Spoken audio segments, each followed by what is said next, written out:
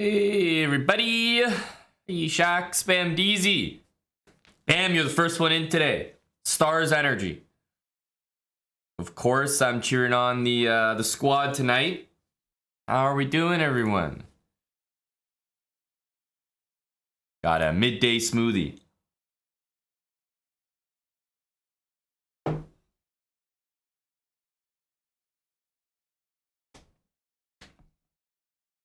Hey, Chess Tim. Thanks for the prime sub, Just a Little Octopus. Welcome back, buddy.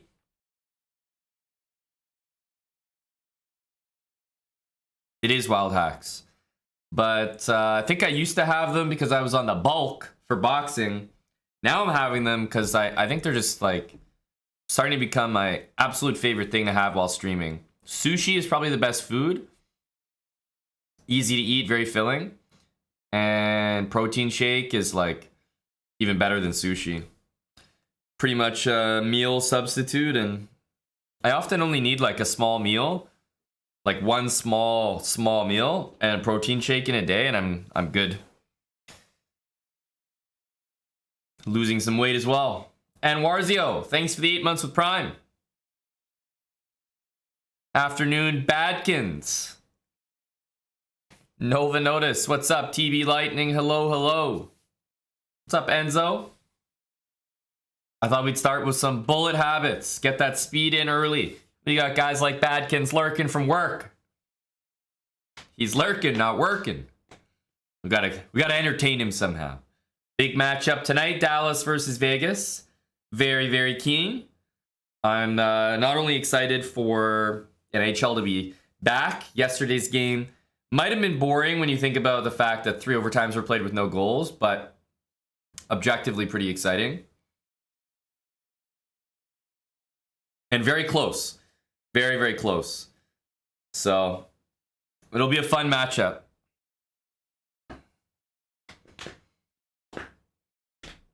But bullet habits, that's where I want to start today. What's up, Panther Zero?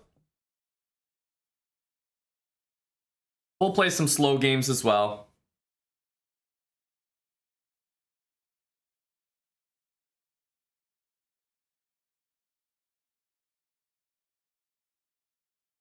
That's right, Shax. But actually, I think yesterday just indicated exactly how powerful the habits are. Right? Because that was me. I was using them, you know? 4 seconds. That's all we need. These are the habits here. We've been using them. The main thing that we're changing for this level, which I have been using so far, one of the main things is the openings. We're not just going to play the exact same opening, E4, knights out, bishop out. We're going to start to play the same way we did in the blitz habits. So, the C3 Sicilian, 2 knights Caro-Kann. Just small changes. Honestly, it's not a massive change, but I think it does make a big difference in the type of positions you get. A little bit more aggressive, tactical, and pay attention to that other rule that you see on the screen there. Learn to play active chess, not reactive. It seems like a very whatever statement, maybe cliche, but active chess, not reactive is really when you actually become a chess player. Like, you actually create your own ideas. You're not just sitting there, one move at a time. What did he do? Okay, I'm just gonna deal with that. Now you're actually thinking, okay, which way do I want my pieces to point? Right? Put together a battery, make a threat, pin something, gain some space. Very, very simple concepts, but starting to do it yourself rather than just reacting. This will be on YouTube, yes.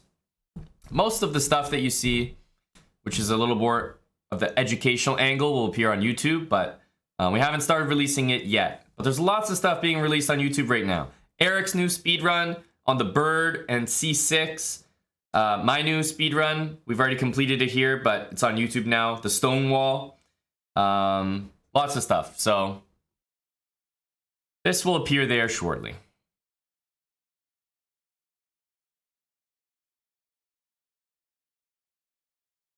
Yeah, that's actually a really good example. That's right, Wild Hacks.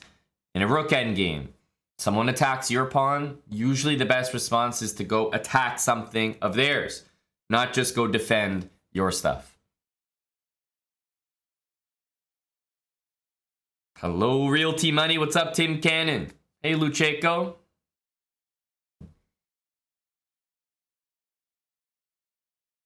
Total Lackey. Appreciate the 15 months. Same with Vesiferi.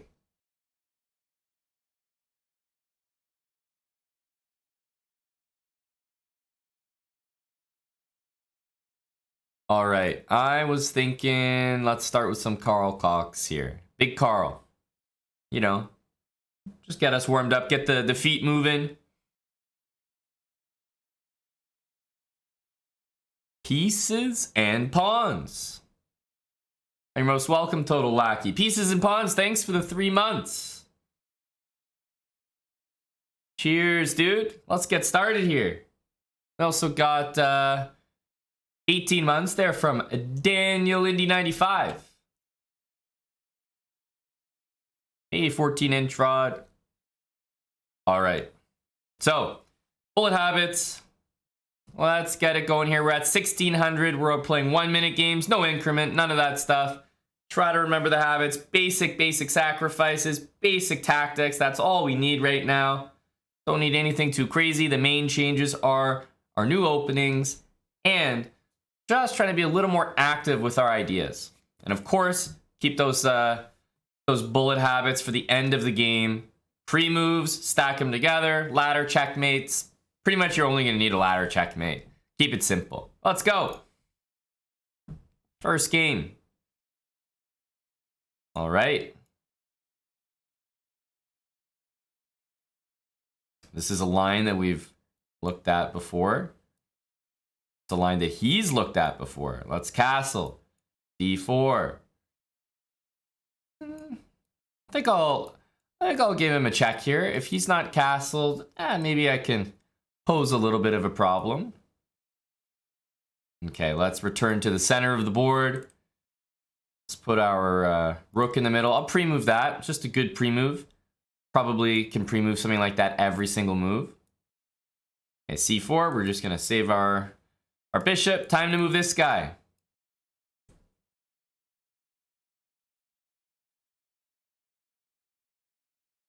I'm heading right there. Let's see if we can make it work. Ooh. Okay. Knight back. Hitting that pawn, but don't think there's any threat just yet. Let's save our bishop. Take towards the center. Pre-move. Get the rook in. And maybe go for some trades here. Trades. All the trades in the world. All the trades in the world. All right. Who's going to win this endgame? Let's bring our pieces in.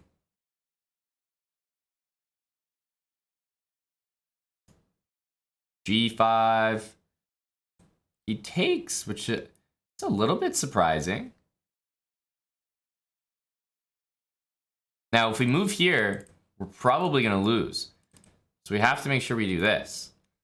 Because if we move this pawn, we're not going to get our pawns arranged in the right way. Take.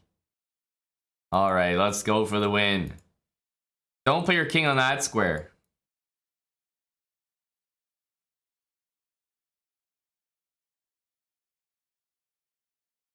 At the end, I mean, of course we could sack the pawn, or sack the queen for the pawn, but I was just planning to just make pre-moves.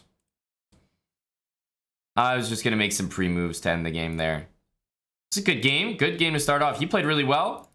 Very fast. It was super even. I thought he played the opening really well. The only thing was maybe this, allowing the check. But yeah, I think this was a pretty good game by him, honestly. I wasn't trying to be too fancy. Just trade every single piece and get to that end game and rely on your speed. Even at, 1600, if you're able to string those pre-moves together, people will not be able to touch your speed, which I think it's just a big asset. Take advantage of it. Bibamon says, thanks for the 10 gifted subs.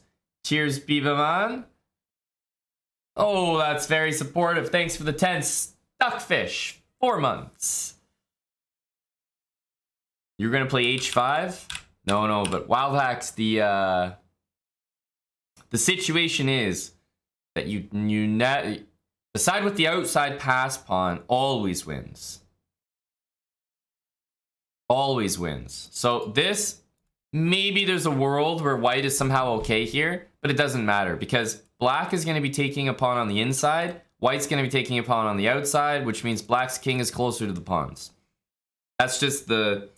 Maybe there's a calculation that works, but you never want to calculate in endgames. You always want to just have the principles. The principle is that white is going to lose this endgame. So I definitely need to push this pawn so that my king ends up closer to the pawns. It would just be a draw because we both have an outside pass pawn, but here it's fortunate enough that my king's already got such a better placement than my opponent's king that I'll probably win the endgame. But even if our kings were further back, I would still want to trade my f-pawn for this. This is just a guaranteed way to lose. Only bad things can happen here. Like I said, maybe there's like some way that maybe this works, but no. No. You always want to be the guy with the pawn on the outside because it's further away from the other pawns. Guess what? Nobody wins games because this pawn becomes a queen. That's not why black's better here. This pawn never becomes a queen. It's like impossible. The whole point of this pawn is a decoy, and you want to have your decoy pawn as far away from the rest of the action.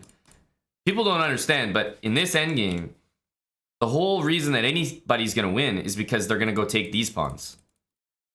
That's where all the action is. This stuff is just distraction. So you want to make sure your distraction is as far away from the real action over here.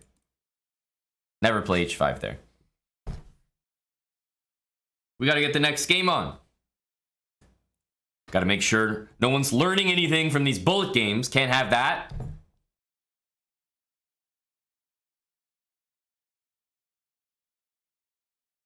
All right. Let's go d5. Nice and easy. Nice and easy. And when I say, you know, active versus reactive, yeah, it means maybe a move like c5. Just a little more aggressive. Just a tad. All right, I can't take it, which, to be honest, I don't like. I'm going to start by making a pawn move here. I've seen worse than dropping a center pawn, that's for sure. Okay, bishop's under attack. Save it. Okay, trade. Let's pre-move. After a trade, you know they're recapturing. Pre-move your next move. Look at that. Pre-move again. So honestly, in this position, I don't see anything too dangerous. He could pre-move that and win my pawn, but it's like, you know, I'm okay with that. That's not the worst that can happen.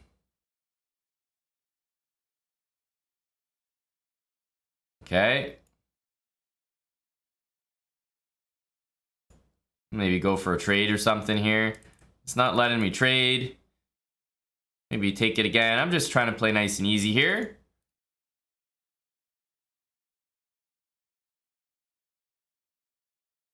All right. I'll take that. Sure. Ooh, he's after my lucky charms here. That's not very comfortable.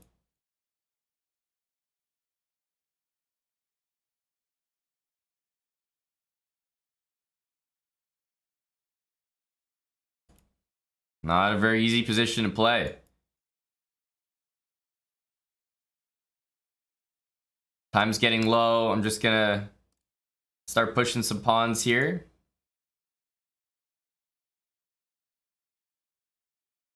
Okay, opposite bishops means everything should be on a dark square.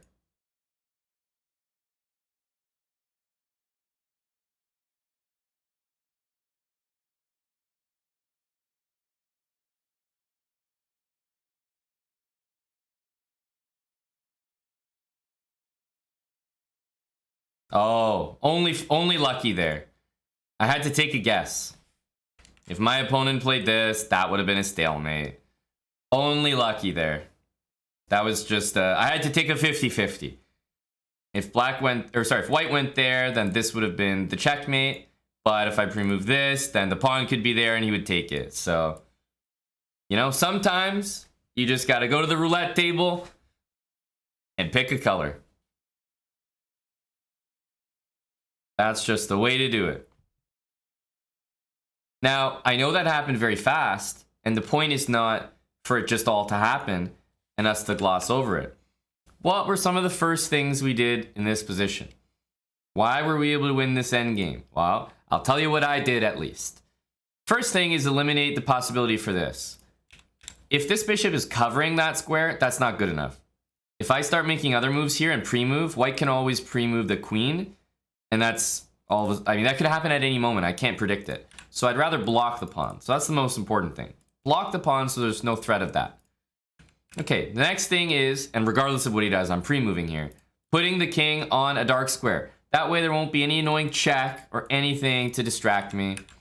I'm operating fully on dark squares. Now, I noticed his moves were all pre-moves as well, which is why I paused after I put my king here. Because I just thought, okay, there's a chance I can take it. If he saved the bishop, then I would just make a different move.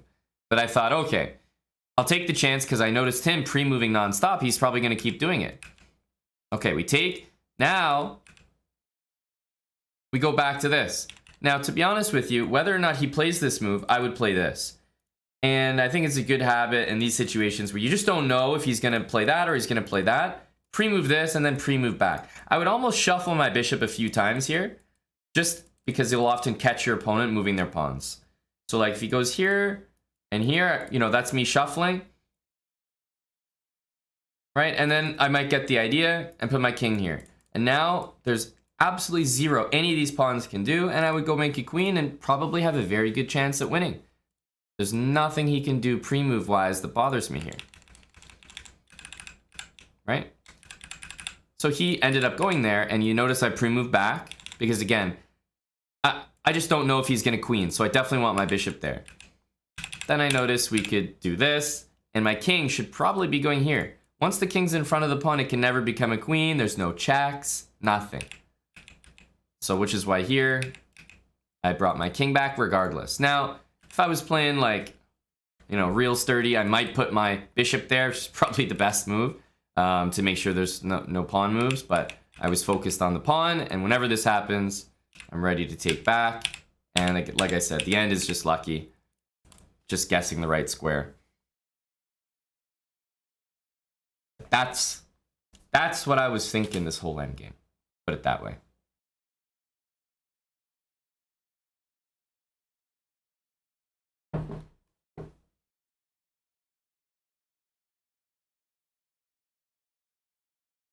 Hey, what's up, Tom? Go Grilled Peppers, Kid Vicious SA, thanks for the 30 months. Appreciate the bits, Wild Hacks. Andy, 28 months.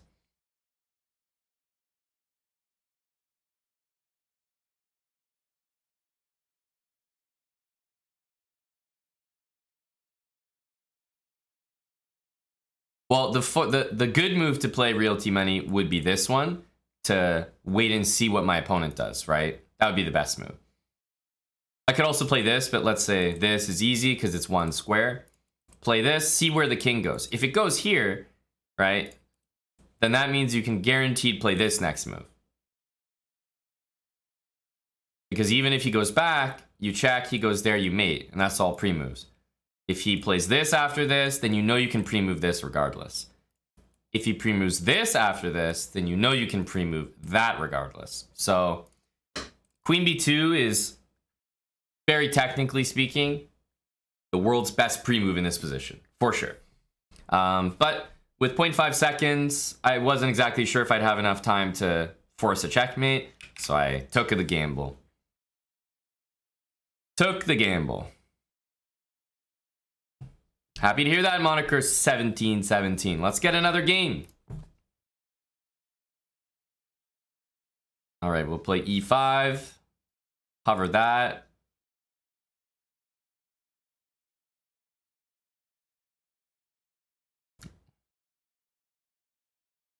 Let's just some basic moves here.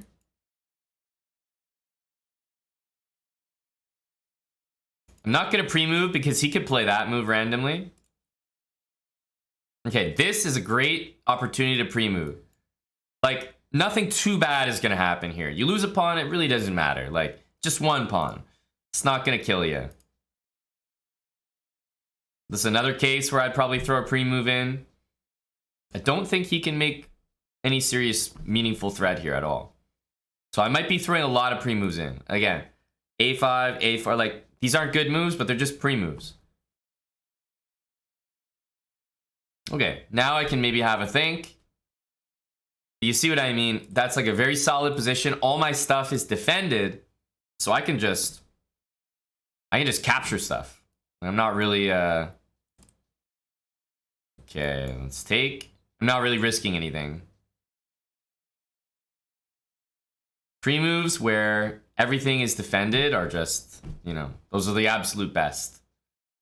He wants to go here. Admittedly, it's like kind of annoying. Might actually literally go all the way back.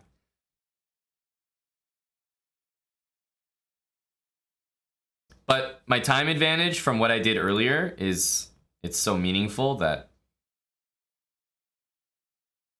this game won't be tough to win. It's all about the pre-moves. Once you have a position that's very safe, it's like, yeah, you might mess up with pre-moves, but you're going to have to start using them. This is a fantastic example. Like, what is white going to do? I'm pre-moving this. What's the worst move white could do to me? Truly.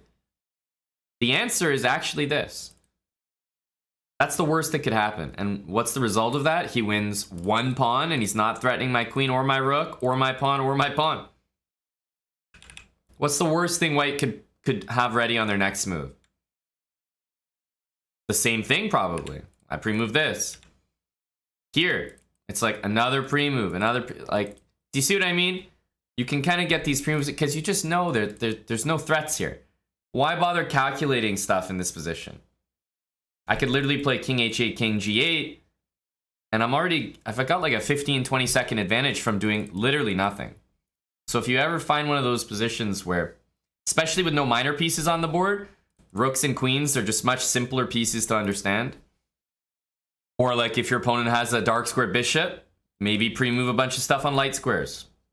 It's a pretty good idea in general. Hey, mad physicist.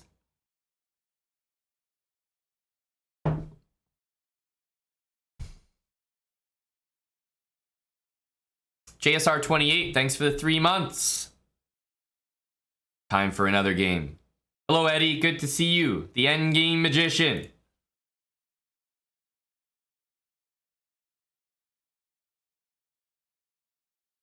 Okay, whenever I see people playing pretty, you know, weak, I would call it weak or non-threatening moves, my first thought is definitely like pre-move the opening. Because why the heck not? Why would you not pre-move the opening? Okay, I mean, all I did was make a threat there, and he didn't really stop it.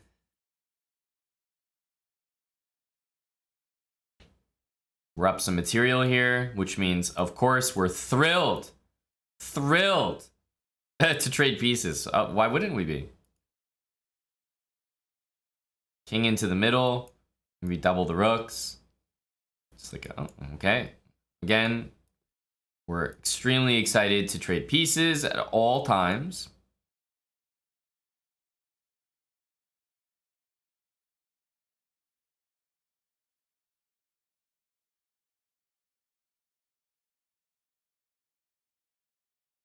Guard our knight. All right. Let's see if we can make some threats. I mean, when you have the extra piece, use it, right?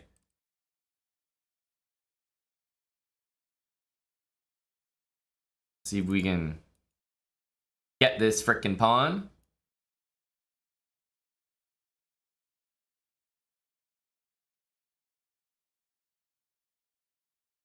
Let's push our own pawn. We do have to make sure we get our rook behind this pawn. I think this is a safe pre-move. It gets canceled because of that. I'll pre-move it again. I mean, it's reasonable. To be honest, even if just gonna pre-move this just to see what happens. Oh, okay.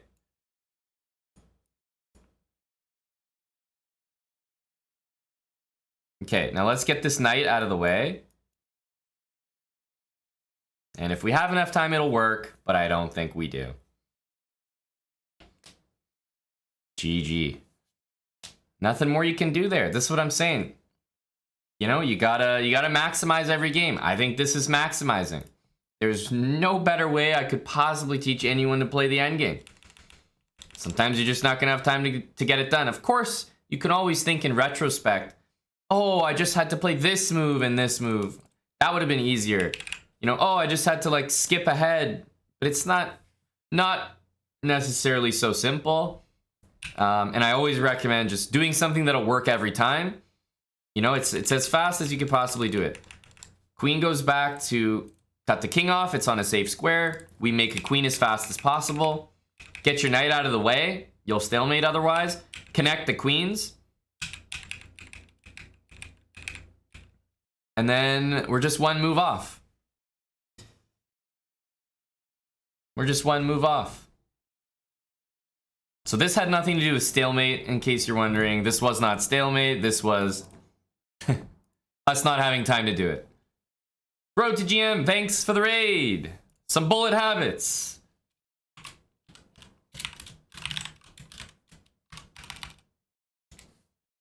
Appreciate it, buddy. Welcome, welcome.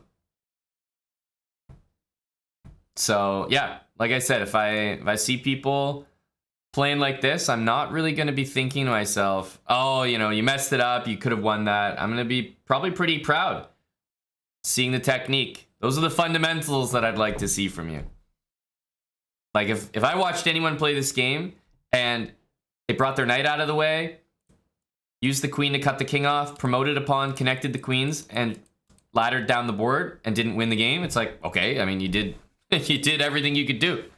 You'll notice that I did not stutter step at the end here. It didn't happen to be necessary because it was check. But the reason I didn't stutter step was because I knew that I had point whatever seconds. So the only possible way for me to win this is to go as fast as possible. And again, just hope that this wouldn't result in stalemate.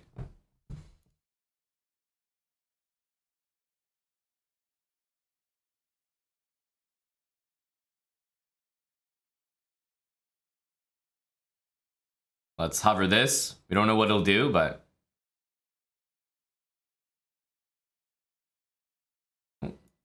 Oh.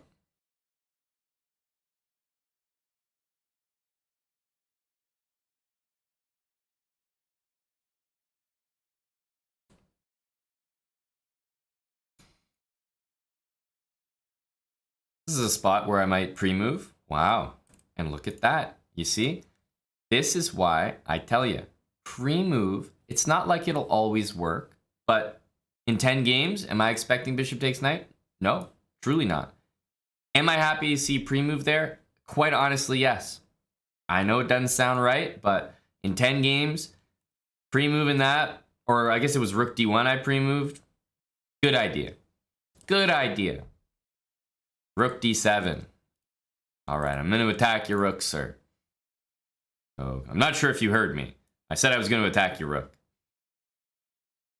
I don't know if you caught that. Hey, opposite bishops. We're getting very close. We're not quite there yet, but we're getting close. Let's attack that pawn to a position where we're going to pre-move. Speed is going to be so important in this endgame. So important.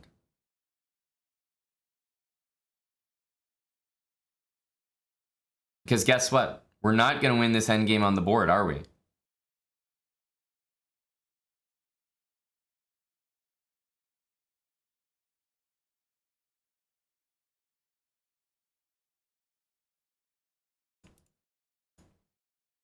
See if we can catch him. Now I'll probably push the pawn, put it on a dark square. He has 6.7 seconds. Yeah, and that alone should win the game.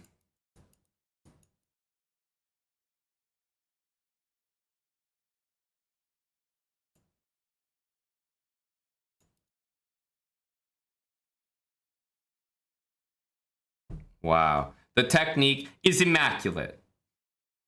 He didn't have enough time for 50 moves. How many moves do you think he played? How many moves do you think he played? Because he played a lot. He was damn fast. Move 66. H6.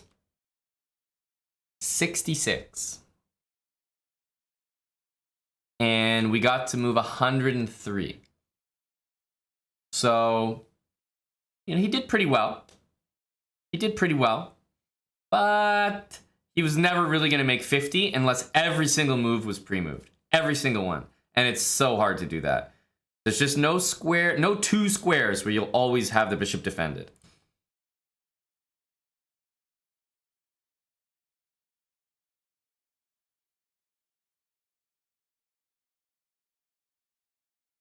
But the thing about bullet is I actually go into a bullet position like this and think, this is probably winning.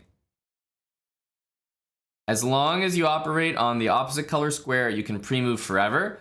Just make sure that you're the only one with winning chances. Never start pre-moving for eternity when they still have a pawn, right? Get to a position like I did where, yeah, you can try a little bit, but ultimately you need to take and put your pawn on a dark square so only one person in this game can win, and it's me. If I don't win, guess what? It's a draw. So I'm just free rolling at this point.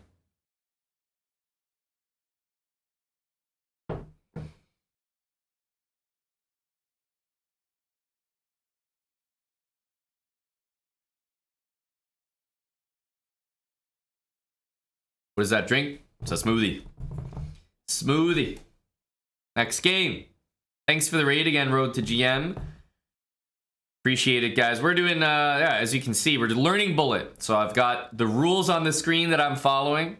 Trying my best to follow them to a T. Bad day to be a horse. Is he a Ruy Lopez player?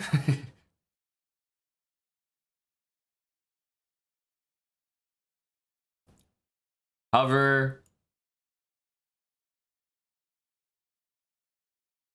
Okay.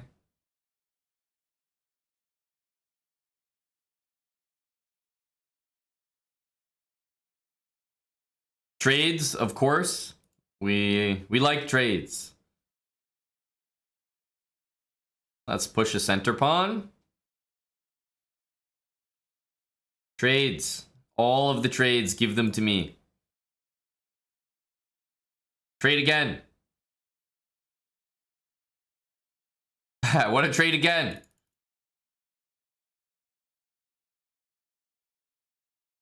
Now, we're going to go for the counterattack. You're attacking pawns, I'm attacking pawns. Oops. Drop that one. All right, let's keep taking. Let's keep taking. It worked out to somehow we have 3 on 3. I don't know how that worked. All right. I'm going to keep it simple. I'm just going to push. Push, push, push.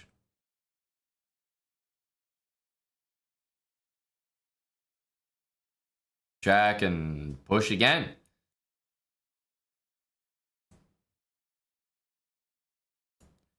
Okay. Just gonna pre-move all this.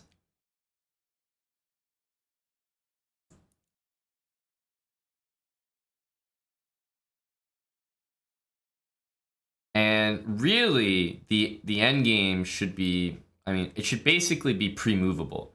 Like this end game, you should be able to pre-move to mate. The rook goes on the inside, and your king takes this, and then it all gets pre-moved. And that's a pattern that you should start to improve upon over time. You have the rook, you know you're going to have a queen. Cut the king off first. Put the rook on the inside of the pawn so that it's already perfect for your queen and rook checkmate. You know that your rook is going to need to be closer to the king. And there's nothing more annoying than having a king here, and then the king's in front of the pawn, and while you're trying to promote it, he's also in front of you stopping it. So cut the king off from your pawn so that your pawn just marches up the board. It's so much easier to promote a pawn that way. And then from here, your rook's already in the perfect spot, ready for queen f2 and rook e1 mate. You need... it's not just like the checkmate technique that eventually you get better at in Bullet. It's like understanding the most efficient, fastest ways to checkmate. Not pre-moving, or sorry, not necessarily the fastest, but the ones you can pre-move. Maybe there's some like textbook faster way to do this, but I think you always go for the way that you can pre-move.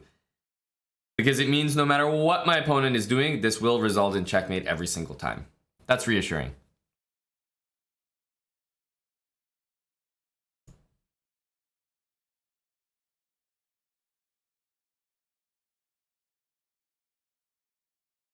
All right, that's a funny looking move.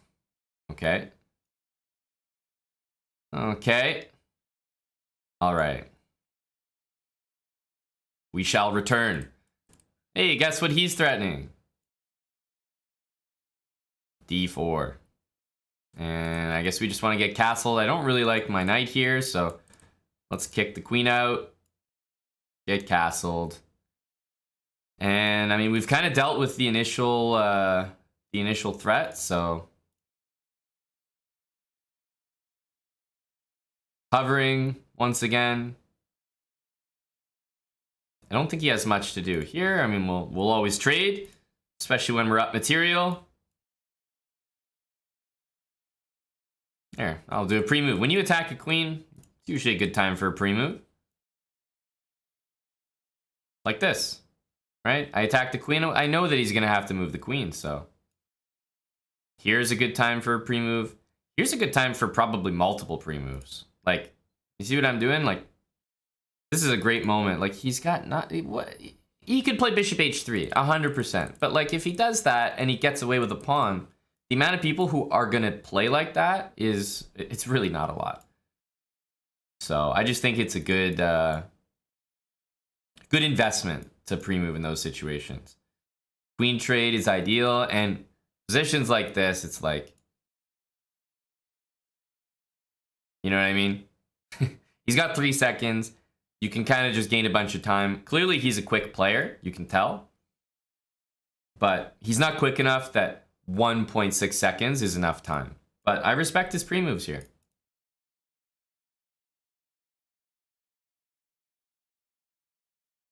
He's clearly a great pre-mover. But the reason he was so down on time was just here. Like, he just lost so much time here. Attack a queen, make a pre-move. Hit the queen, next move, pre-move. It's like, yeah, the guy might sack his queen for your bishop, but how many people are going to actually play that move in a bullet game? Maybe one lunatic out of 100. Like, they're really not. Right? And, you know, I've got a position where, quite honestly, everything is protected, right? Everything. Yes, he could play this, so I pre-move bishop c2 here. Of course, he could play this, and I pre-move this, and then he gets away with it. That sucks. But again, you have to think about it, like, what's the likelihood of people doing it? It's not very high. People don't play bullet because they expect their opponent to be pre-moving in a random middle game position. So use that to your advantage.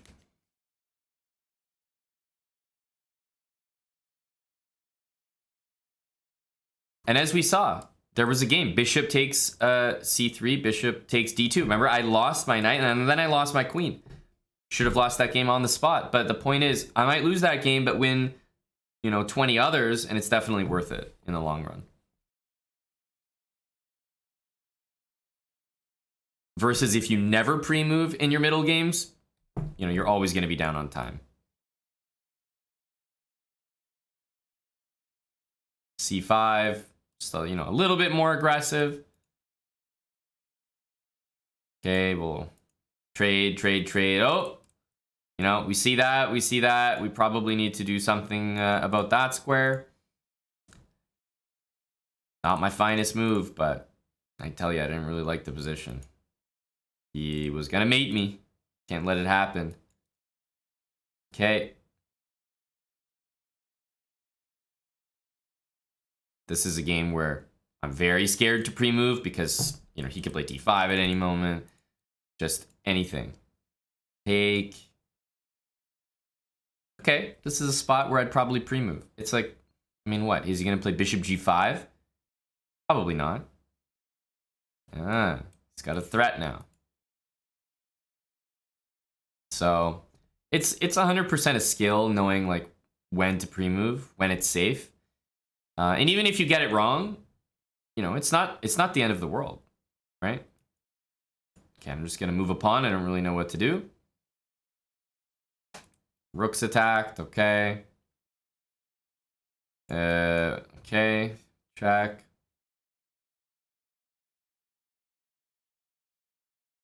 Hey, what's going on here? He's sacking, that's check. Let's offer a trade.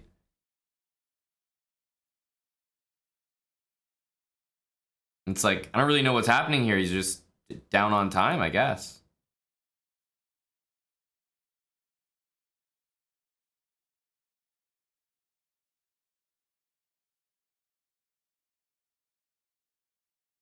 He had some energy there, but he took too long. I really think most bullet games can be won in the middle game. As in, once you have a position, like, it's quite possible here that, you know, I take here, white takes back, and then in that position, I pre-move this, I pre-move this, I pre-move this. It's like a very simple plan, but just those 3-4 moves, if my opponent's taking 1 to 2 seconds per move, that's like a, you know, 8 to 10 second time advantage that can open up in just a couple moves in the middle game. So I really feel like the middle of a bullet game is where stronger players will know when it's a safe position to just make 4 or 5 pre-moves in a row.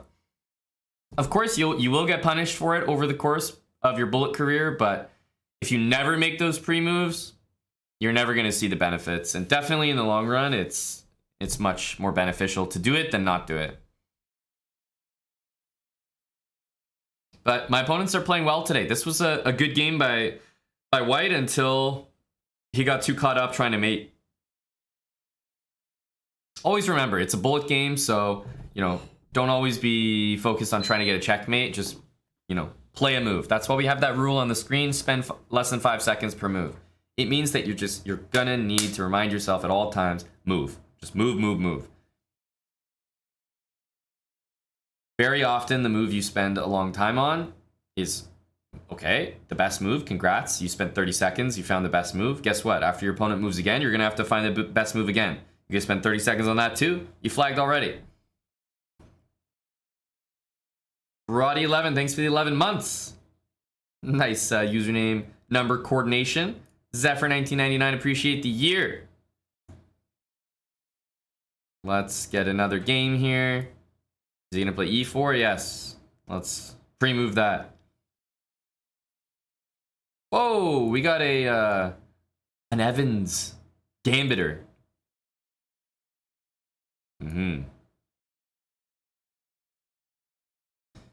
This is let's just go with dangerous. I like the way he's playing. I still like an extra piece, I'm not gonna lie. But he's playing with energy. Great bullet energy. Honestly. It's good stuff. Okay, after a capture, it's time to get a pre-move in. Honestly, I'll probably get a pre-move in here as well. Oh, turns out that it was a very decent pre-move. Okay, let's try to develop here.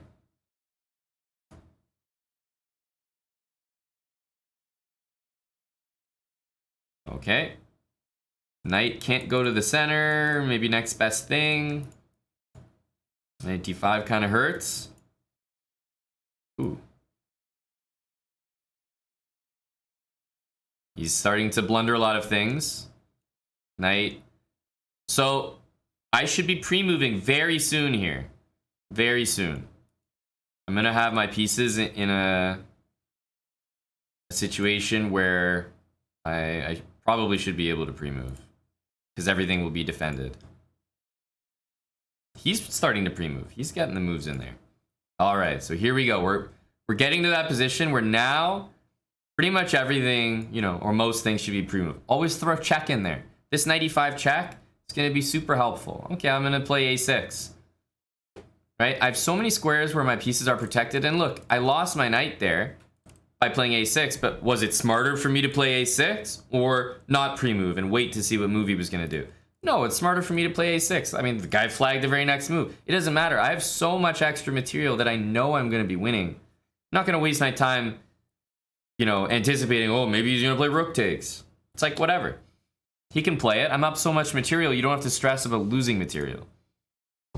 Not only will you probably still win, even if they take it, but the amount of people that are going to take it is like actually 1% of your games.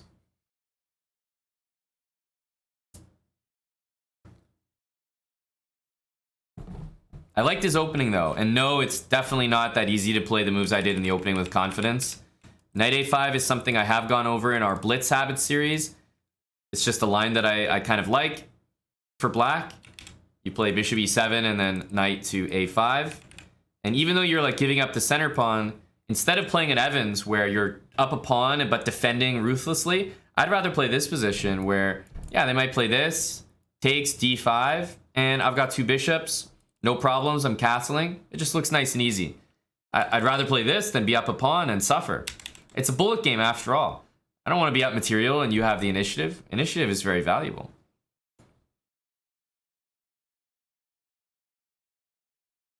All right, e4, we're gonna hover this.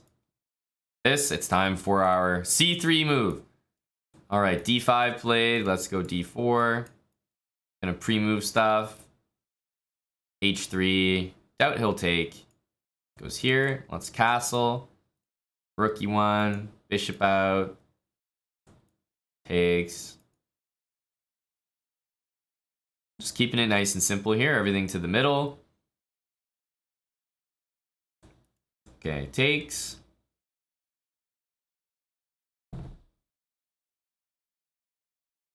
All right. Probably gonna double rooks here. Right? We've ooh. This guy's a fancy guy. Okay. I see you there, buddy. I see you, I see you.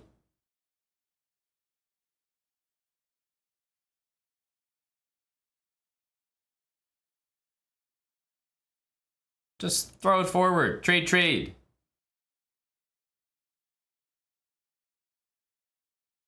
I mean, the name of the game, trade the pieces and be faster than them.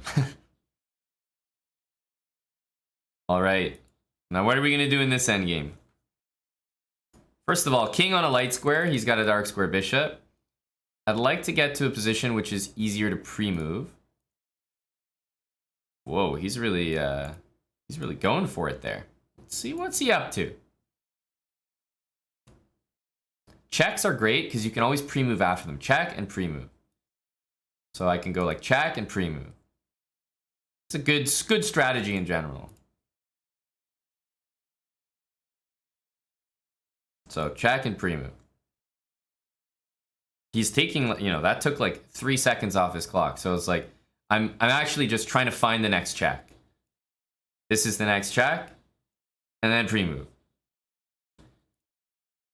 I mean, for the most part, checks kind of dominate under 2,000 bullet time scrambles. You check and then you pre-move every single time. And the checks are nice because there's a very limited... Like, there's nothing bad that can happen to you when you check someone and you're waiting for them to move. All they're doing is going to move their king. So you should pre-move after pretty much every single check that you give. Every single check. I mean, this endgame started... Okay, it was a little bit up on time, but like basically equal. And then once we saw the king was a little open, we check and pre-move. Check, pre-move. Check, pre-move. And okay, it's like 5 seconds now. I'm not really doing anything other than hunting for the next check and then pre-moving. Hunt for the next check, pre-move.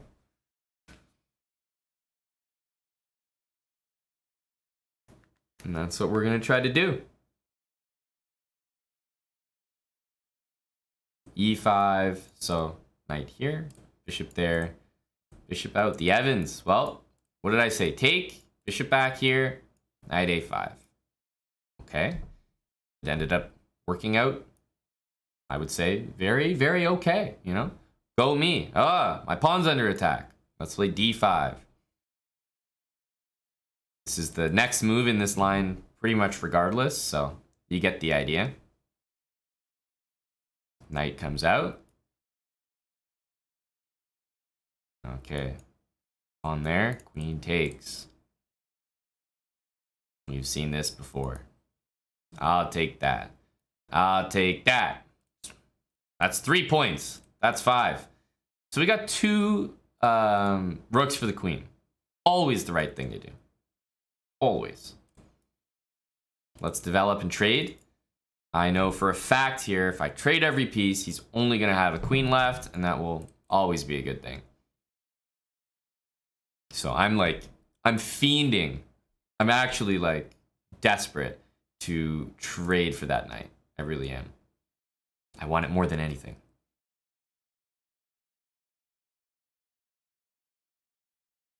Ooh, I like his energy.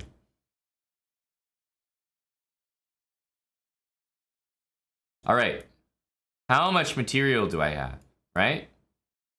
This should be a, like, things, everything, pretty much everything should be pre-moved now. You know what I mean? The rooks are so good at pre-moving because they guard each other. Now, let's get rid of this. Now, the knight could only pose problems. And before we get to the end here, I'm just going to pause and make sure that it's not a stalemate.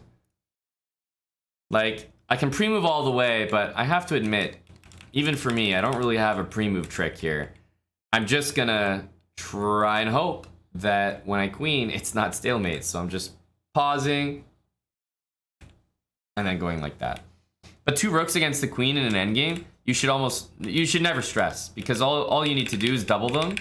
Do something like this. These pieces could not even be on the board. And just take 1 rook and just literally put it like on every square.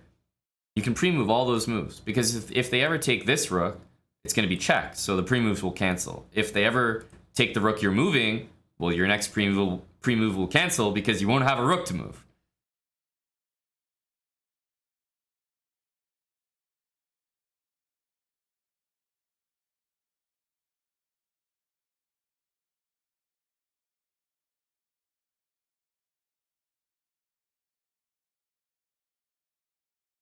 You could pre-move a rook promotion. Well, I'm not going to go on my same rant I did the other day, but never pre-move an under promotion, ever.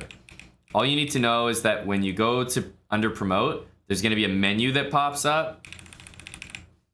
And if you don't click the piece you want fast enough, then it will disappear, because when your opponent moves again, the menu disappears. So if they pre-move immediately faster than you can put the pawn there and select the piece, which takes longer than 0.1 seconds, then what will happen is the menu will disappear. You'll end up clicking randomly, like somewhere on the actual board, and it'll mess up your pre-moves.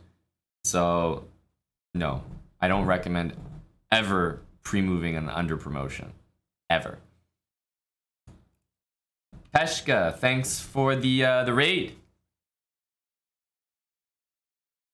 It's one of those things, like, if you do it successfully, great, congratulations, but it's percentage-wise, it's really not worth it. Not worth it at all. All right, let's continue. And that was the same guy, I just noticed. That's why he played the Evans again. I was wondering, what are the chances? It is the same guy.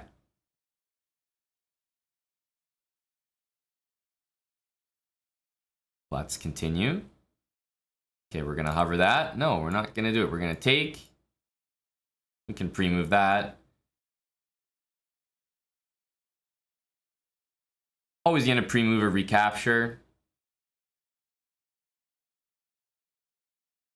Hover this, most likely. That doesn't look like a good move. We'll just play c3 no matter what. Hovering this. Maybe we can pre-move this at all times, you know, just in case he happens to do it. All right. Yeah, I don't want to do anything too fancy here. Just trade the pieces.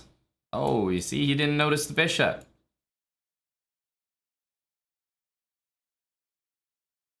Ooh, hey. Getting fancy here, bud. Little in-between move. Whoa. Easy with that. Okay, I'm offering a trade again. I'm a simple guy. I mean, you're offering me trades. I mean, are we all content? What's this guy doing? I'm up material, not you. What's going on here? I just don't understand. All right, well, king to the middle. We're not gonna debate this further. So we have a pass pawn we can make here. We're probably gonna start doing that. And once we have a pass pawn, I think we can just put it on a square defended by the bishop. And now it wouldn't be surprising to me if, you know, everything could just be done by pre-moves, right? I have a bishop. I just want to like make sure we're not stalemating. I can take my time. I have 10 seconds. But this bishop, I don't ever want to deal with it. So I'm honestly gonna do something like this. Now the bishop is nowhere. We make a queen, give a check, and make sure to always check, check, check to deliver a mate. But this is one thing I really like to do. If you have a bishop on the board at the end of the game and you have time, put it in a goddamn corner and plant your king in front of it. Or plant something in front of it. I'm not a fan of minor pieces in endgames. They always end up stalemating something for me. I hate that feeling. So I usually just tuck it away in the corner, put a king in front of it so it's like it's not on the board. Like, actually just, I would prefer if my bishop was off the board, and this is my way of doing it.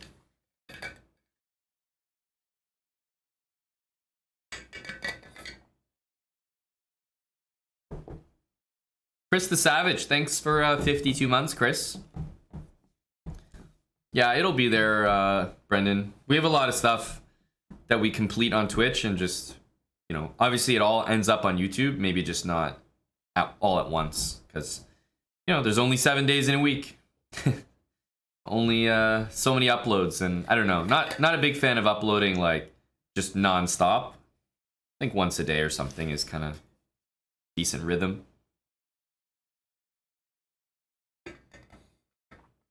Are you taking notes, Eddie? Function 6, thanks for 49 months with Prime. Chris the Savage and Function, 52 and 49 months. Both Prime subs. Thank you, guys.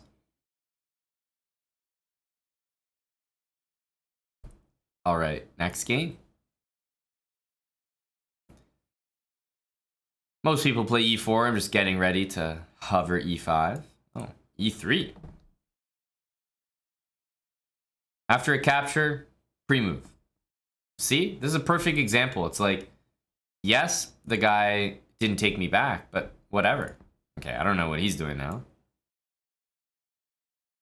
This looks like a pretty safe pre-move. I would never pre-move anything except this recapture. If I pre-move this, it's like he could just take me, right? Doesn't make any sense.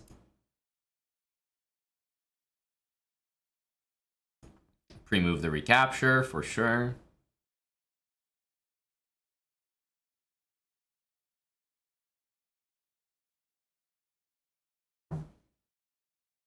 We can actually take that, but I definitely think Queen e5 is much simpler.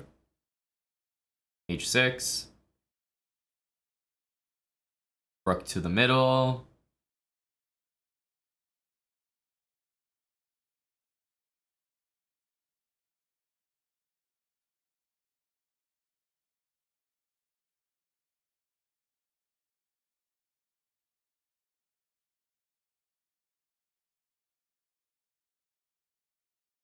I'm just pre-moving. I don't think he'll play these moves. So I'm just kind of like pushing random stuff here. Everything in my position is defended, so that's why I'm not like super scared of what he's got. Okay, bishop here. Very annoying move, right? Now all of a sudden he's got this move. This is where you end up investing your time and bullet. Admittedly, this is like super annoying to deal with. So why not make your life easier? This is an example as well of where I would literally probably do this. You know what I mean? Like, I'm just pre-moving like around my king.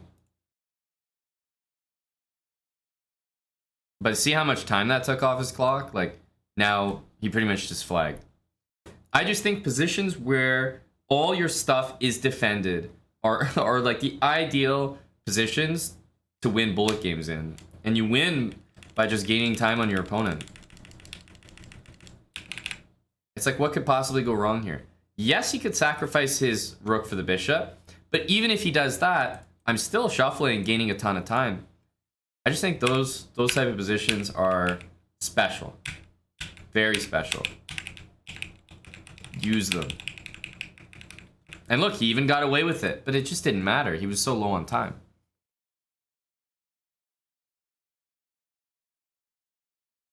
And okay, it's going to backfire from time to time, but you have to try it a few times to understand how useful it might be or whether or not it works for you.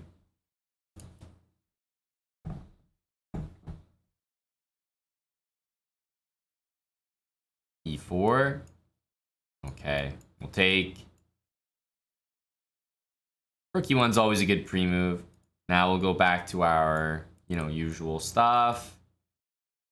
Again, not pre-moving because we don't know what moves he might throw in.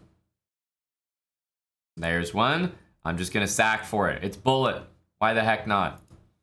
When people play H6 and look at how badly people play directly after. Won my piece and then he hung a piece.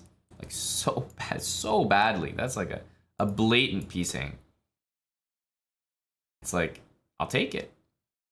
Bring my queen in. He's looking to make an escape here. It's not so easy, my friend. Yeah.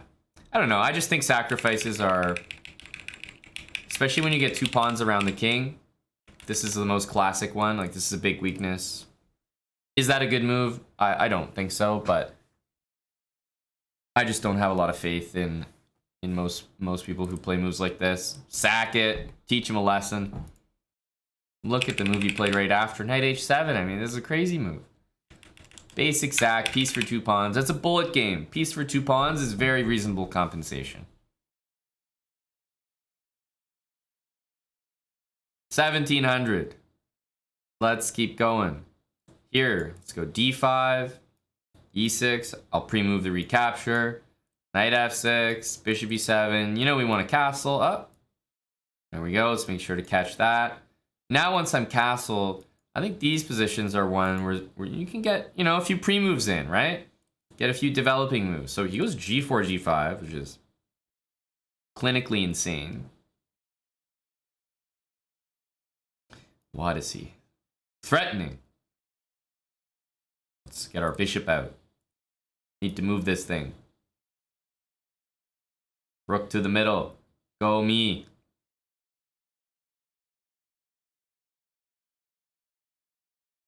Okay. Trying to be speedy. Trades at all times, especially after you're up material.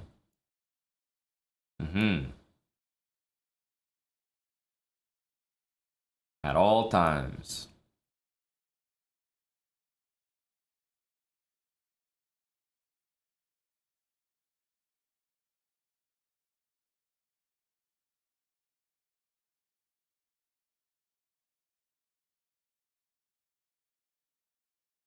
Take.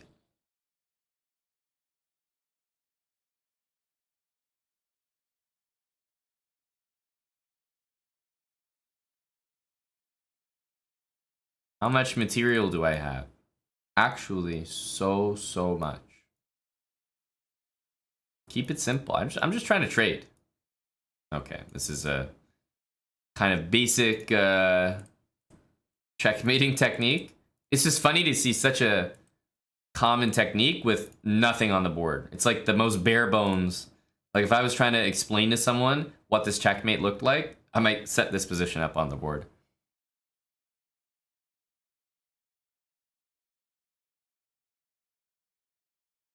We're continuing on from 1700. Thanks, Fenbine Gold, for the 32 months. Look for those middle game positions where you can pre-move a lot. E4. Gonna play c3 and d4. Just gonna pre-move it. Oh, damn it. You got my pawn. That's okay. It's okay because look, I mean, the guy's hanging a knight right after. It's what I don't understand. The value of a pawn is like meaningless. It's a bullet game. Who cares? You see how quickly people blunder in this.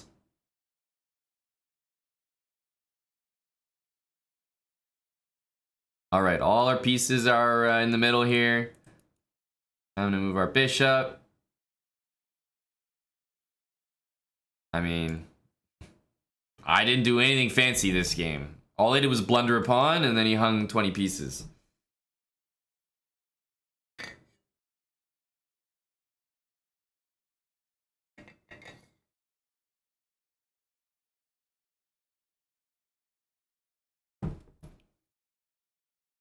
This was nothing special. Stuck to our habits, developed the pieces, always making sure to play h3, being castled early. Just very good things to do.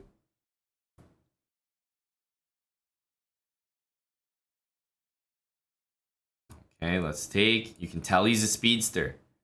Now, when I see people doing this, it's going to cause me to also, right? It's like, why wouldn't I take a few liberties there? All right, let's get developed.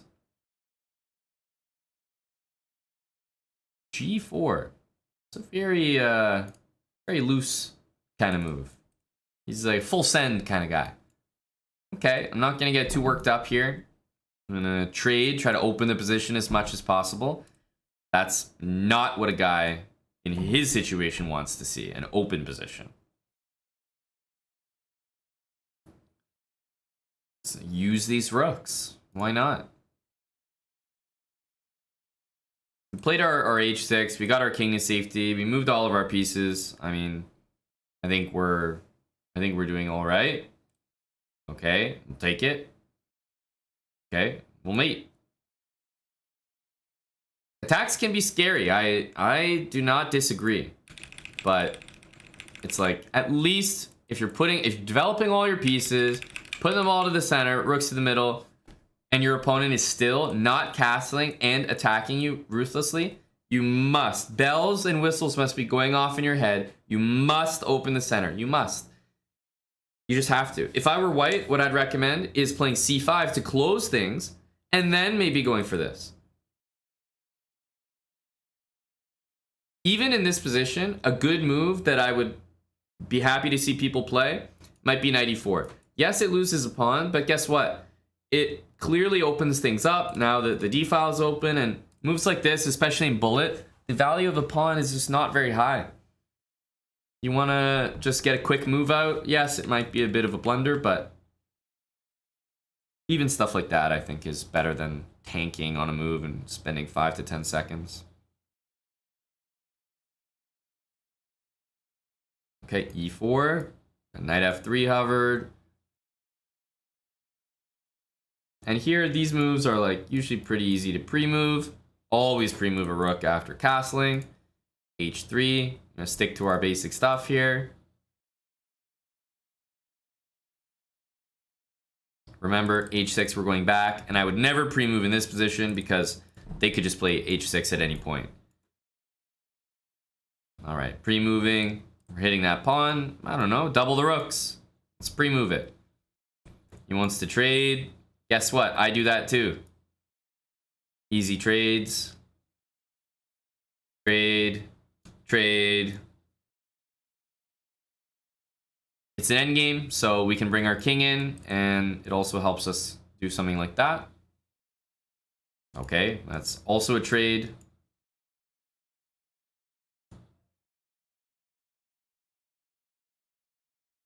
Okay, so we've got a pretty pure endgame here.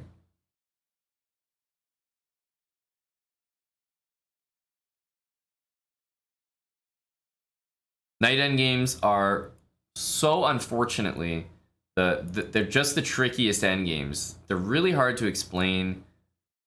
You know, no one really knows how to use a knight. You just kind of just throw it in there and see what happens. So I have to admit, bullet knight endgames are usually just madness. They're the ones that are the hardest to understand, because you sit there formulating a plan or something and it ends up just not working because you missed one knight move. Like, I find it frustrating. So anyway, I'll make a pass pawn.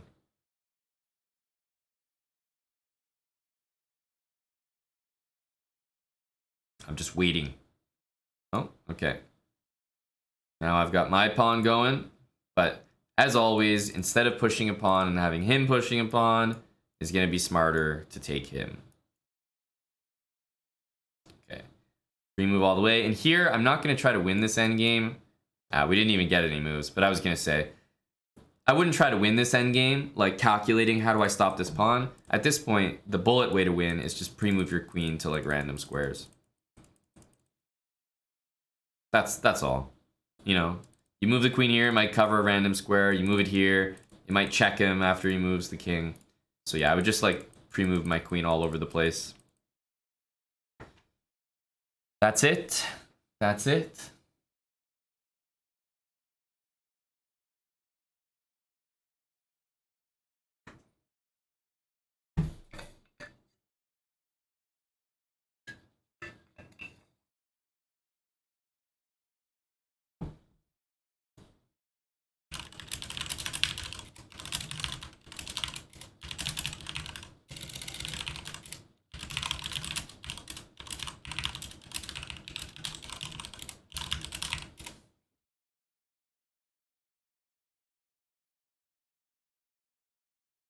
This is just the bullet version of the endgame. Obviously, in a real game, you know, you want to be very precise, etc., etc. But in a bullet game, it's like, it's always a time scramble.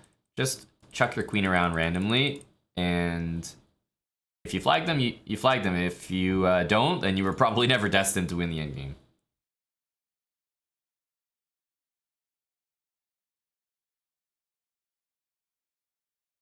Thanks, Cat1906, for the 3 months.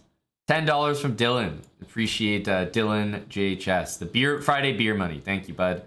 All right, let's get the moves out. Again, I was about to say, don't like pre-moving because people can randomly chuck this pawn forward. It happens more than you think. Oh, he meant to castle there. Poor guy. We just want to get developed here. Check, check. Gonna hit him with the check now.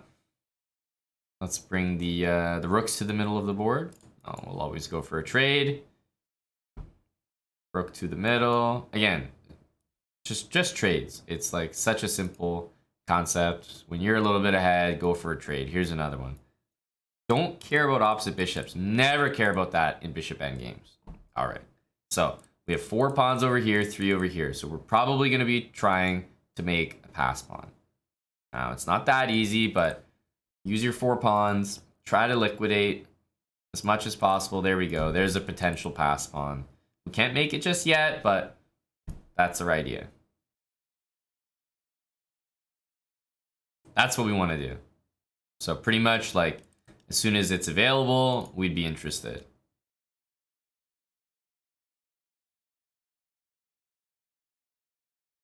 There we go. So now that we have a pass pawn, put it on a square where it's defended by our bishop, and now it's just like a free-for-all. Our king can, I mean, it can basically move wherever we want. And you're never going to lose endgames like this unless it's on time, because you have that freedom. So now, light squares only. We can start getting pre-moves in. If I see him running his king away, I mean, why would I not go queen this pawn? That's what it's all about. I still have another pass pawn over here.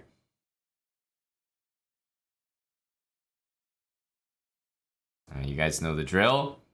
We have to collect this pawn. And unfortunately, we didn't even get a chance to show some of our great habits. I would have been so proud to show them off here. You know, at this point, now that we got the pawn, maybe I would put my queen here, go promote this, you know, put those 2 queens together and then start a ladder down the board. But I didn't even get a chance to show you. That's exactly right. Edwig, he took my castling rights and said, I feel bad for you. I'll join you.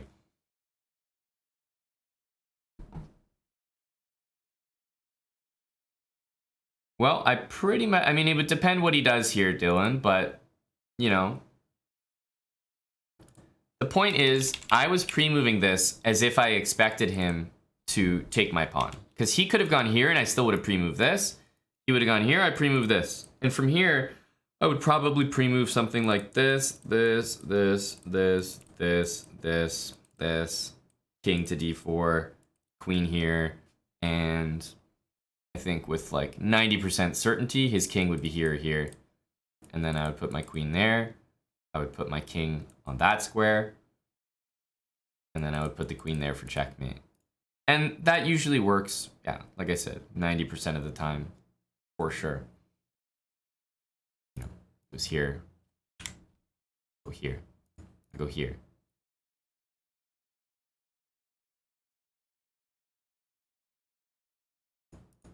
And of course, it could fail, you could go that way, but like I said, 90% of the time, it just...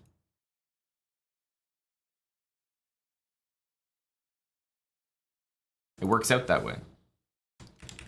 And even if he went the other way, then I would go here and...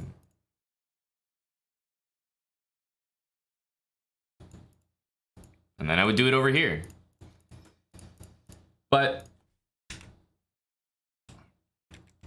that's just me doing it with all pre-moves. In all likelihood, what's going to happen is he's simply going to flag. I have 3.6 seconds, he has 4.7, but if I'm doing all this, all pre-moves, even if it doesn't result in mate, he'll probably flag as well. It's much harder to move the king than move the queen. The queen covers squares. I can move my pieces wherever I want, literally. He has to move his pieces around the squares that I cover, and he doesn't know which ones I'm going to cover on each move. So it's, for obvious reasons, it's much harder to just move a king pre-move than just move a queen, because he'll be stepping on landmines pretty soon. But I didn't even get a chance to show it. He just flagged. All right, knight's out. Here we go. I'm copying you. I'm copying you.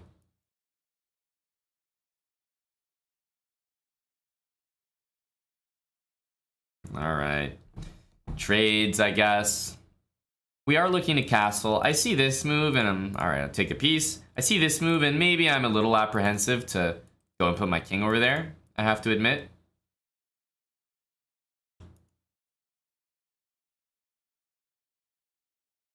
This looks like a good game by White. I like the way he's playing. He just... I don't know, he seems to have a plan. Maybe he doesn't, but he seems to.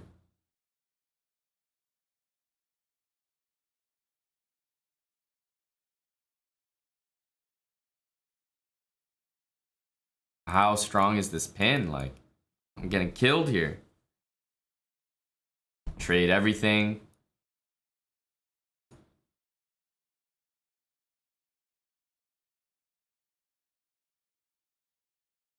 Trades. A godsend. All right. I guess we'll castle. Rough. Oh, then the knight's getting hit. Okay, not gonna panic, you know? Okay, at this point, I don't have a lot of time left. It's like I'm kind of looking for the dream move. And it's probably not going to be there for me.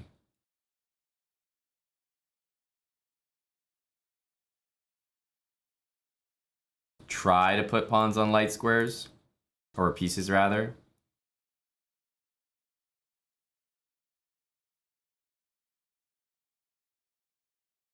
I know, it's a very good result. I mean, I'll take a draw.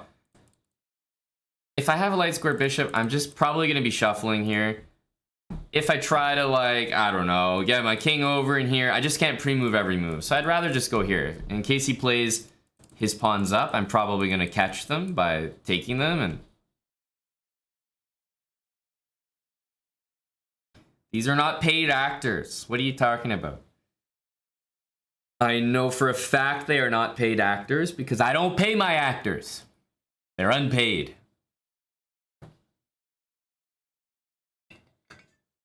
Yeah, we did get the dream move, actually. That's right. I said I was looking for the dream move to try to save me. I was dead in the water, but, you know, I got 4 seconds. I'm going to at least attack some pieces. Like, Best I can do.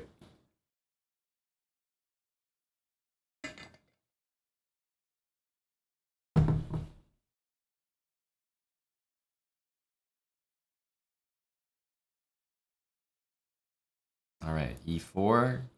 There we go. Okay. Let's basically castle ourselves. All right, I'll play bishop e3. Yeah, I was ready for this guy. Impressive. He takes me, my queen's under attack. Okay. I just think it's so normal for people to play bishop e3. It's like, how do we not fall into that one, you know, for the boys once or twice? Oh, this is check as well. This feels like such a relatable game. Okay. Barely surviving here. Take that. I mean, the opening has been a disaster. But you know what our disaster is right now? Down a pawn. How crazy is that? We're only down one pawn. What? Woof.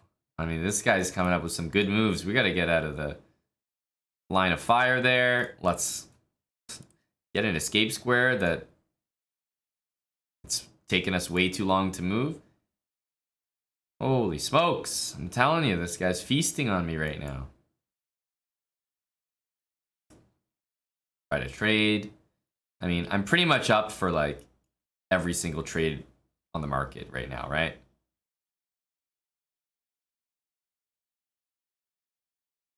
Every single trade. Oh. All right. Oh.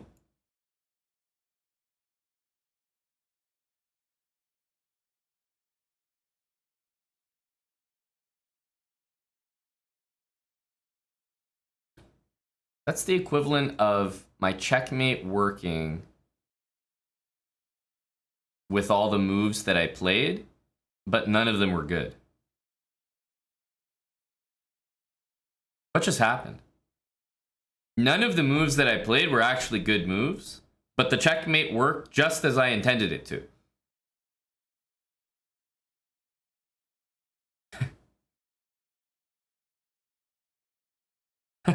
Wait, what?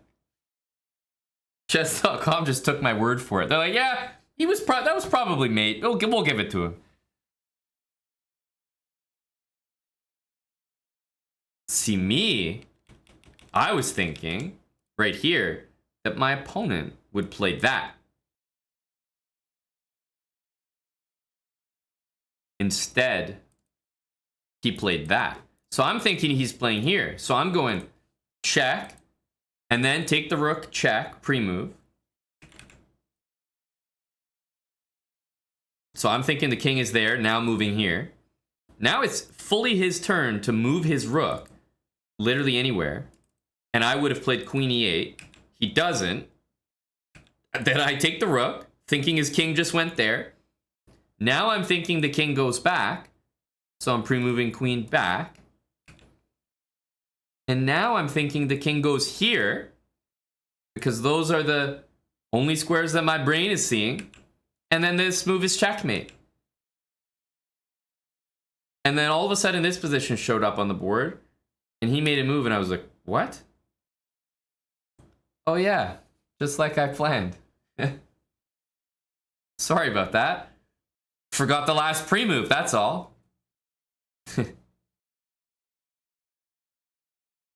We'll just call that one a brilliant tactical sequence.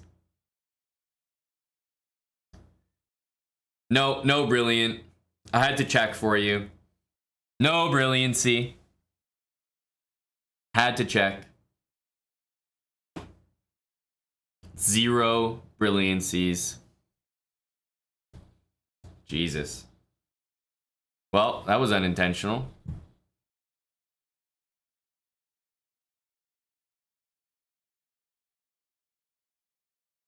All right, e5 getting ready. No, he goes d4.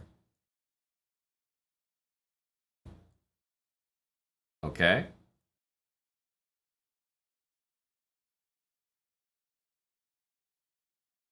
Okay.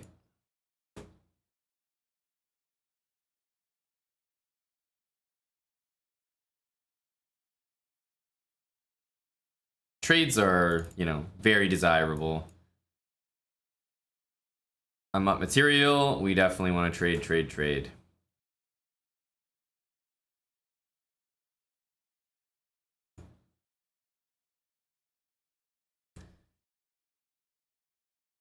I mean, not a lot happened that game, honestly.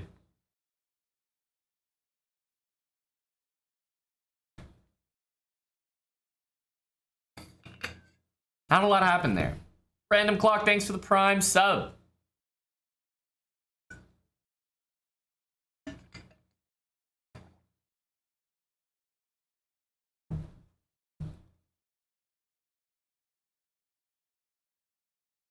We're not necessarily playing every strong move, but this is where, okay, here, I usually like to put some pre-moves together here. There's not really anything too crazy that can happen to us. I'm pretty much going to support it with my other knight. And we've seen this game, haven't we? Like, you know, a bunch of times before. All we're doing is developing, doubling the rooks, like very easy stuff. Okay, trades at all times.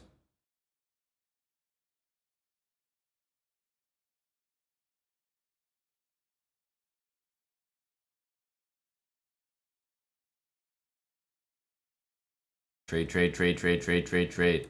Okay, I'm not able to trade that just yet. Let's attack it.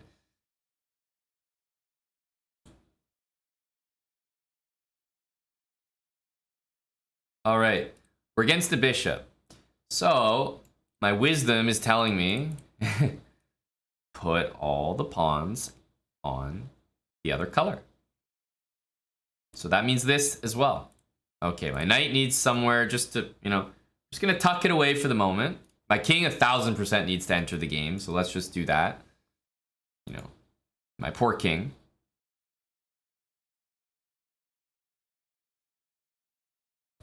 Okay, he's doing something a little interesting, but it's not really gonna change what I'm doing with my moves here. Pawn's always on dark squares, and I mean, as it so happens, we can win the bishop. That wasn't really what I was planning here.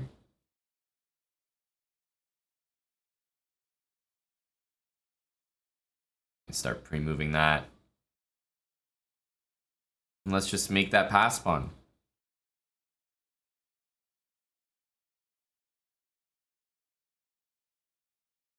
And from here, we should be able to just promote, get the ladder. Whenever you have the king cut off like this, you can promote to a queen. It'll never be stalemate. You bring the queen back up, it'll never be stalemate, and then it's always a force mate. Because this queen always controls this. When you queen, you always control that. So you force the king to be on one of these squares. When you go here, it's always a check, and then they always have to go to the back rank, and that's always mate. So it's nice when you have, it's the best feeling when you have the king cut off by a queen on like the 6th or the 3rd rank or something, because promoting to a queen and then just moving it up for the ladder is checkmate every single time. Every single time. Now, I actually don't want to say at all that this was well played by me. There are a number of ways to play this a lot better than I did. But I'm just saying, if you think about it in such a dumb way, like put all your pawns on dark squares, bring your king to the middle, and don't trade the knight for the bishop ever. I'm not saying it'll always work, but, you know, you'll have a pretty good time playing the endgame. And it so happened that he hung his bishop, but still.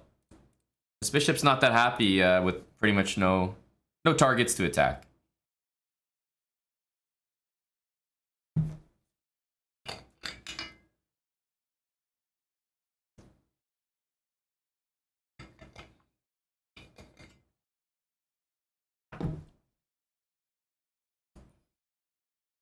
More bullet. Let's see. Sleeper. Why is this account name very familiar? I feel like I know this account from like other speedruns. I think he's a dangerous bra. Very good value, in my opinion, for his rating. I remember the username. He's a sleeper. He is quite literally a sleeper.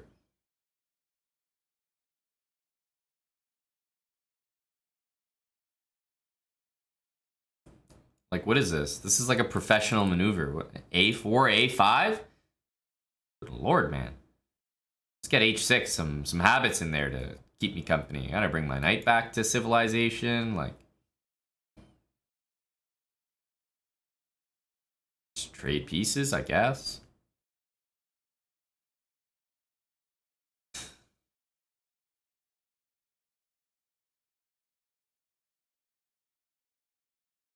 Trades, pre-move after a trade, always a good thing to do.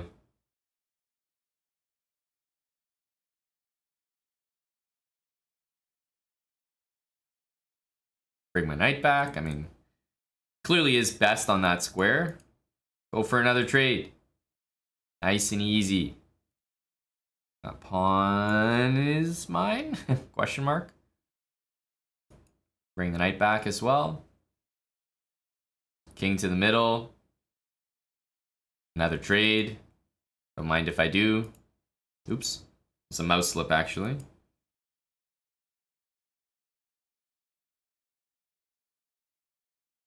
Oh, it's the knight endgame. All right, we're gonna close our eyes and go down here.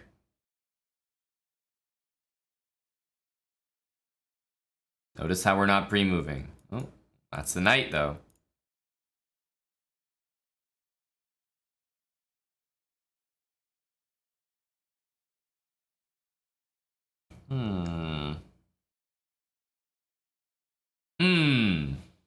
Good game. Such a nasty opening to face and bullet. Nobody really knows how to handle this. I feel like in a bullet time control, it's kind of tough. The reason I did this is kind of like a one basic idea that we went over in the blitz habits was like knight h5 against e5 and then play d5 and go from there. That's pretty much it. But I don't think this is easy to play quickly, that's for sure. Exactly, d5 and just pray, honestly. Berber next. Yeah, did you guys see my latest YouTube video? I think it's pretty funny, pretty entertaining. There's a guy, a grandmaster on chess.com. Every time we get paired in the chess.com pool, he resigns the game against me. Doesn't abort it, resigns it. My record against him is like 20-1 or something. So it got to the point where it was funny enough that I made a YouTube video about it.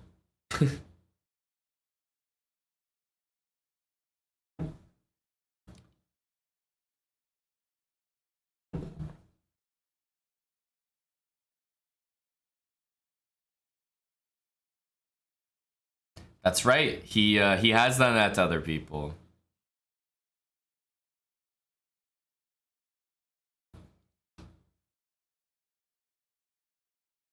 How did he manage to get a point when resigning every game? Well, the point is you're gonna have to watch the video to understand. Obviously, there's a very logical explanation, but watch the video. Why are you asking me to explain it? It's a good video. I think it's only like 7 minutes long. Not even gonna take that much time. It's worth it. It's worth it.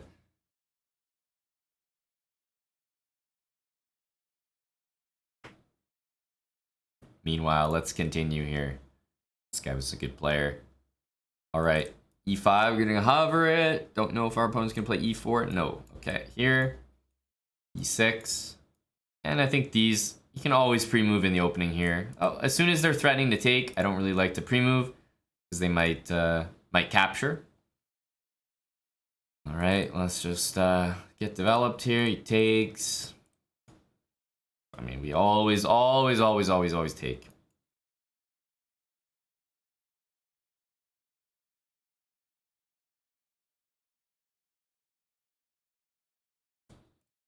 Okay, what's up with that? A funny looking move. All right, our pieces are all in the middle. What the hell is this bishop doing here, by the way? Someone want to explain it to me? So you've got your queen and bishop lined up, but your bishop is here, not checking me. I've got my queen and bishop lined up so that my queen can go there, which would be checkmate. You gotta flip them around, buddy. Trade with me. Yay. Go me. Hey, trade with me again. Hey, this isn't what we talked about.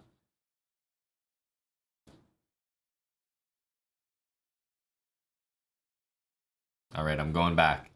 I'm a simple guy. Look, I'm looking for a trade again. I'm so easy to predict. So easy.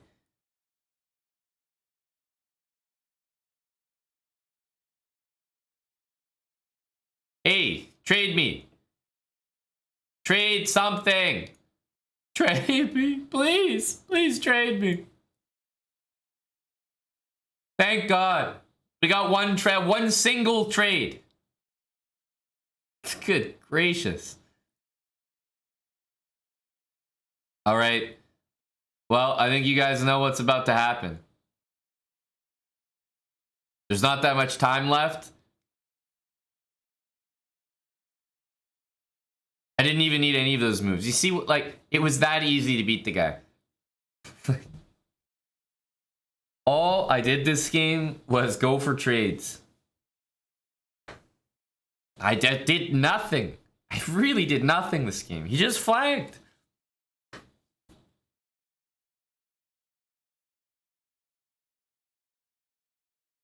Yeah, maybe I tired him out. Platinum Blonde, thanks for the 5 subs. Appreciate the quick Cinco, Latinum. How are your bullet habits, pal?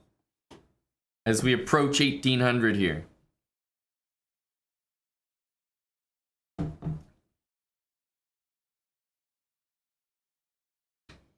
Your opponents at 1700 are way faster.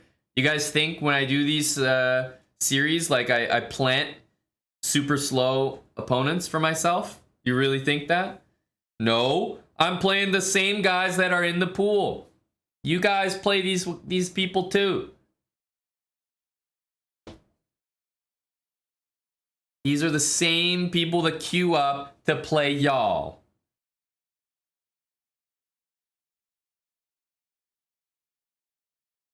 There's no special pool that I'm a part of.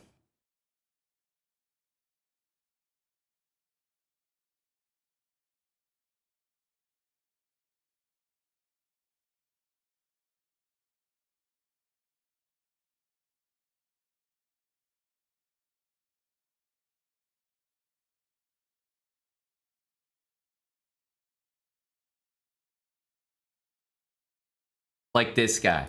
He's available for all of you guys to play as well. Let's take... I'll take back. D4. I'm just... Look at me. Going for trades. Hey, hey. Whoa! This isn't what I signed up for. All right, I'll castle. You got me. You got me. Or maybe you didn't. Okay, you didn't get me. Even better. Even better. Let's get H3 in. I'm gonna hover it. You know, yeah, I'm pretty much gonna play it regardless. I'll take. Oh, this guy's really tricky. What the hell? What a move. All right, let's see if we can play this. Get him out of our get him off our property. My goodness, not another good move. Okay. Look, he's pushing me around. There we go, a trade. There we go, a trade. Finally, I've been unleashed. Another trade, please. Another one. All right, all right, all right, all right, all right. Fine. Eh? Did you forget about me? Aha! We got it. We hit him with the trade, boys. GG. It's done. He's crumbling. Oh, another trade. That's almost a blunder. Offering a trade to a guy like me. Okay, he's attacking our pawn. Let's save that.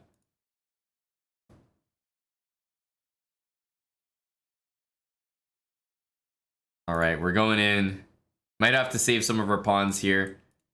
But as long as we keep at least one pawn, we'll have something to push. Here we go. Push, push, push. All right, now this endgame, you should just be pre-moving.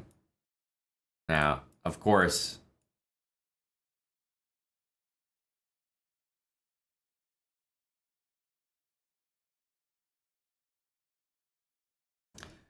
I think he played a pretty good game, if you ask me.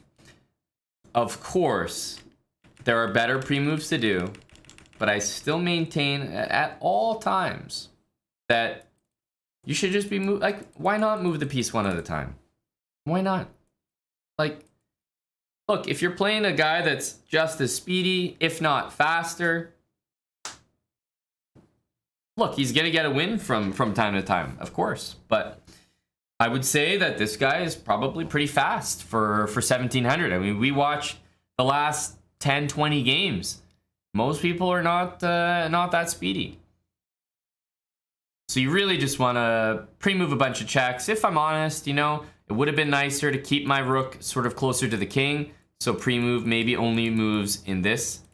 Maybe these 4 squares, just go back and forth to them over and over. And that would have probably worked a little better. Once our rook got down here, he could just pre-move the pawn really easily. So I kind of thought our pre-moves would be enough, but you know, even though we were maybe just a fraction ahead on time, it wasn't good enough because he got the almighty check. And what have I told you guys about checks? Checks win time scrambles. They do. Just one single check is enough to throw off maybe, you know, the rest of my pre-moves, for example.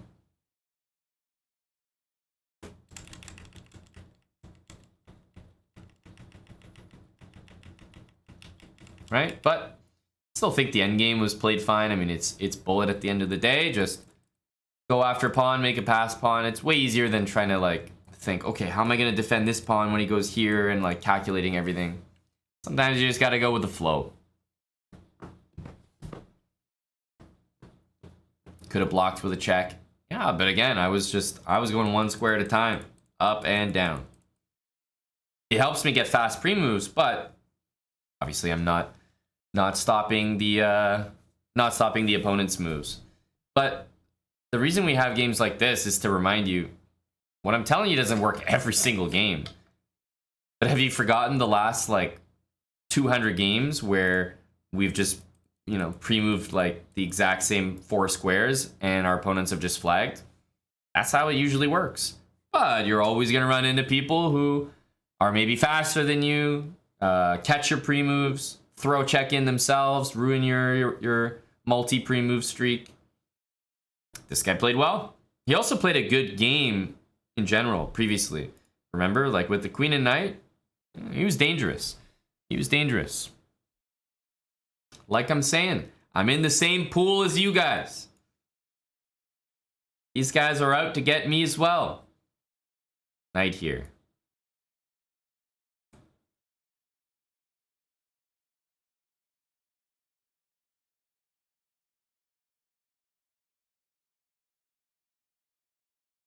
All right. You know I love a good trade. There it is. Whoa. I respect you there, brah. I respect you, brah. Double on the F file. Okay.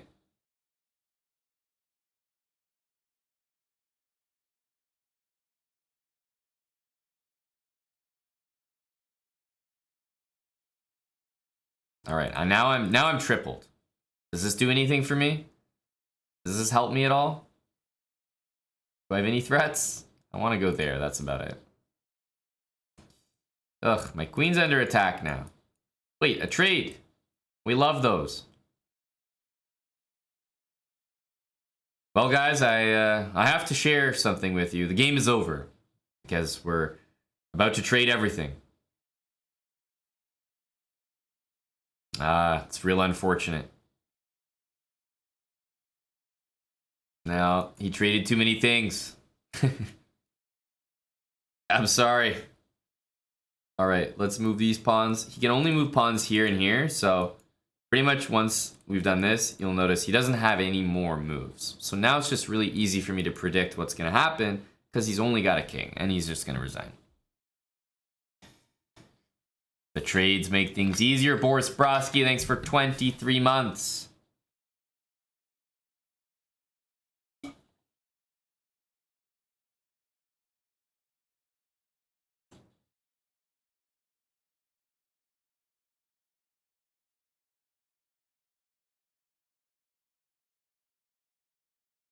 E5? Oh, he goes here. Interesting. Well, pawn's under attack. Okay, I'll defend. When I see openings like this, it's usually a cue to, you know, just get some easy pre-moves in. Like, most people are very non-threatening who play these kinds of openings, so. Okay, queen's under attack, gotta move. Knight f4 looks... Oh, that wasn't very, like I said, people who play these openings are usually rather non-threatening. If no one's taking the center, it's often a cue to just get a ton of pre-moves in. Because from the you know, b2, g2 squares, like, they can't really make any significant threats in the middle of the board.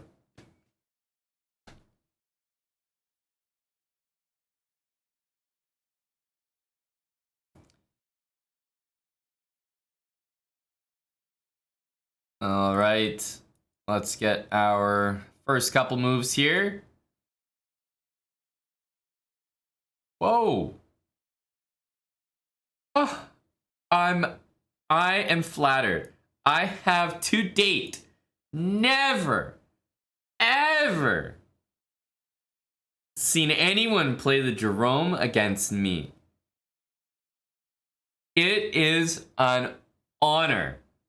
Truly an honor. What should we play? I'm gonna play g6.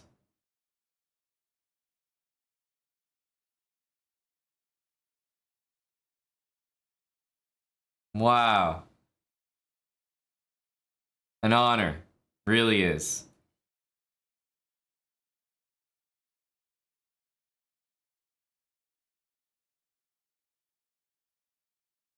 We really hit him with one of the toughest lines. Good move. Good move. Do we take here? I'm thinking about knight f6. Seems kind of tricky.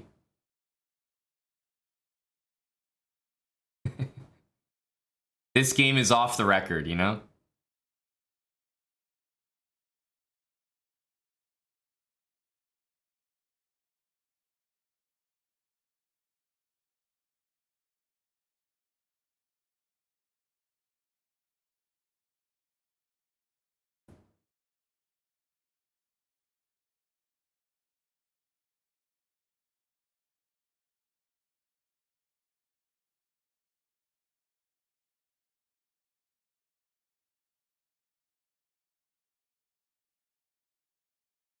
This game's off the record.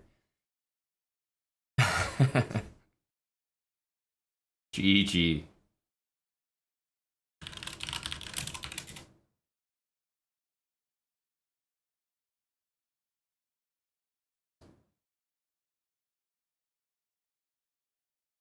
Nice game. I am flattered. I know people out there must be playing the Jerome. I've seen some people do it on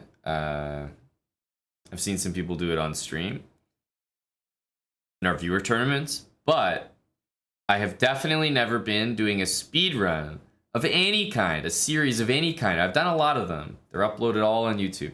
No one has ever played the Jerome against me.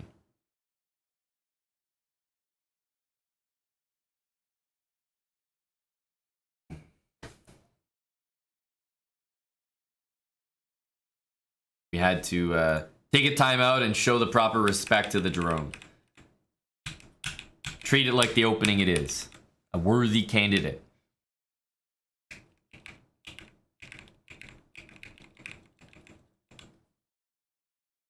nice, very nice. All right. Clearly a watcher, an enjoyer. Taylor R, thanks for 38 months with Prime. Boris Broski, 23 months, tier 3. Thanks, Boris.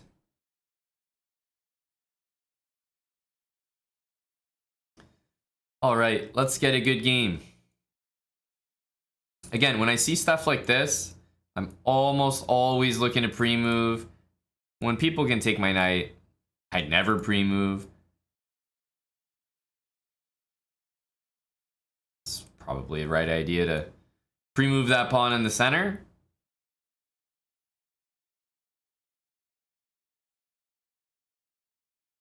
It's a bit of a strange move. I wonder what his plan is. F5. Holy smokes. I would not have guessed that. I really wouldn't. I can't take it, and I'll be honest with you, it's kind of annoying. Check. I don't really have a plan. I'll be honest with you guys. I don't have a plan here. Whoa. Okay.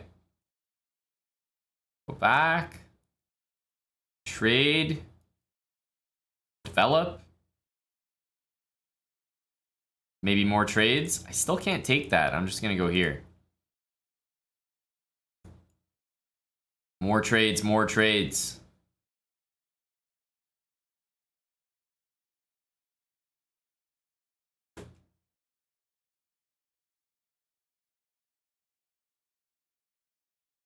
I want to take this next.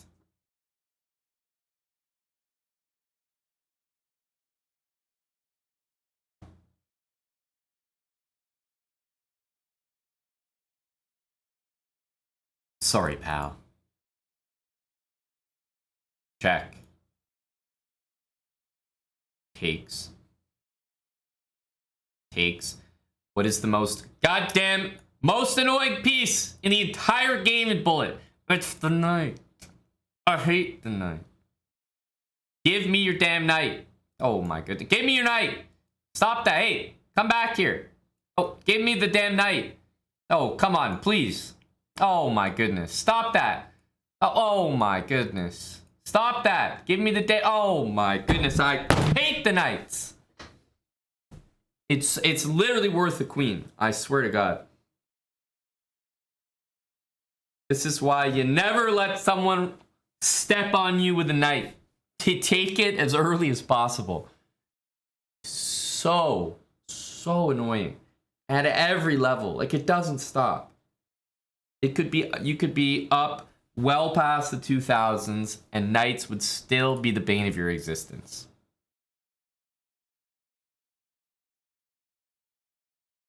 How did I lose to a 1700? I have the same question, my friend. I have the same question. Remember, this isn't the kind of series where we just go win every single game. We have some habits that we're following here. We cannot win every single game. We're winning a lot of them, especially at this level. This level you see the most improvement because now we have some real openings. Now we're playing a bit more active. We're learning some pre-move tricks, but it's not infallible. Admiral Pone, thanks for the 2 months.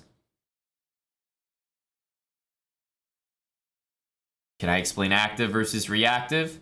Well, reactive chess is probably what you just looked at, right? Me trying to take this knight, the knight doing stuff to me and me just reacting to it. Active chess would be more like queening a pawn. Like, that's my plan, right? Pushing my pawn is my plan. I don't really care what you're doing.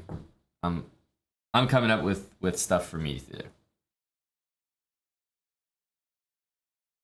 Knights actually step on you in the exact way that we just saw. It's just what they do. Such an annoying piece, and in Bullet, it's like the hardest to corral. Okay. So he's getting some early pre-moves in. Oh, I decide to throw one in, and boom, look at that. Already cost me. But as I keep saying, it cost me 1 pawn. Like, in the grand scheme of things, what's 1 pawn? Does it really matter? No. I would make that pre-move again every time. Trades. Oh. Are you on my team, buddy? I love a trade. I love a trade. Sure.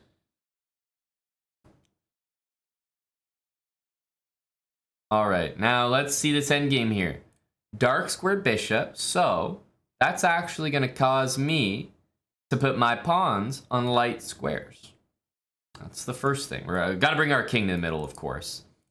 I noticed there's a pawn for me to win. That's just very friendly. But I would basically put all my pawns on light squares. Now, we've talked about pawn endgames before. So, where's my majority? It's over here. So I'm definitely going to be making a pass pawn over here. Is that how I'm going to win the game? Probably not, right? Pass pawn here is not how I'm going to win the game. I'm actually going to use that as a distraction. He's playing this. Now I have a pass pawn here and a pass pawn here. And we'll win just from that. Well, he couldn't possibly have picked two worse pawns to give me as pass pawns. Just make this one. And then make this one. And good luck catching my two pawns. It's just impossible. He couldn't have given me pawns further apart.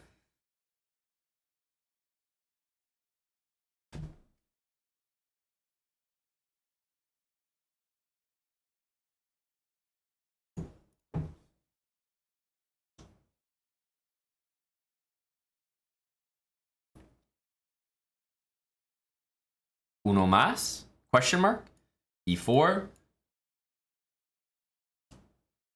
Okay, I see stuff like this. I'm probably rapid firing my next couple moves, you know? Takes. Leaving your king in the middle, you gotta pay for it, bud. I'm going in and I'm going out. Picking your pockets.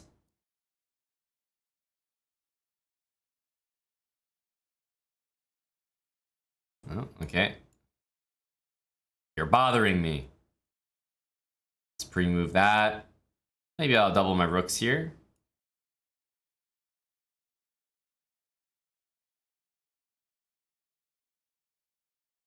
Check.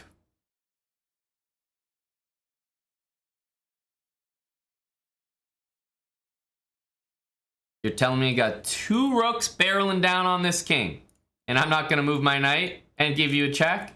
That is a discovered check. Discovered attack, however you want to call it. It's pretty damn good.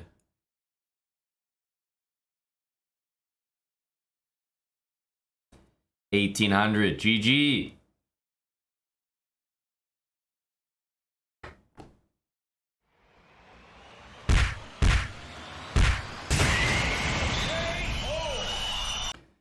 $1,800's a nice number. Thanks, Datemar. Datemar CH for the 53 months with Prime.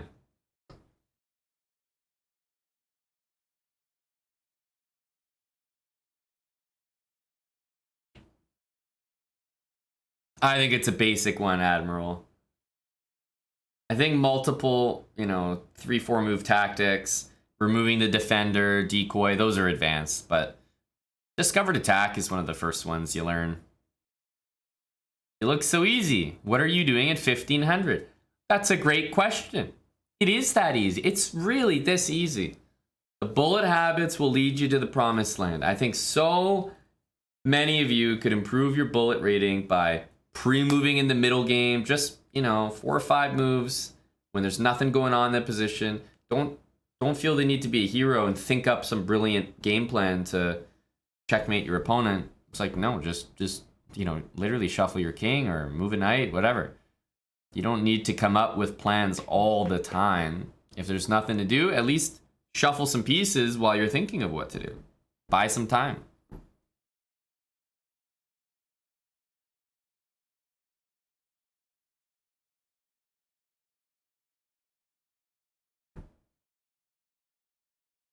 You never saw it, Ryan? It's a pretty good one. Yeah, we've been enjoying its use, of course. Trying to find any reason to KO something. All right. I think I'm going to leave our bullet habits at 1,800 for now. Gonna leave our bullet habits where they are. Not done with it, but we're done with it for now. 1800 is a good place to stop. I was indeed. Someone asked, who was it? Oh yeah, Random Clock. Thanks for the sub earlier, Random. I was going to continue with some of our slower chess today as well. So a nice little pivot. Those that might want to learn about Bullet, and those that might want to learn how to actually play chess. I got something for both of you. I'm going to take a short break, but I'm going to come back right around the corner with some slower games, with some explanations. Hopefully we can learn something today. And anyone who stays for both is clearly just a chess fan or a SLOWBRAH fan. And we appreciate you. All right, I'll be back. A few minutes. Let's play some rapid games. PRB. Don't go anywhere.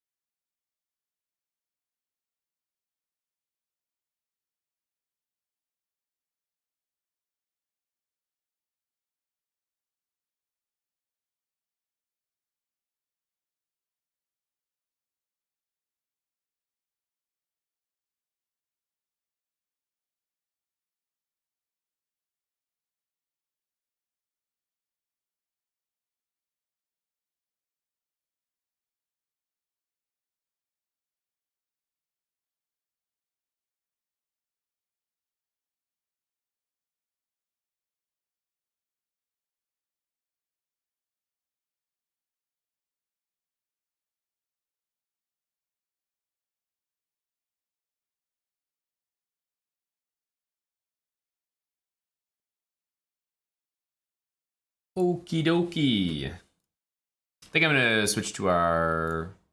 This is Stefan Bodzen. His sound should be pretty iconic, recognizable. I'm gonna switch to our lounge playlist though. Feels a little more rapidy.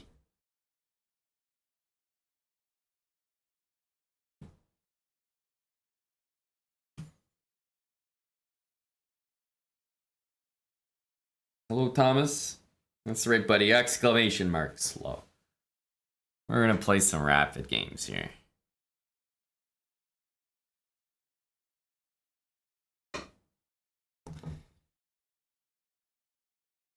That's right, Eddie. That's right. Hello to chess.com. Thanks for that raid there. Wow, 350 people. Cheers to chess.com. BJH, I promise you could not have come at a better time. Shout out to Chess. I don't know what event they were covering, but maybe JSCC? That's what I've seen on social media recently. You couldn't have come at a better time. I was just about, just took a break, just came back, and we're about to play some slower games, some rapid, which I hardly ever play on stream. I'm doing a brand new series. I'm at 488 elo. So we're starting right at the bottom. I'm playing some 15-minute games with explanations, analysis, you name it. Taking it slow, taking it serious, having some fun, but definitely with the goal for people to learn a lot about a bunch of different openings. I'm not just playing the exact same opening every single time, mixing it up. So over the course of the entire series, you should see your favorite opening for sure. Like, there's no way it doesn't get played. Frito-Lay, thanks for the 23 months with Prime. Benjamin Bach as well. Okay, an event must have just ended. Thanks for the raid, Bach.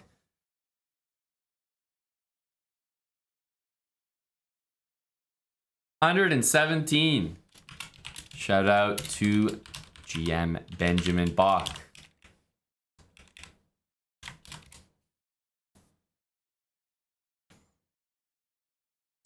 Factual, BJH. Not everyone can say that, though.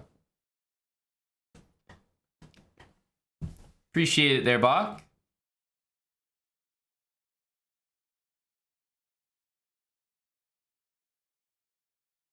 So yeah, I am quite literally about to start a rapid game here. So like I said, you guys are here at a good time.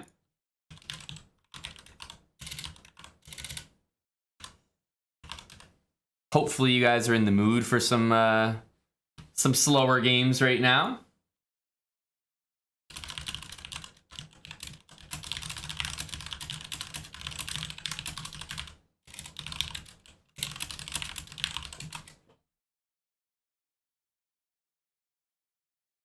Hey, Dr. Lord. Well, that's the best way to have you. Waiting in anticipation. 15 minutes, 10-second increment. That's what we're going to do here. And what I usually like to do for this series is definitely hear what you guys have to say about the openings. So let me know what I should play. We'll see what color we get. But I don't mind taking some suggestions. All right, 15 minutes, 10-second increment. We got the white pieces. What should we do?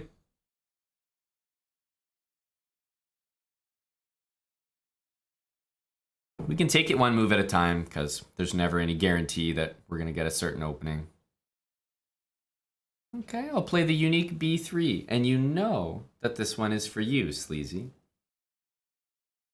The unique B3. Definitely a popular opening. A lot of people play this one.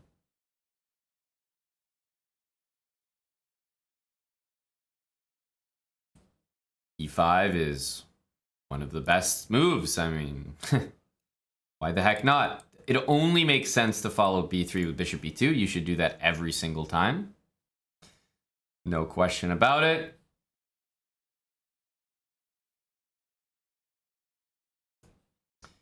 All right, he's played a great move, right?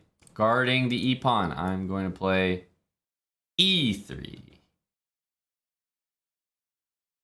The reason I like e3 is, well, it opens up another piece, which if I take the knight, then will undermine the e-pawn. So I'm a big fan of e3, especially because this bishop as well, remember, it doesn't need to go on this diagonal anymore. So I don't feel bad about playing this. It's not like it blocks any of my pieces. And e4 is a little too much for me. A little too much for me. The whole point of this is maybe to control some of these squares. And if you play e4 with b3, I'm potentially concerned about my dark squares being too weak. So I prefer just e3, nice and modest. My next two moves that I'm considering, or the two candidate moves, are knight f3 and bishop b5. Knight f3, so that after e4, we would go knight d4, and bishop b5 with, honestly, a very, very understandable threat of bishop takes and bishop takes here. Let's keep it simple.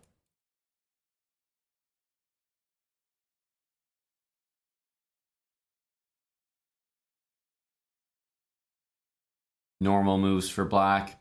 Okay, maybe this, maybe even this, queen e7. Just basically anything to lend some support to that guy.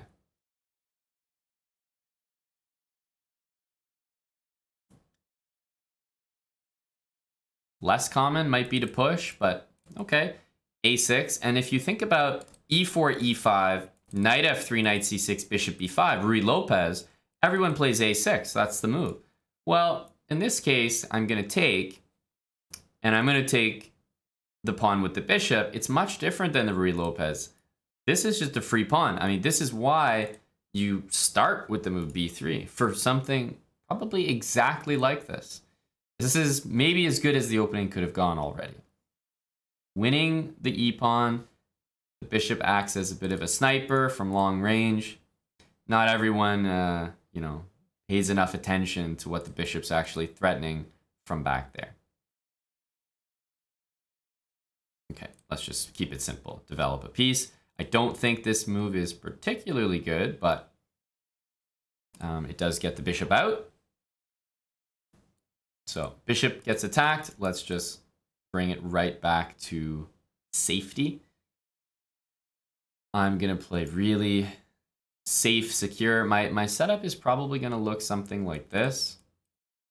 Knight d2. So I do want to play d3, which is why in this particular position, I'm going to play a3. I find the pin annoying. So next move coming is d3. Still can't play d3. Okay. I'll castle, and now my next move will be d3. Not much they can do about it. Bishop there. Well, I think you guys know what my next move is, right? I've been talking about it, d3. This is really solid. You see how many squares I'm covering, right? I'm covering every single one of those squares. And what is my opponent doing here? 1, 2. He's giving me a free piece. That's what he's doing. That's just a normal square that I develop to every day. You know? I'm not upset about that. Not at all. All right. The queen here. Yes, he's attacking this, but he's also putting that queen right into the line of fire. So I see queen f6, and I think to myself, okay, something might actually be wrong with this move. I'm going to go b4 just to get out of that threat. Now it's time to move the knight. Knight a4 is so simple, just trades the bishop. We could maybe come up with something a bit better than that, but I just think knight a4 is so simple, and all I want to do is trade. I have an extra piece. I'm not looking to complicate things.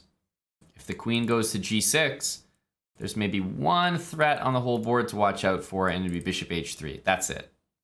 And after knight a4, that's the second time in the same game that this bishop has reared its ugly head. Maybe even the third. So the first blunder was the e5 pawn.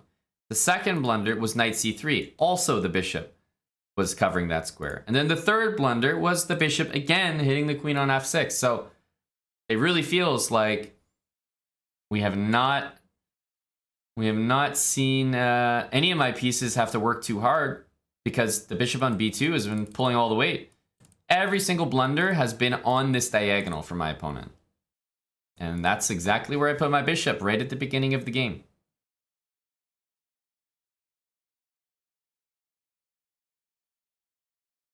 And yeah, I think it's very common that you'll see most players play rapid because maybe they're intimidated from blitz or bullet. They're like, oh, I want to have time to think. But then when they actually play the game, they don't think. They don't use their time to think. And it's like, wait, what? Bishop here. Let's just get the queen involved near the king.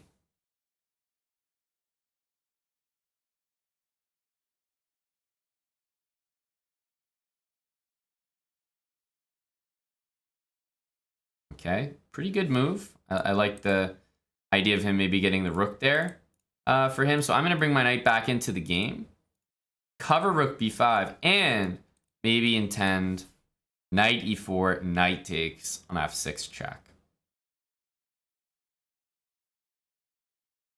This knight, I think appearing on f5 is pretty good. Yeah, I had a feeling that was his plan. That's why I put my knight back.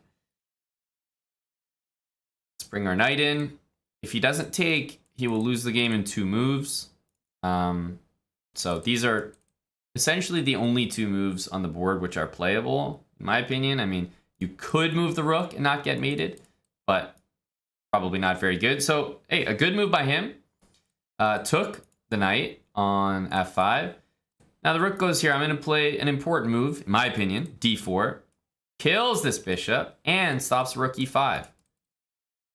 He goes c5. I'm not even going to bite. I'm just going c3. These pawns are the worst for him to deal with. That bishop there is in trouble. a4 looks like the easiest way to get all my pieces active. And although there's been hanging pawns over here, again, I'm just more focused on blunting that bishop, stopping rook e5, and now invading with my pieces.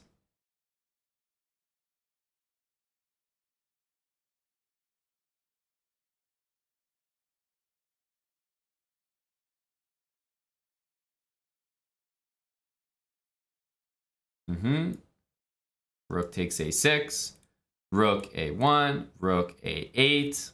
Those are the kind of moves we want to go for here.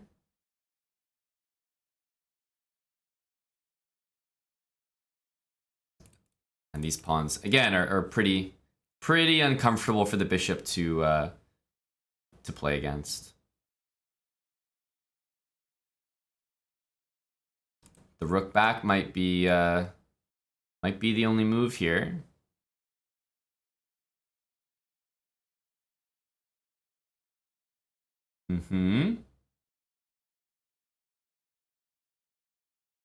We'll attack the rook, force him to go there, or force the king to come forward. King here would be a very nice move to see because it would simplify the rest of the game for me. Rook there, however, I definitely expect, but then he doesn't have any moves. Both pieces in that position are actually trapped. It goes back up. Take that check. Rook b7 with 2 threats, actually, to take the rook and take the pawn. And this should be a mate in 2, no matter where he goes.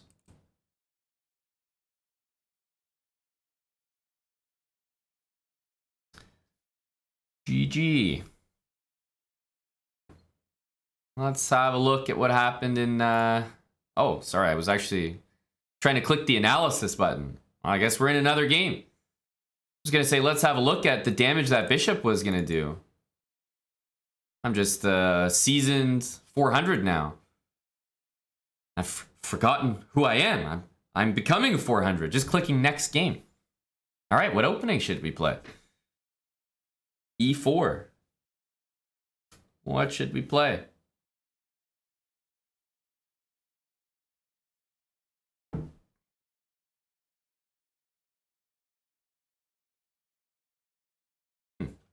All right. I'll play c6. Not seeing a lot of unique suggestions. I also have to make a move quickly on the first move of the game, so the game doesn't abort.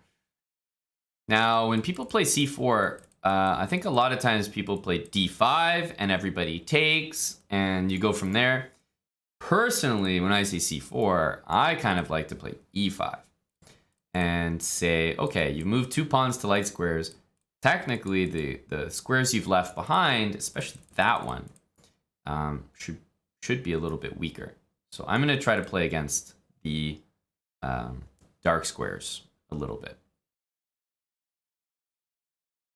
So something like d6 next, maybe knight f6. Ooh, that's not a good move for him.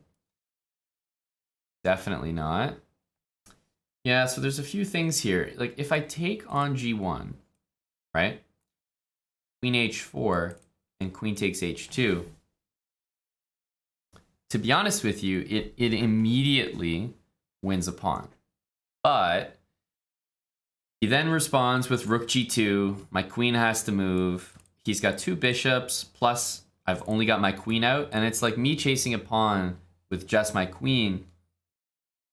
I just don't think it feels very good to do that. So if he leaves that threat there for maybe a couple moves or something like that, I might consider it. But I'm just going to play d6 and continue relatively normally.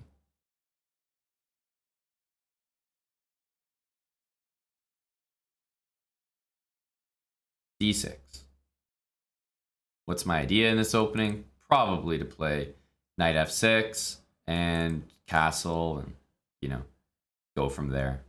When I see this move, I actually see the potential for knight a4 to disrupt my bishop. So I'm actually interested in playing a5 here. For me, it's all about my dark squares. I'm anticipating him playing that. I'm going to take. Play just knight f6. So my opponent has sort of rescued what I would say was a really bad move and turned it into a totally playable opening. So I credit him for, you know, not playing more subpar moves. He did this one. It might not have been the best, but I like how he's kind of playing more in the center now. Okay, bishop there. I'll almost always play this move, so let's just attack the bishop. See what he wants to do. Bishop h4 instead of taking. Wow, look at that, right? That's exactly what you should do, right? If you're in a situation where you're pinning the opponent's knight, you don't really want to just take it and ruin things right away. Right? The whole point is that you have this pressure from the pin. You don't have it if you just relinquish it right off the bat. Let's castle.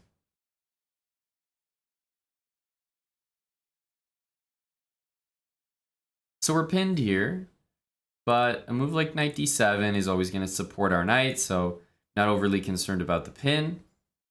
Rook e8 is a fantastic move, and our opponent just made a big blunder and dropped their knight. Oops.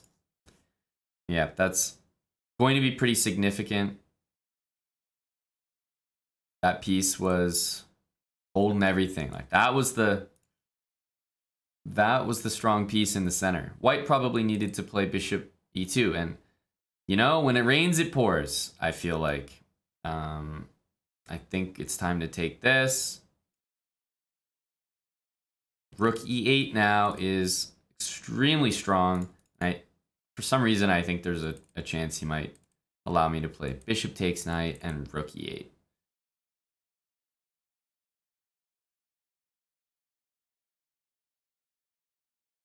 Somehow I had a feeling. Bishop takes, and now rook to e8 will win my opponent's queen. Wow, I can't actually tell whether he knew that that was the case or not by playing this move. I kind of want to say that he did know. which is a good sign for him.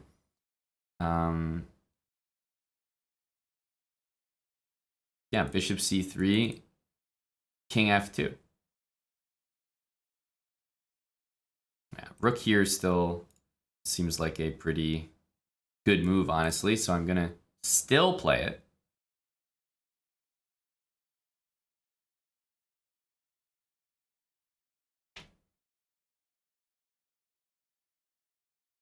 Yeah, the queen has to move. Queen b6 definitely comes to mind. And also some knight moves, because then I can take the bishop on h4. So those are the things that I'm thinking of, but the one that stands out the most is definitely queen b6. Bringing another piece in, checking the king, and stopping the king from going backwards. So now you'll notice the available squares are few and far between. He can't go to g1, he can't go to the e file, he must go here. And look at that.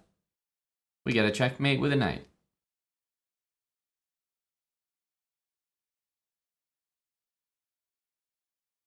Good game, good game. There wasn't actually too much to look at in this one. It was the game before this, which I wanted to look at for a second. You guys remember this one? It was this b3. This b3 game. You put the bishop on b2, and it's all about using this bishop throughout the entire game. We made a very simple threat, just a one-move tactic, or two-move tactic, you know? Getting rid of the knight and taking here. This is actually a tactical idea called removing the defender. I know it seems really dumb to even give it a name right now, because it's like, okay, we all know. You see this in many openings, you're just taking a piece and then taking the thing it used to protect, but it actually is called removing the defender. So, ooh, it has a fancy name. But it worked like a charm here. I know it's only a pawn that we win, but you can use that idea with other things as well. Now d3, and he did a pretty good job developing here, even though he's down a pawn, but he just got too aggressive with knight c3. Knight f6 was needed. Instead, he hung a pawn on e5, a knight on c3, and a queen on f6 with this move. He didn't notice the bishop was uncovered here. So, I mean, this is just trademark b3, right? This opening is all about this. It's about maximizing this bishop, even giving up the other one. We don't need to worry about keeping the bishop pair. We're trying to create as much pressure on the center as possible. And once we won the pawn here, if he hadn't blundered and gone back, then our setup would have been knight d2 like this. Maybe knight c4 to take that bishop. e4, rook e1, queen e2, other rook to the middle, these kind of things. And I think our position is already quite good.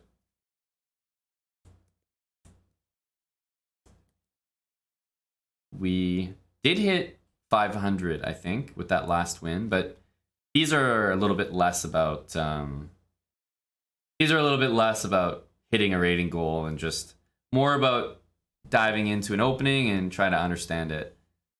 Because at 400, 500 ELO, I mean, there are people that play rapid and might be around there. People are going to be blundering things. Like, they're going to be blundering, hanging full pieces. There's no way at 400 or 500 ELO that, you know, you go a whole game without someone blundering. It's just not going to happen. So take your opportunities. They're going to be there. In the last game we played, my opponent, you know, he hung that knight out of nowhere. It seemed like he was playing a fantastic game. I don't love the move f3 from him. But to be honest with you, after knight here and d4, White's game is okay again. And he was playing fine, but queen e2, you got to keep it up. You can't just play 5 good moves and 1 bad one, even though that's pretty much what 500 ELO is all about. You have to play, you know, 10 moves, average moves around the same level. The 1 move blunders, giving up full pieces, that's what's going to get you out of like 400 or 500 ELO. Can't be hanging full pieces. It's one of the first rule of habits as well.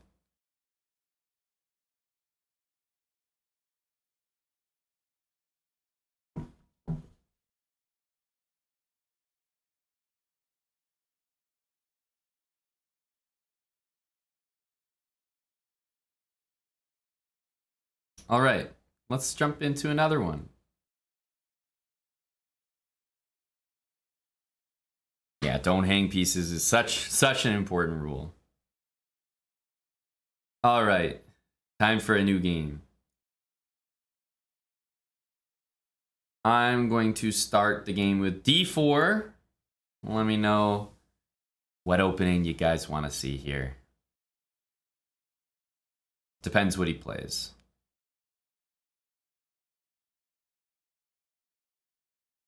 D6. Okay.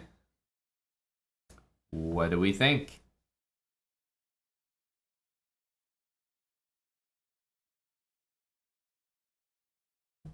London, Jobava London, and I don't think it's a very good I don't think it's a very good time to play bishop f4 here. Doesn't make a lot of sense. I'm just gonna play e4. Look, I mean, if someone's playing d6, why would I not take the center?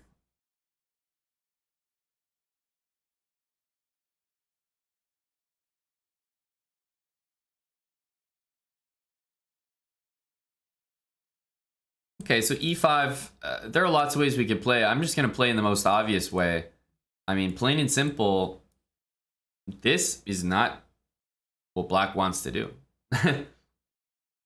I mean, I know it's, I know the queens are off the board, so there might not be checkmating threats anymore, but it's important after you take to still play accurately here. I think the most accurate move is definitely bishop c4, hitting that pawn. That's precisely what the king is not protecting anymore. So sort of hitting him where he's weak, where he's tender. He's got to defend it. Bishop e6 is playable as he's doing, but very insufficient, right? These doubled pawns are not nice to look at. Okay, let's develop our pieces. I do want a long castle because that's going to gain time. But how am I going to develop from here? Probably this knight to d2. Maybe the knight gets to c4. I don't really love a knight on c3. Why? What's it doing there? Like, those squares are not very appealing. e4 is taken. So I'm definitely more of a knight d2 kind of person rather than a knight c3 guy. Same thing for him, by the way. I would also put his knight on d7. So I'm going to play knight to d2. If he goes knight here, yeah, he's kind of threatening knight g4. He's also maybe threatening that pawn. So I want to have f3 ready to play against that. So my structure is going to look something like pawn on f3, all protected, nice and solid for me. Castles, pawn to c3 to stop the knight and the bishop from accessing any of those squares. And then this knight, I'd love to put on maybe the c4 square where it hits that pawn. And this knight is, you know, up to me to put somewhere, either h3, f2, knight e2 to c3. It's got to find a nice home. Oh, we have time. That can be one of the last pieces that we develop. Okay, so gone king back over. I'm going to play c3. Seems very useful to take some squares.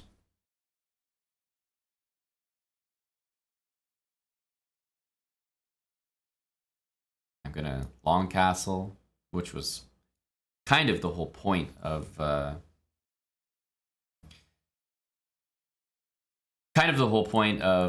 doing all this was to castle. b6. Again, he's not playing bad moves, not at all. He's got the queens off the board, so he's got a very good position. I'm gonna play f3, get our structure that we want. But probably my position is gonna look something like a4, knight c4, knight to d3, king to c2, maybe trade a pair of rooks.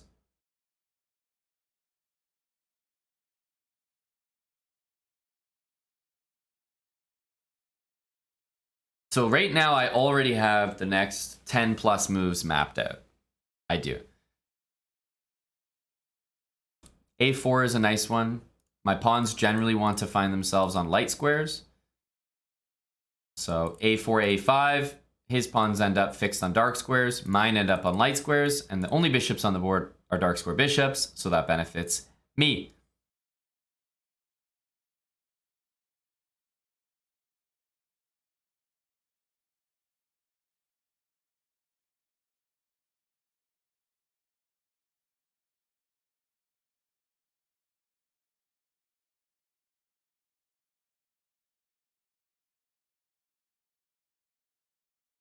he's taking his time. I definitely like to see that. Good sign in general.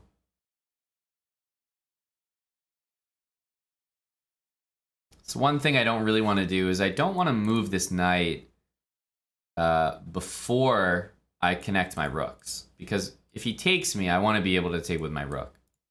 Okay, bishop here. It's a no-brainer that we're going to capture this. Now he's got 2 sets of doubled and isolated pawns. So I'm taking that immediately. Now I've still got to finish development. This knight needs a way in. I am not a fan of knight e2. Where am I going? I just don't understand.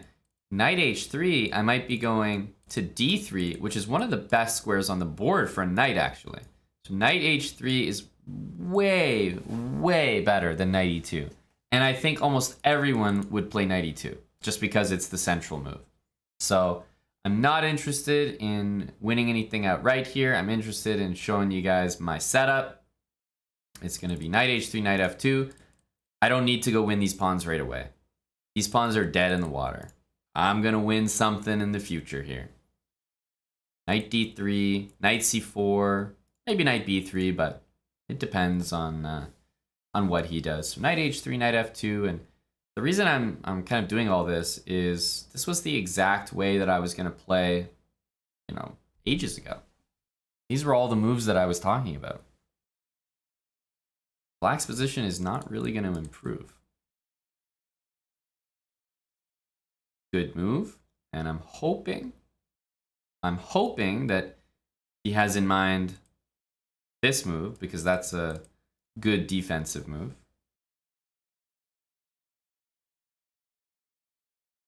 But yeah, king c2 doesn't seem like super relevant, but it also guards d3, helps me play knight d3, and gets my king perhaps geared up for an endgame. All right, I like g5 as a move. Gaining some space. Doing the right things. I think it's time to move one of these knights. Now that my rook can take back, I am kind of partial to the move knight c4. I'm going to do that one.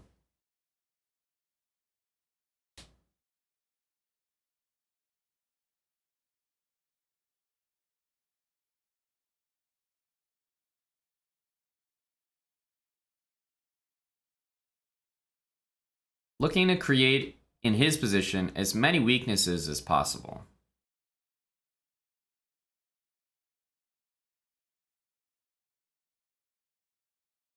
h4 looks like a nice move too. If we take, for example, obviously if the rook's defended, then the g pawn will be weakness, the e pawns are weakness, the c pawns are weak. Every single pawn in his position will be weak after something like that, right? So that's why I'm so preoccupied with something like h4.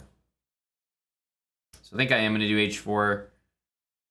Having a think here, he could potentially play g4, which I don't love, but yeah, we can just play knight takes, and we have knight e3 at the end. So I will go h4.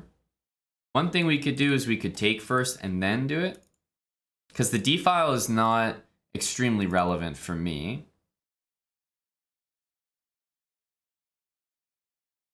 I kind of like that.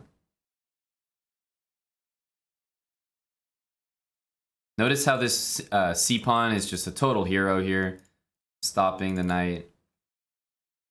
Yes, we could play knight d3, but he's also going to play knight d7. Like, he might not, obviously, he could blunder, but he should be ready to play knight d7. So instead, I'm just going here. I've got knight d3 in my pocket anytime I want to play it, and he's going to have to play knight d7 to cover his weaknesses. But his pieces are going to be tied down for the rest of the game. That's just the reality of his position here.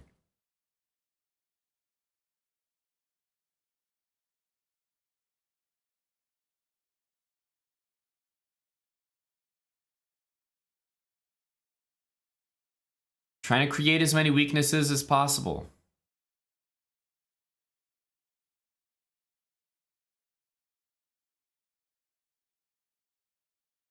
Look, I like the move. There's a reason why I was mentioning this move as a possibility.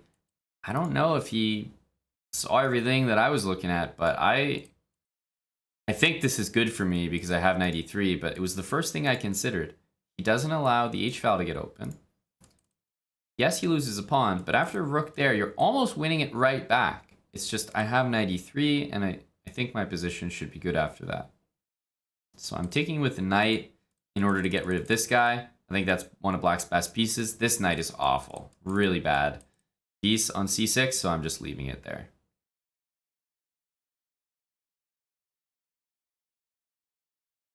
Also, knight takes any pawn here is about to be pretty good for me.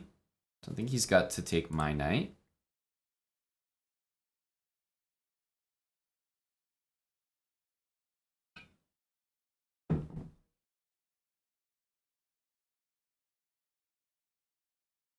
This 400 seems pretty good. I agree with you. There's one concept though that I want to remind you of, and it's the important concept that the type of game that you play against someone will always dictate your impression of how strong they are. For example, in this game, my opponent played d6, e5. It wasn't it's a really not a good opening. And it's not a good opening because of what I did. I play queen takes d8, black is just slightly worse. But if I really wanted to maybe test him a little bit more, I might not take and trade the queens on move 3. Right? I might instead keep the queens on the board and just move my knight out or something. And it's quite possible that if I did that, that he might blunder within the next 5 moves. Maybe lose the game extremely quickly. My opponent has actually committed a lot of mistakes in this game, but they're not the type of mistakes that you see checkmates from. They're much smaller mistakes. And we've seen doubled pawns here. We see doubled isolated pawns here. So a really terrible pawn structure.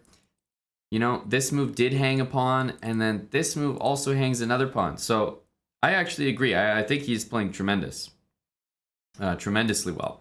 But I also always remember that even myself, if it's like a very positional game like this, it can feel boa constricting. Wow, Amon is so good. But then if you put me in like a tactical position, tactical melee, all of a sudden it might not look as good. So everyone just has their strengths, and usually lower rated players, the more pieces that are on the board, the more tactics, the more they're likely to blunder. So I definitely do not think that this game has been very testing at all in that department. So even though my opponent's definitely making some mistakes, they're comparatively not as bad.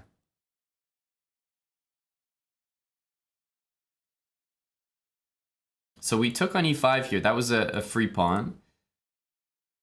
My opponent did guard the h-pawn. Probably should have traded knights there. But still, I love how much time my opponent's spending. Definitely really considering options every single move, which is exactly what you should do.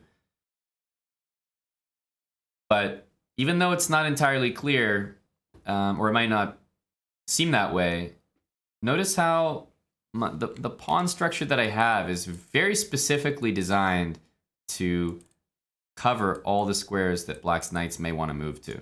So it might not look like much, but the pawns are where they are for a reason. Black's knights don't have many options here. Knight d7, rook d1 would pin the knight and end the game almost immediately. The pawns are all weaknesses at the moment.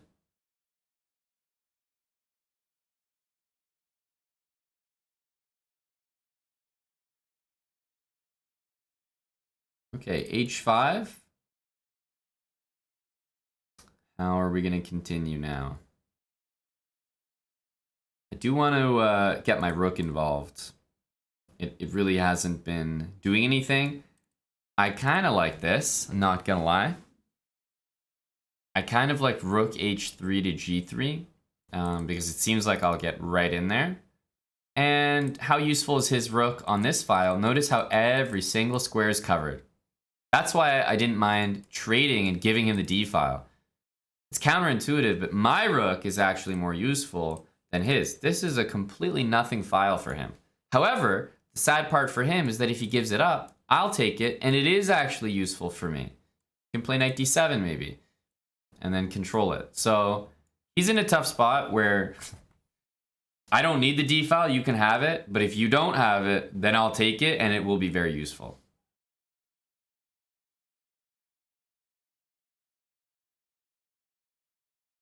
So don't fall into the trap of thinking that an open file is valuable. It's only valuable if it's useful.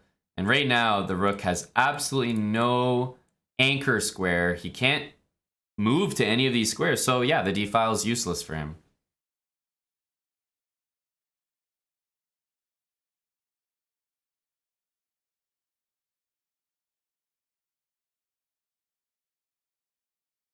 So my next idea is rook g3, very clearly.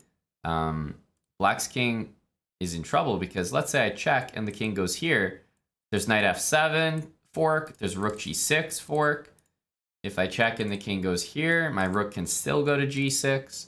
Hit the knight, there's that pawn behind it. And again, notice how my pawns are dominating this knight. No knight g4, no knight d5, no knight e4. The pawns are covering everything. And now there's no knight h5. So this knight doesn't really have a lot of squares. Has pretty much nothing to do. Wouldn't surprise me if he maybe considered a move like this.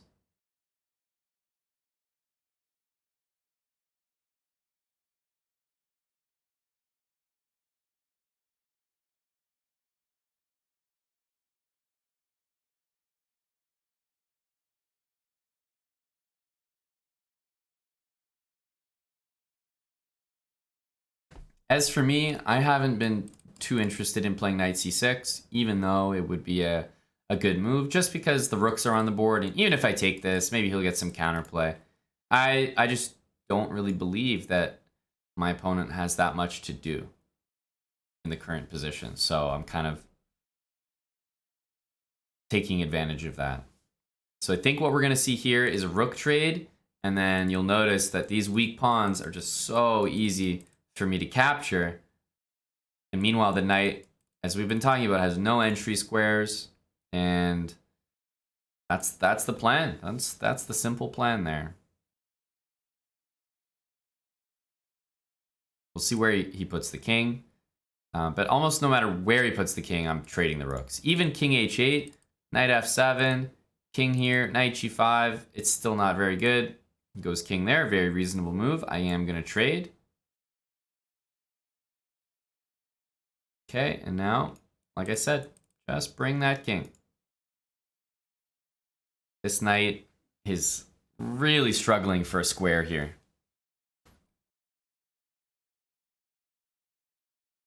So it's like, you look at the way my opponent's played, and it's really just that the positional deficiencies are so crippling that even though he's finding, in my opinion, not only good moves, but good moves for his level, it's not enough.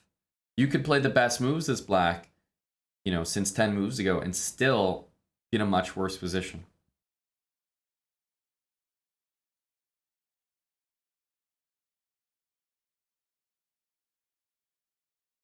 King takes. And yeah, I'm just looking at this knight and I'm actually wondering to myself, what is this knight going to do? It cannot move anywhere. All off limits. These are the only squares available, and they all look very sad. This square, no prospects. This square to go here, no prospects. This square to go here, no prospects. This square is blocked. This square and this square is like the only option that actually leads somewhere. And even still, where is he going after d6? Knight f7? Well, it's covered by my knight. Knight f5, covered. Knight c4 covered. Knight b5, only square available. And you know what I would do if this ever happened? I would play a4 because I'm mean. I'm not nice. King c6. The knight has nothing to do. There are no available squares for the knight. There's no rerouting. It's unpleasant. Okay, so he's played this move. It guards the pawn, so it's a good move for multiple reasons. But knight d6 may have the idea to go here, maybe here. And even still, if I want to go win this pawn, yeah, you know, that's absolutely a plan, but I'm going to need to push my pawn anyway. So I'm probably going to start with a pawn push here.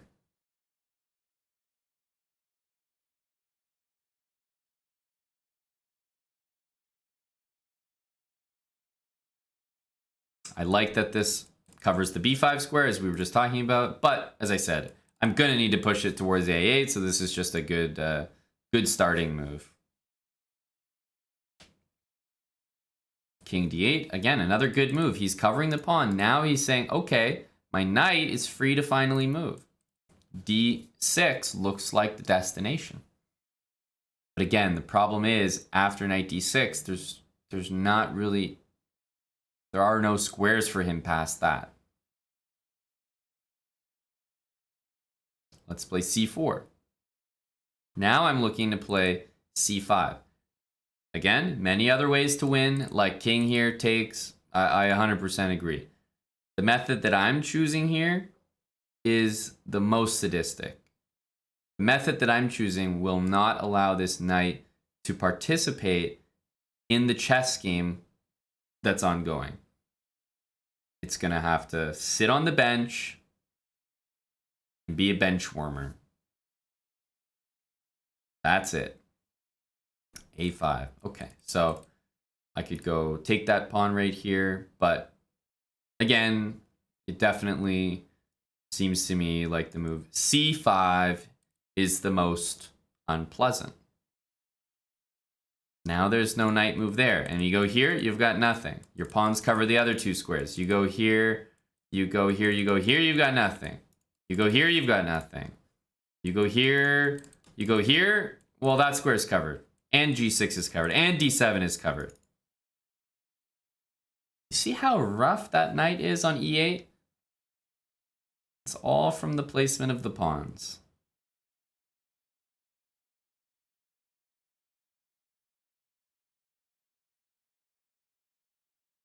Again, another fantastic move. He's playing so well. I mean, there's just no other way to put it. He's playing extremely well. It's just an unpleasant position. Like, it's not fun. Just truth. All right, time to go collect.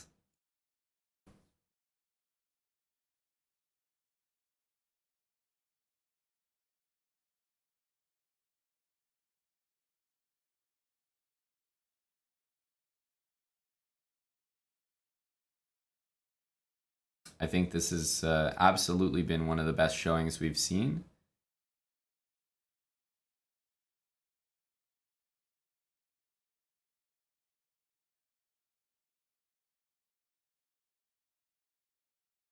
I expect probably that move.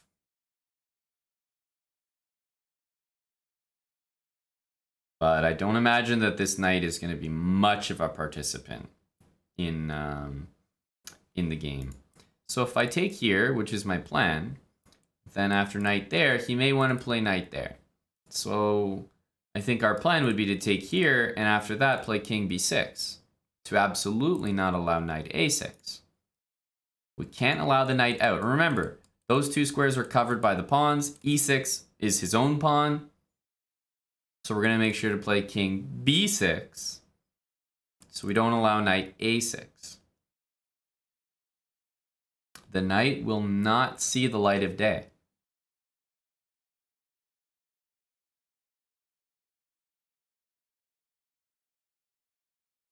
Going after this pawn, but also ensuring that we don't allow knight a6. And if I ever move my knight here, I'm not saying it's a mistake, but if I ever move my knight, the pawn will push. Maybe he won't do it, but it's possible he pushes the pawn. And then his knight gets this square and this square and it jumps around. Of course, I'm completely winning there, but it kind of negates my whole thing here and my whole purpose.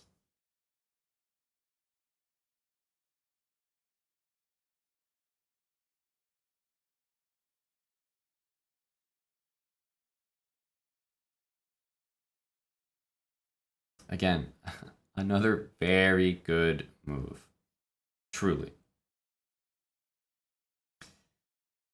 King there, and I mean, if we do something like this, then I'm thinking king b7, and I don't think the knight gets out there, but he certainly may try to move it, and that might be our best option. But just evaluating things here, I can push this pawn forward, but then after knight there, the knight starts to escape. So we can't really push this pawn for any reason. Like it doesn't really make sense. I'm going to play the move b3. We'll call it a waiting move. And I also don't want to move any pawns here because who knows? Maybe the knight's going to start dreaming of a way out. We can't have that. I'm just going to play pawn here. Now, if the knight moves now, we can take.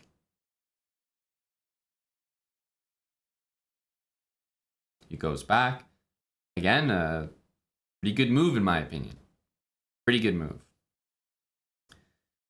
I'm now considering to take the pawn and just go b4. Atticus has truly at every moment demonstrated that he's up to task. Like, he's covered everything. This has been a really good game that he will get credit for, by the way, in the game review. I can promise you right now, when we go to the game review, you will see him credited.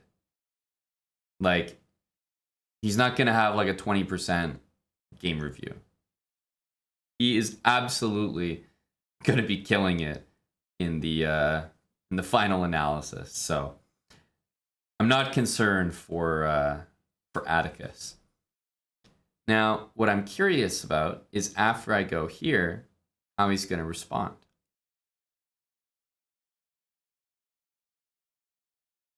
Because the knight can move or the king can move. There's truly only two moves on the board.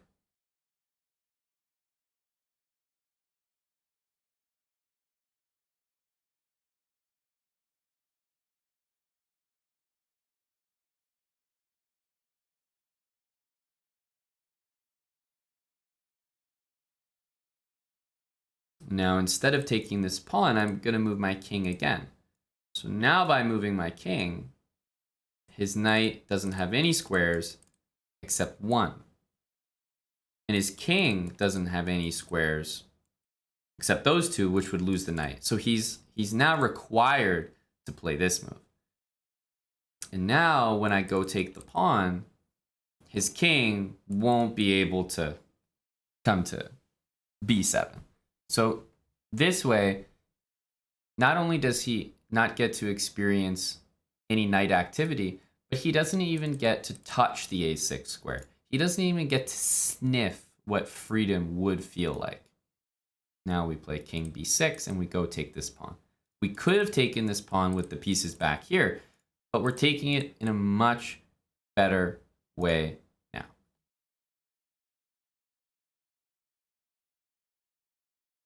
We've minimized counterplay to an absolute 0.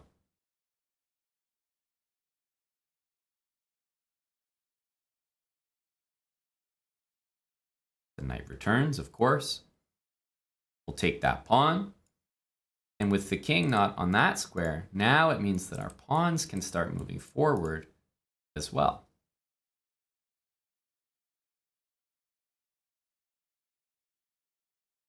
King goes back. Would love to play here. Of course, I'm leaving this pawn here, so importantly, to cover knight d6. That way, that's, you know, it's never an idea. Now we'll bring our king back to b6, and it's time for these pawns to start pushing up.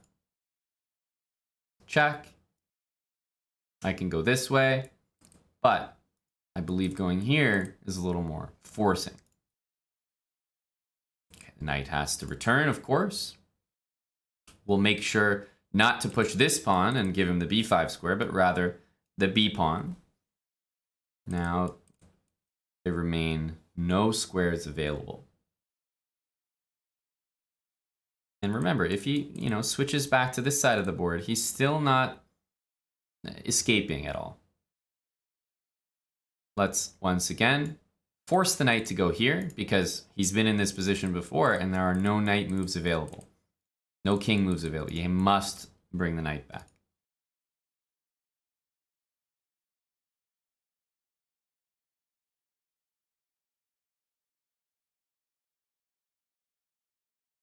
Okay, that square is covered. Now we're going to play b5. And when the knight goes back, we'll play b6. And once again, all these squares will be covered, including that one. And that one. And that one. And that one. And then that's blocked by your own pawn. Notice how I haven't moved my knight in how many moves has it been? Now we'll push the a pawn. Now that he doesn't even have that square, he's going to have to yield more ground with his king as well.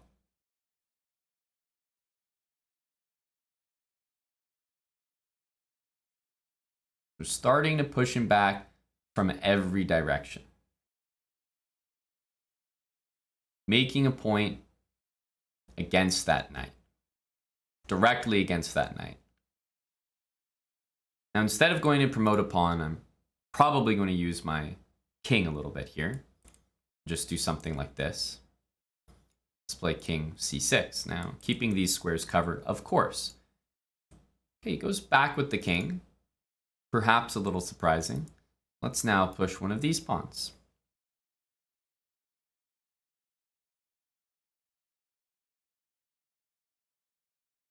The king is going back this way.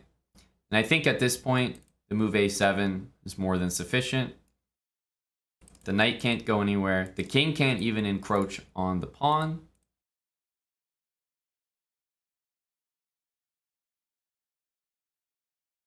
And the knight on e8 still doesn't really have anywhere productive to go. King back to d8, of course. Definitely a very good move. I think at this point, move like g3. If my opponent wants to go back, they'll walk into a nice checkmate. But of course, I expected that would not be the case. We see king to e7. Okay. Now we're going to make a promotion. And what I've been wondering is why my opponent was not keen on playing this move. King to f6 to attack my knight. And I'm honestly kind of waiting for it. I'm not really sure why it isn't happening. So I'm going to play here. I'm quite sure that this will be the move. I'm going to push my other pawn. We'll see what happens. But I have to expect king f6 at some point.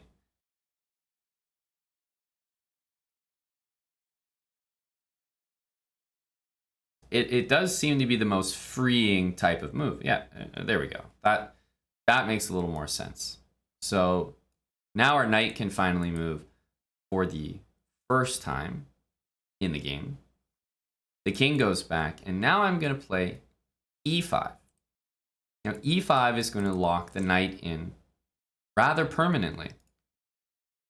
And even though it looks like we let the knight escape, we now play the move g4. And after g4, we ensure there's definitely no way that the knight gets out.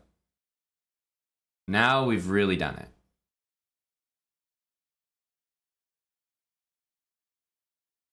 King to d8 probably. We can just kind of like force the knight into a corner. It's actually the truth that, of course, a knight on the corner is one of the worst squares you can ever have a knight on the board. But the second worst square you can ever have a knight is actually one of these four squares. Have you ever heard someone say a fianchettoed knight? They're often, well, every time you hear that, they're probably being ironic. No one ever wants a fianchettoed knight.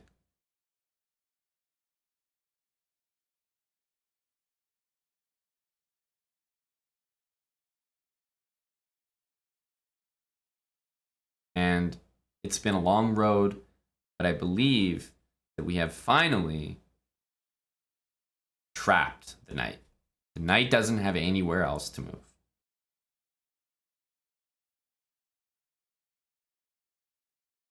We've really done this with just the pawns and the king. Our knight moved towards the very end, but that was pretty much it. The knight that now doesn't have anywhere to move, so it'll probably just have to be the king. Right? At some point, you're going to have to give up the knight. But, you know, the point of this game was to demonstrate that we can actually stalemate the black king. Now, black is going to be forced to give up the knight, but I'm not even going to take it. I'm going to be checkmating my opponent with my pawn, my knight, and my king, just like we intended from the very beginning.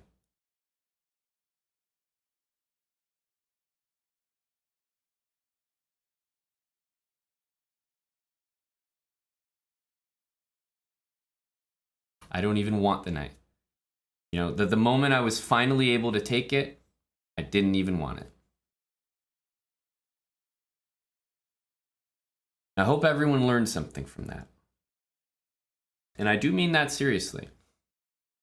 No, I don't hope that we all took immense pleasure in watching me clown a 400. Because guess what? Let's look at the game review. You guys think he got clowned? Have a look at his accuracy. 84.7. Did I not say that he was going to get his revenge in the game review? He played a good game. That's just the facts. I mean, that's just it. We knew it. He was playing a good game. But there are some things like tactics. They're flashy, you know, they're nice to look at. Tactics are, you know, one way to punish someone's mistakes, but there's a whole other way to play chess, which is a little bit more positionally. And this entire game, I was basically trying to play in a way that would minimize counterplay. Keeping track of the knight is a tough thing to do. Of course I overkilled it, because I think it was rather a picturesque checkmate, if I do say so myself. But the point is to think where the knight is going to move, and that's really what you do in knight endgames. You're not thinking one move ahead. Knight endgames, you really have to think, where can the knight move to, and where would it be threatening to move to from there? And against every possible reroute, in this case, you know, it wouldn't matter where they went. They would never have a way to actually invade the position.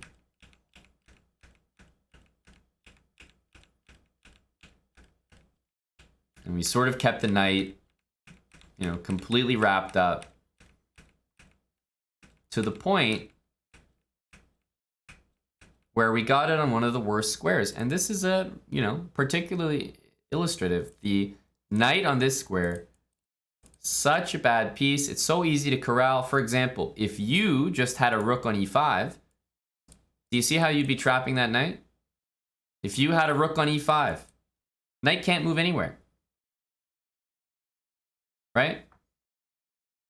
If you have a bishop on d7, you're taking away just about every square the knight has, except one. And okay, maybe you have a pawn or a king somewhere, or maybe they have a pawn there, and the knight's trapped. And we see in this case, the pawn does a tremendous job. Black's pawn's in the way. There are just many, many ways to sort of trap a knight on that square. In chess, if you see a position where black has fianchettoed pawns, and then they have a knight there, you'll often see white playing g4, because why not? Take the two squares from the knight. The knight's so bad on that square. So this was more to just illustrate that, you know, the knight on that square is in a pretty bad spot. My opponent played right till the very end. And it doesn't matter where you put the knight now. The point is that this king is now mated by my remaining pieces. And not only did he play a fantastic game, I mean, look Look at the game review, 85%. He played a great game, but he did commit some mistakes that just aren't as flashy looking or aren't as flashy to punish as tactics. A lot of positional mistakes. Now, that's much better than hanging pieces, trust me. So I don't recommend blundering pieces instead of the mistakes he made, but I'm just saying they exist as well. And there's a whole other side of chess, positional side, where mistakes were made this game. But he played really well. At 400, I want this guy in my sub-battle team, that's for sure.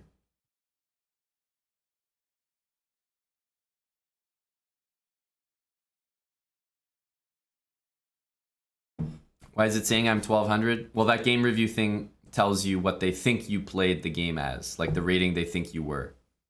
It's like some newchess.com thing. They're like, oh yeah, that looked like you were a 1200. I think my opponent got 900 for the game, so pretty good. Hello, Salty.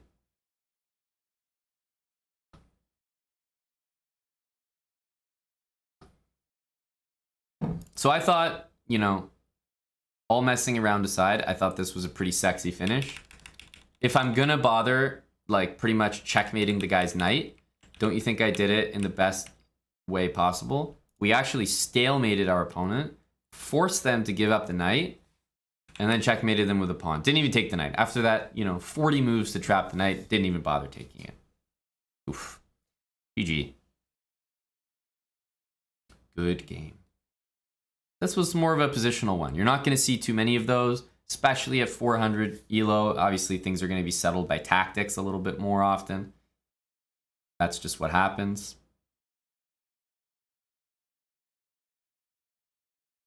But it's nice to get a positional game in there.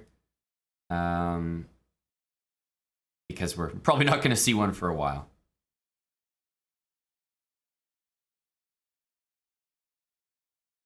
All right. Let's jump into another game. Something that my opponent will never do for the rest of their lives. They will never, ever say that expression again.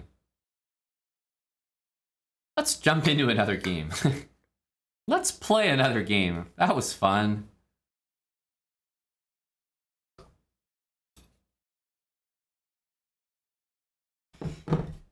A few people were asking during this series, you know, dude, you know, you're just ragging on a 400. It's like, yeah, you're right, I am. But people will get their ratings back at the end of the series. That always happens.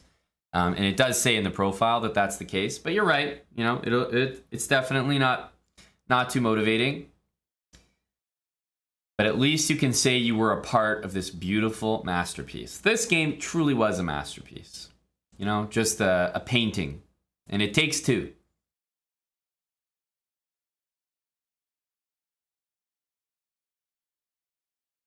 So let's see what the next game is going to bring.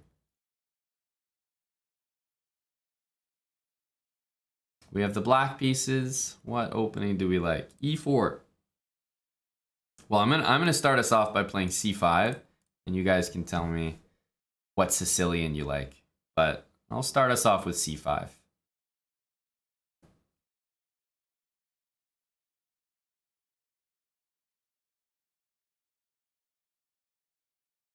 Well, I'll tell you one thing, guys. This ain't no Sicilian.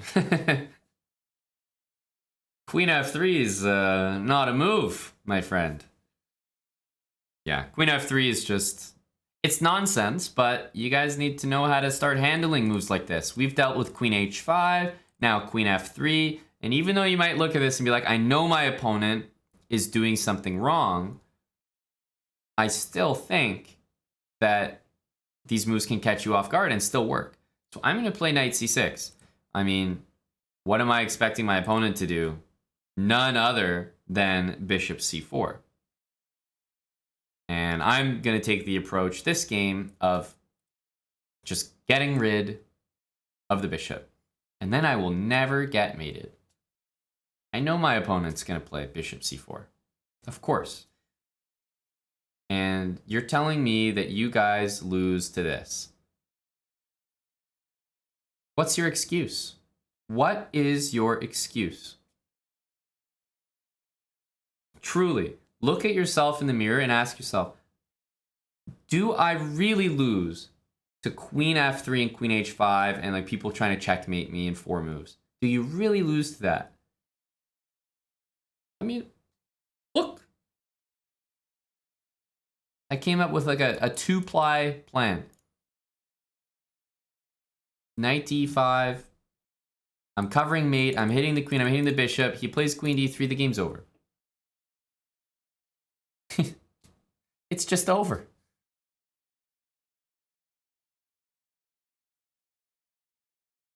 Does anyone feel inspired now? This could be you. Except when I say this could be you, I'm talking about the white pieces. This could be you.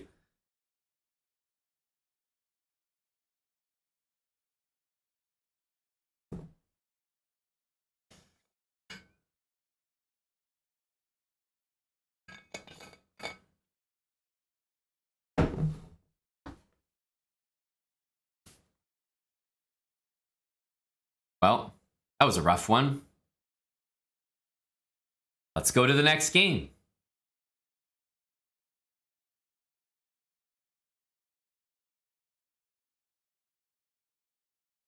All right, we got the black pieces again. Let's see what our opponent opens with.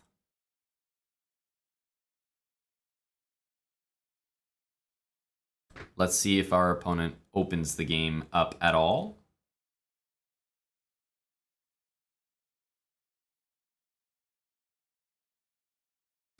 He doesn't. And you know what? I think he might have seen the last game and said, no, I don't. I only know one opening. It's the 4-move checkmate, and I don't want any part of that. I don't blame him. I don't blame him.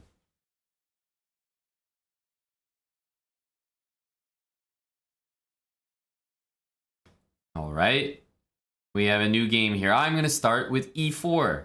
Let's see what my opponent does and what opening you guys want to try. All right, e5. What do we think here? Vienna. Sure, I usually see a lot of Vienna suggestions. Let's play knight c3. People love the Vienna. Look at you guys. This is like a sugar rush for you. You love the Vienna. All right. f4. Now, when people take, they usually get a very bad position very quickly. I think this is just like a low elo killer, right? Takes and then e5.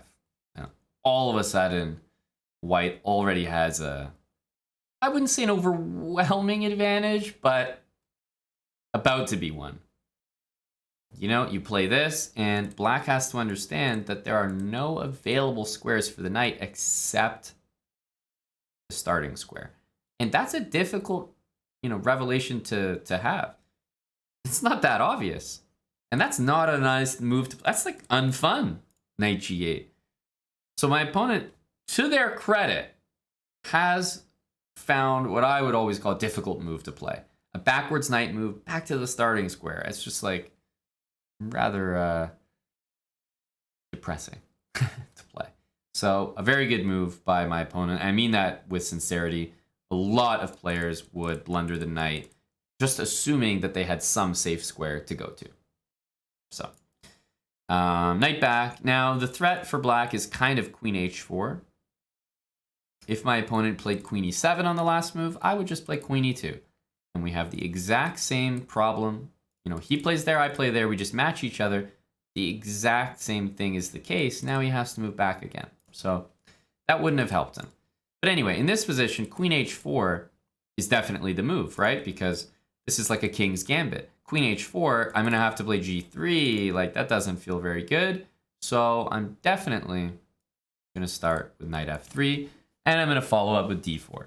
But I like knight f3 just because I want to deal with that. Now something like d4.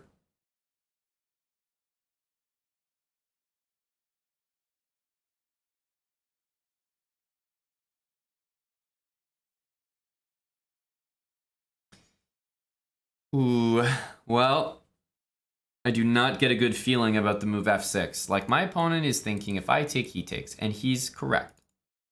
But if I don't, then this move hasn't actually done that much for your position. So what I'm going to do is I'm going to play d4.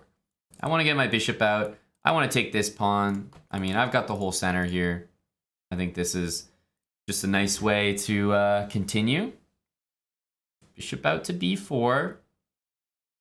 Okay, I love bishop takes f4. It's taking a pawn and also guarding that. I'm not scared of these double pawns, but I would wager that the most important move that I could play in this position probably has to do with getting this bishop out. That's a really nice diagonal, and so is that one. But let's have a think here. Yeah, I will play this. I think bishop f4 is good. Take a pawn, develop a piece, keep it simple. Next, we want to push this, and oh, look, someone's committed. He really, really wants me to take him. I don't blame him. I don't blame him at all. All right, let's go to d3. I just think if I take him, that's what he wants. Like, he wants to develop the knight. He wants to take with the bishop, whatever. If I force him to take, then I'm going to end up with a knight or something in the middle, which I think is pretty good. Okay, I see the move knight e7. To me, all I see is a concession. He wants the knight to go to f6. That's why he played f6 himself. So now that he's played this, now is the perfect moment to take.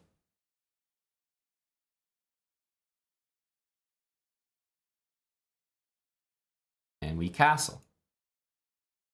Get out of the pin. I'm not going to bother like, there might be great moves here. Knight h4, I don't know. But castling is just such a clear move in the opening. Good principle to follow. You can't be upset just getting castled. It'll never be a bad move. All right, bishop g4. Pinning the knight, which is a little bit annoying. But this pin over here is not really, it's not happening anymore, right? There's not really any threat there. So I'm considering moving this knight, like knight e4, for example. I'm also definitely thinking about h3. h3 gives me a good tingly feeling inside. I'm a big h3 guy.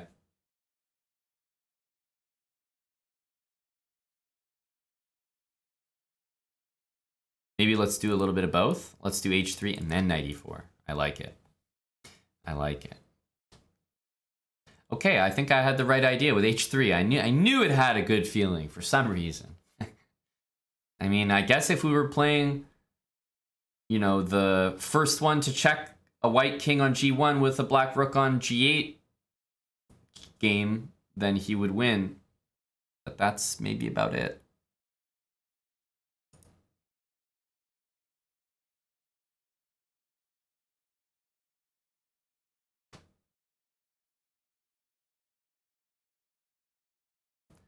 This has been a remarkably successful Vienna, but I think the Vienna is a remarkably successful opening at 500 ELO.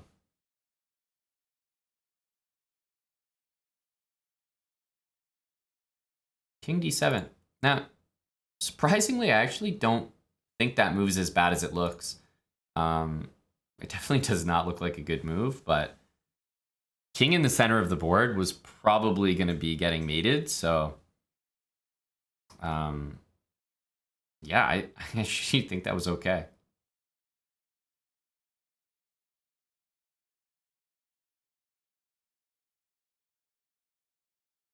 If knight d4, I'm kind of looking at knight d5, which hits the bishop and guards the pawn, so that's why I'm hesitant with knight e4. Other moves, though. I think he wants to go here. And I'm a little attracted to a move like this. Just trying to clamp down on some squares. Because if he gets to play this move, then if I ever play that, he goes knight e5. So strangely, I'm going to play the move d5 here. Because now I feel like I'm setting myself up for this. Potential bishop f5 in the future.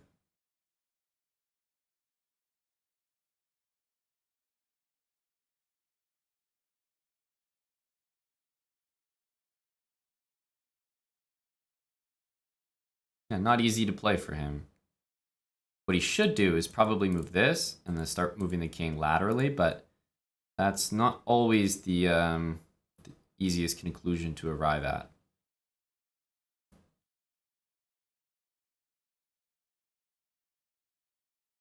I think queen e2 is gotta be a pretty good move. Clear intentions.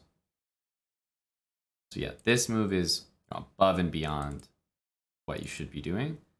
But there are a number of other moves to consider. Even moving the queen would be nice because then the king has a square. But my opponent finds what I would say is the best move, c6. So that's a very, very good move by black. Now I have a couple options. Knight e4 looks tremendous. So does queen e6. But I'm not sure that I like the idea of displacing the king for him. So I'm probably going to start like this. The only thing is then knight takes d5, knight takes. Yeah, I guess that's like actually a very likely mistake that I don't know, I might walk into. Knight d5 looks like a very good move. But takes actually just gets mated with bishops.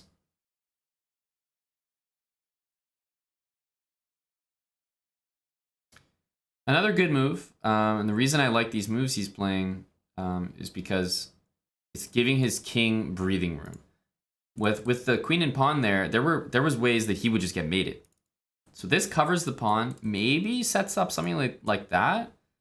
I really like what he's done the last couple moves.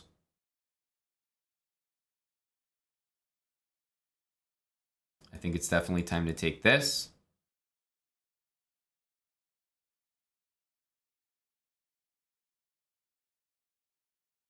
We really need to start using the D file.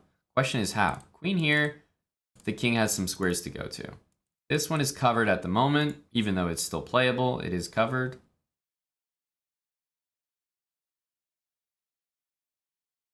I think this is always a good one to start with.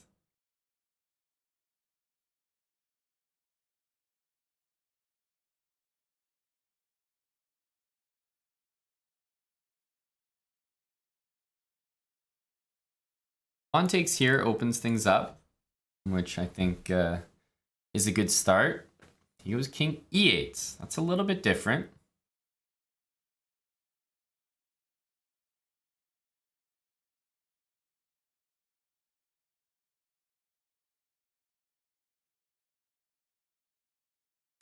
Well, I mean, d6 is a very good move. Queen here, we always have an answer, which is rook to g1. But I'm also trying to anticipate what his next move might be. And I assume it's queen g7, so yeah, it could be nice to have something ready for that.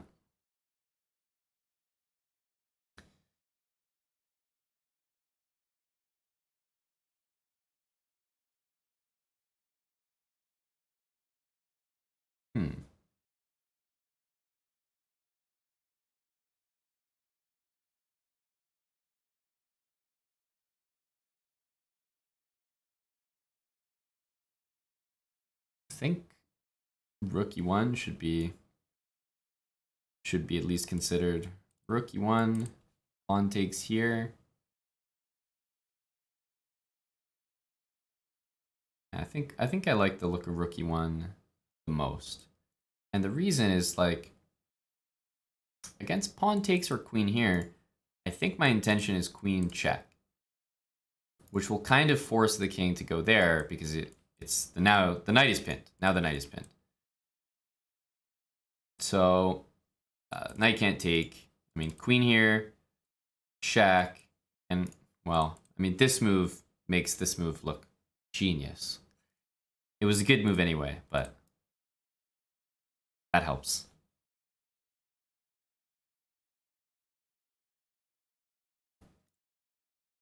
But some of the sample lines, for example, I thought were rook here, if queen g7, which looks very lethal, then I thought check, check, right? And then I have another check, check, and checkmate. And after king there, the other one that I thought was available was with knight e5 and bishop h6. So rook e1, pawn takes here, for example, check here, and then some sort of like check, cover that square. So this square is covered, that square is covered, right? The knight has to give itself up, and then there will be mates all over the place here, for example. I think those were the intentions. I mean, we can look at the game review and see here. The Vienna is really a killer early on, I think, in your rating progress, because f4 is so expected, right? To take. Everyone wants to take. And then after e5, you're just in this position, which is already preferable for white. Kind of annoying. Very annoying, actually.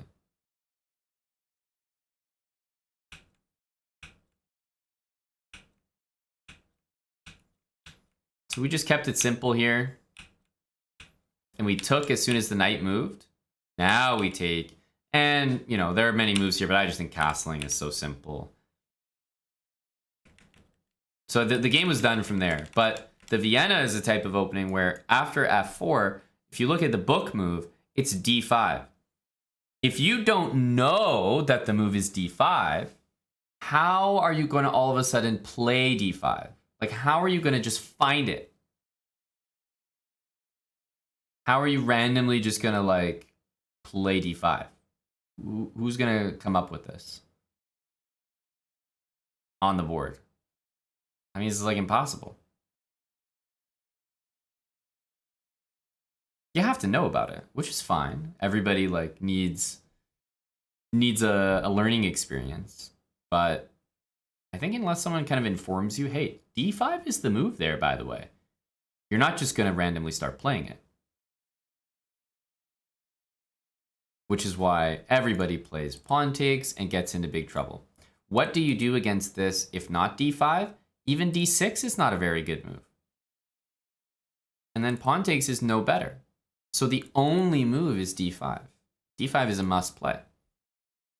And after d5, you can see black is doing totally fine, which is why the Vienna, I mean, of course you can still play, but it's not that good. It's the Vienna system, not the gambit, viable at higher club levels.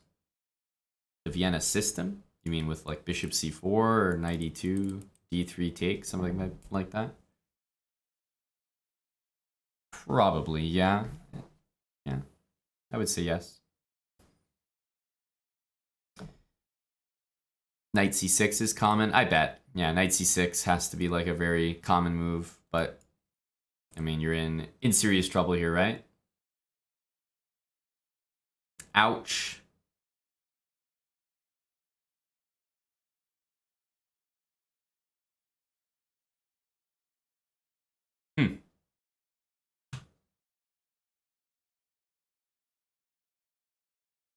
A laggy cam there for a sec.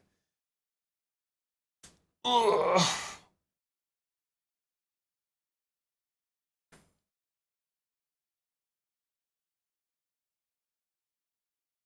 So I have a question. We've seen this 500 and I guess he was 555 before I played him, right? He played against me with the white, like I had the white pieces, I played the Vienna. Then we have the 420-ish guy.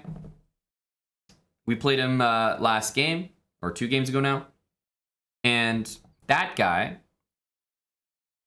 played, he had the black pieces, and I played d4 takes, and we traded queens on move 4. Now, This guy in this game got annihilated, right? He was like dead lost here, you know, just on a prayer. The 400 played a game, you know, all the way to the end and played a very accurate game, to be quite honest with you. If you think that the 400 would beat this 500, I think you're wildly misguided. And that's what I mean when I say I just don't think the 400 had enough room to blunder. I think there wasn't enough like stuff happening for him to make mistakes. This guy was given a chance to make big mistakes on move like 4, 5, 6, 7, like right away. So that's why I say it's kind of important to, yes, look at the quality of the opponent, but also like the type of game that it was. In a tactical game, it's so easy to make big blunders. In a positional game, yeah, they might be significant blunders, but they're never going to be to the degree that tactical stuff is. Like if you get a tactic wrong, you may just be mated. So that's all. I think the 400 deserves a lot of credit for the way he played, but I also don't think that you should look at that game and be like, oh, wow, this guy's amazing. He's the best 400 I've ever seen. Wow, such an amazing player. It's like, no, maybe 2 games later, you're going to watch him play like a tactical game and he loses in like 6 moves. Totally possible. And you also shouldn't watch this guy and be like, wow, this is the worst 500 I've ever seen. He doesn't know the Vienna. He's dead lost in 7 moves. Well, you know, put him against that 400 and I think he would smack him around. So everyone can look bad if you just look at a snapshot. That's all.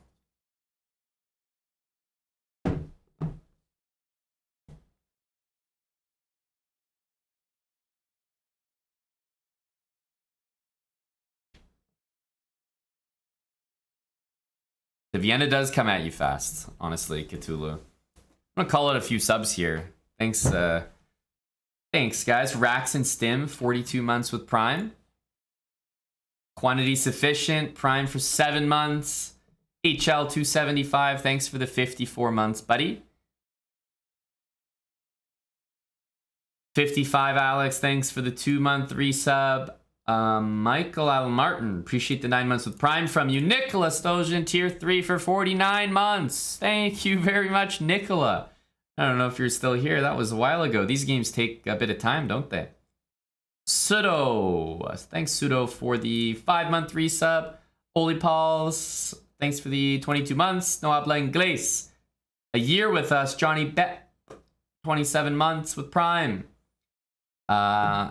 Wow, what a username. 5 months with Prime from Adlad, right center wing. We're going to go with RTCW. Mr. Blaster, thanks for the 3 months with Prime. Epats, 26 months. And Ejo, 1327 with a brand new sub.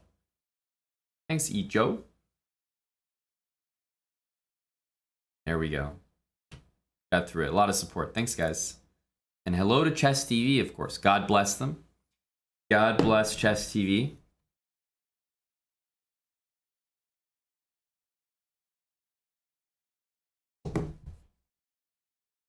Hello to those watching on chess.com. Feel free to join our stream as well. And in case you're here watching and you're not following the channel, I'd encourage it. You won't miss the next time we go live that way. It's a good way to always keep up with the streams. We have a Discord as well, which is very, very busy. A lot of busy channels in there, a lot of members. Always encourage people to join up to our Discord, especially if you're subbed here, because if you connect your sub account to Discord, if you sync it, then you'll have access to a lot of sub-only channels. So definitely worth it.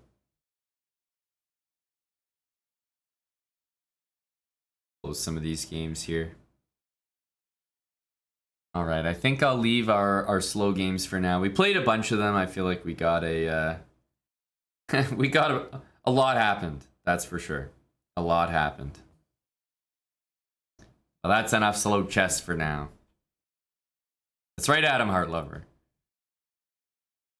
That's right. So enough slow chess for now. I'm gonna take a super short break. Chess TV, chat. I'll be back in just a few minutes. Hello to Airbus driver. Maybe we can take a few challenges from the chat. See if you guys have learned anything from our slow games, from our bullet. We've done a few things today. Maybe we take some challenges after this. But I'm going to take a short break. Be back in a few minutes. Thank you for watching. That's enough slow chess for me today. I'm gonna age a few years if I keep doing this. All right, BRB. And thank you, Pieces and Pawns, for the gifted sub, and Matthew129 for the 26-month resub. Appreciate you both.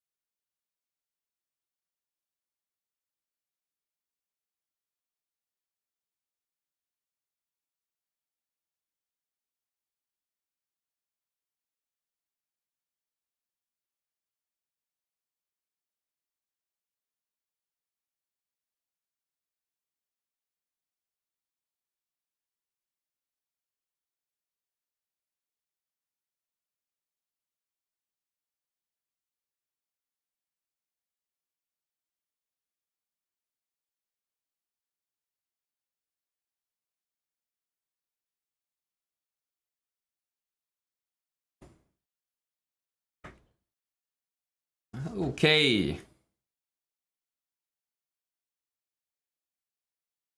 That's right, Mr. Bunglet. We could do a few games with El Chat. Venustius, thanks for the 4 months. Hello, everyone. We back.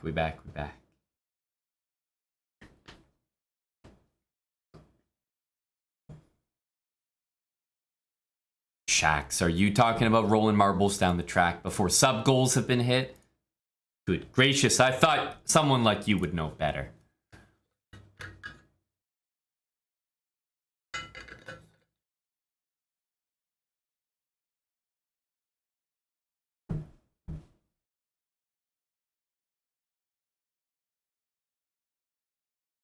Exclamation mark challenge. Cheers, poppin' buckets. Appreciate that.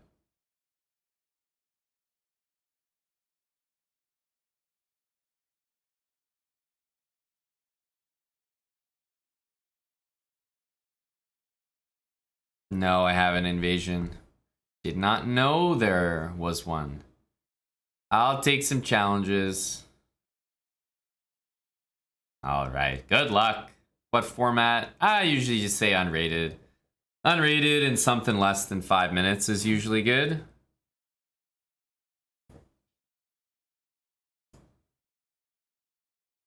I'll play the Karokan.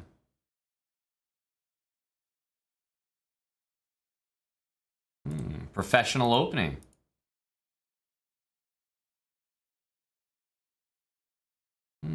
Well, getting the queen out that early is not typically something I would say is good.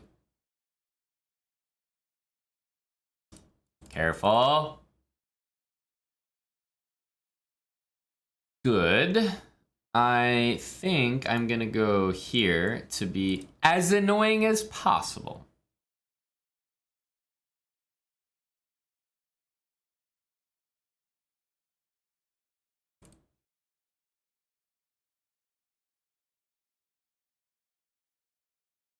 I figured you might go there.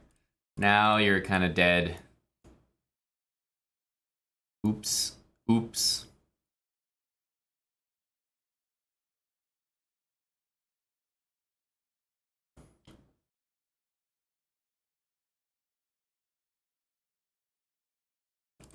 Rook over. H6 is a good habit. Gonna start playing that move in a sec. Hey, good stuff. Even in the waning moments when the position is definitely dead, that is a very good move. Probably the best move.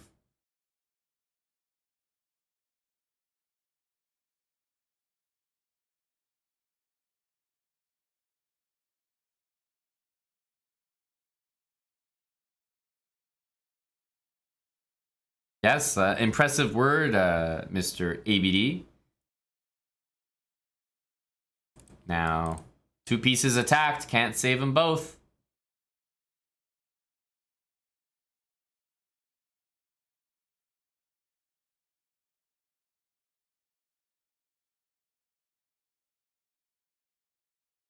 GG.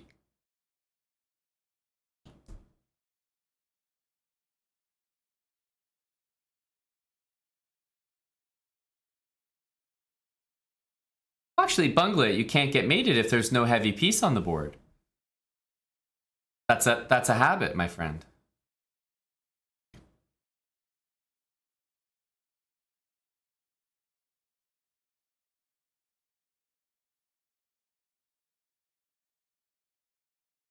Hello, Jossie. Giant Alien Moose's account got closed for fair play. That's correct. That's right. Someone who has been very suspicious for a while.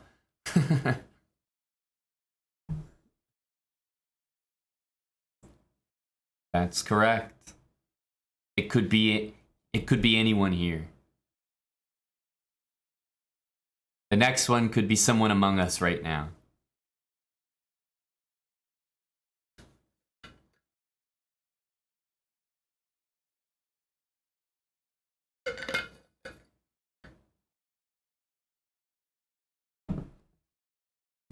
All right, Northrop, good luck. I will go c4.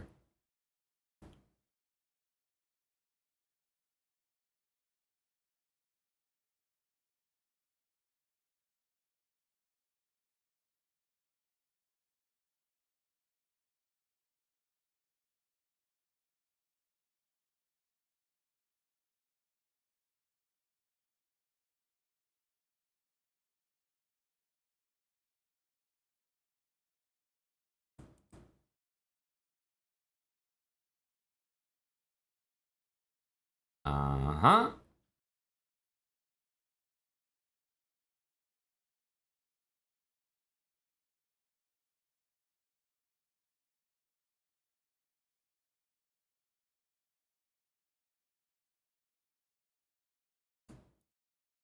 Take and play d4. Now I'm pretty much trending toward playing an isolated pawn position. If he takes me or if I take him, the result is the same. And c4 is not usually a very good move here. I will end up getting e4, e5 most likely.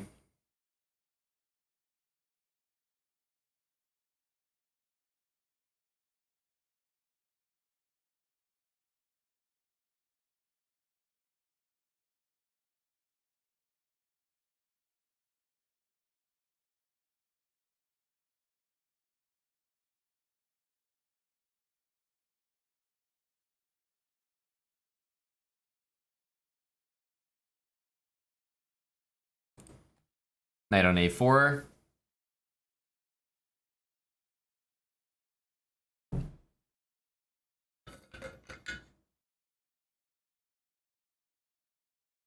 $18 months from Nibepa. Thanks very much for the resub. For sticking with us. Okay, Canty Gang. What's going on, Trevor Roberts? Thanks for the raid, big dog.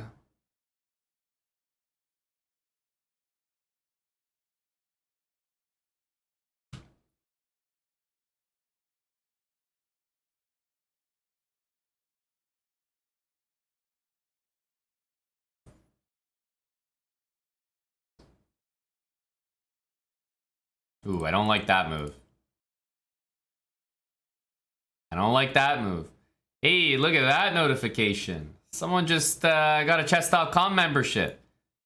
That's a reminder for everyone in chat. If you use !premium and sign up to a chess.com paid membership, platinum, gold, diamond, whatever, it supports us directly. So that's a big help. If you guys are going to do it anyway, then use our link, our affiliate link. !premium. Appreciate anyone that uses that link. It really does add up.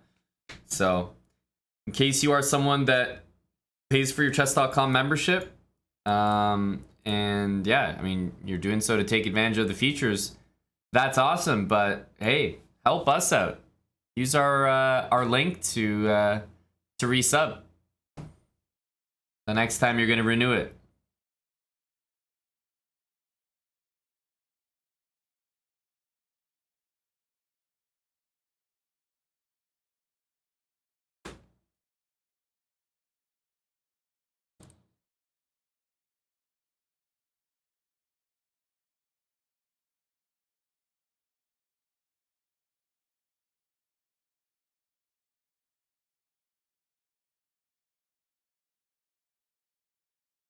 Remember, his knight on b7, what did we learn? Worst square. Literally the worst.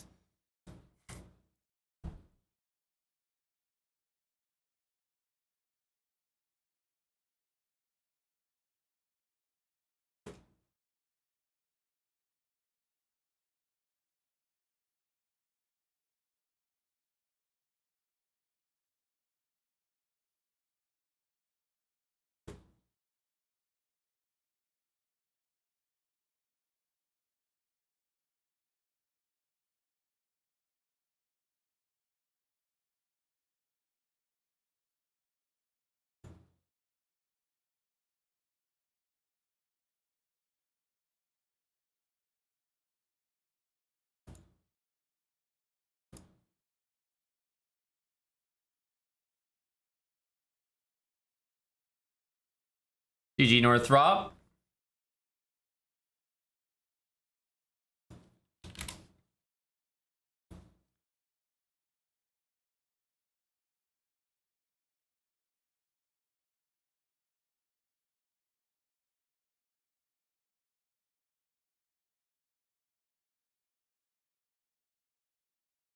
I am doing well there, Trev.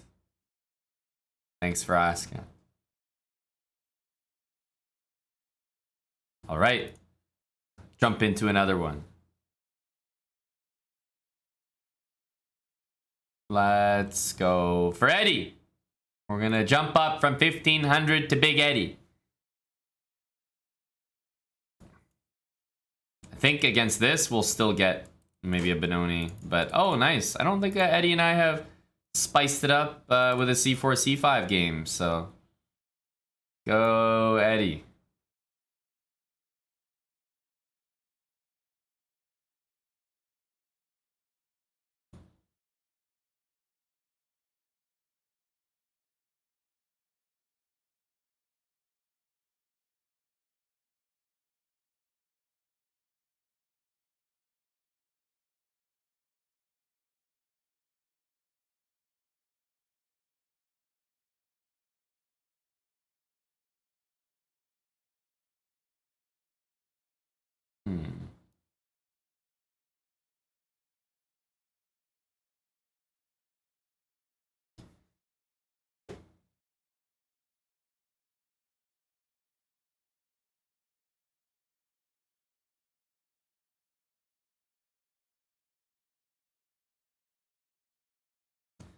I'll play this. Rather unorthodox. Definitely the main line is just F3. Like, plain and simple. But I'm going to try this rather unusual move. I think the point of it is something like, you know, if this and takes, it actually benefits white. And meanwhile, we have stuff like that available.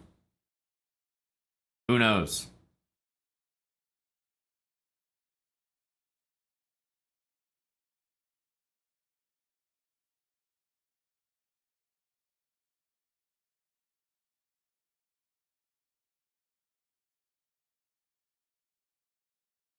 Against this, we'll jump in here. Looking at that.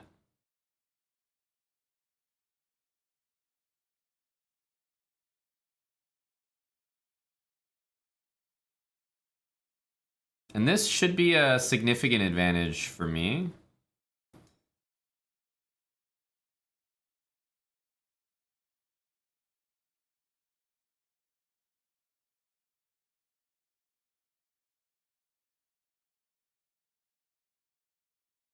I like rook here.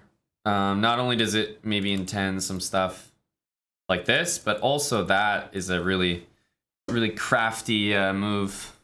I don't think I understand this one. We should be winning a pawn here, right? So rook here. Here, takes, queen g5. It's not enough. But yeah, I mean, we're definitely going to take. Queen takes on d6 is just, looks kind of unstoppable. But if he didn't play e5, I was about to play maybe rook over. A number of different moves, I think. But this game is actually a pretty good model game for the opening that I played. Bishop D, like rook e1, bishop d3. It's a bit unusual. Most people play f3.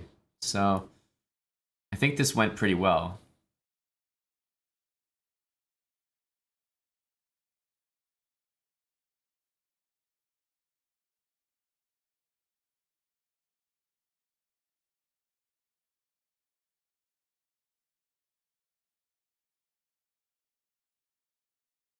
Bishop controls the knight, which is nice. King here, we'll have to move the rook back.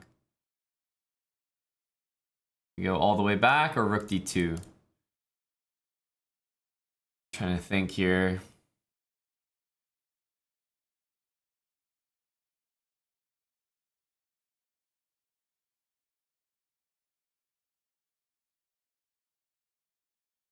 Okay, this trade should be very good for us. We're up a pawn, and our king has a immediate avenue to the center.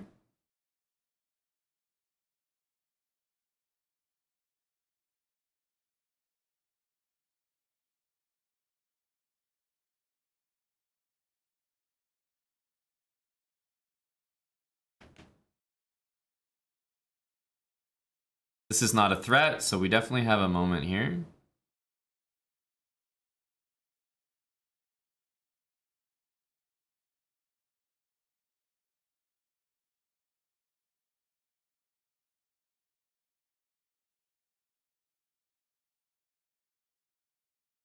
I think it's time to do this.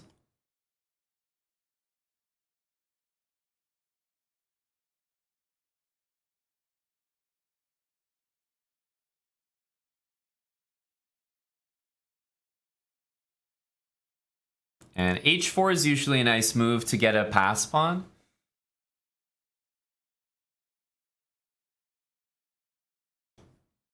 So I think we'll probably do that.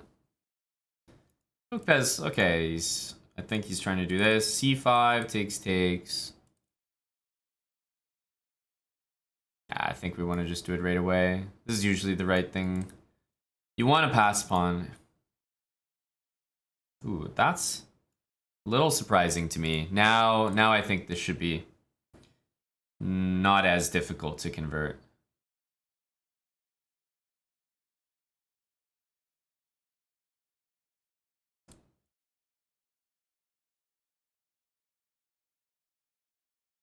Yeah. King d5. After knight here, also bishop e4 is a good move.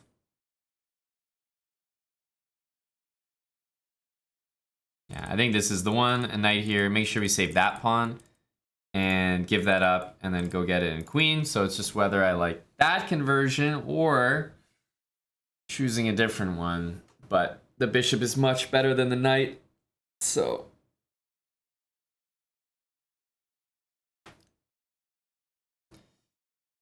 let's do this. Looks cleaner.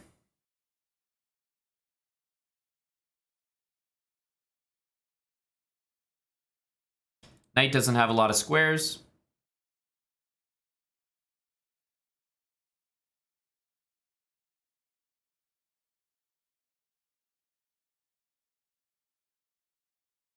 I think the most important thing here is when he takes, we don't take back with the pawn. That's closer to the king. You want the pawn as like far removed as possible. So I think it's actually really important to have a B pawn like this.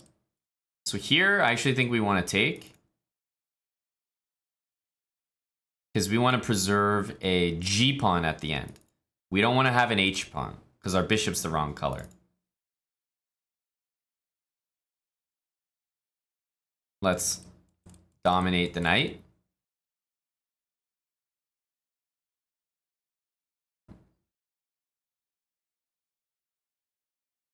Now this pawn should go all the way, even if his knight sacks for it though. I mean, our bishop can come back here and we should be winning as well. But now I don't even think he's going to be able to stop the pawn.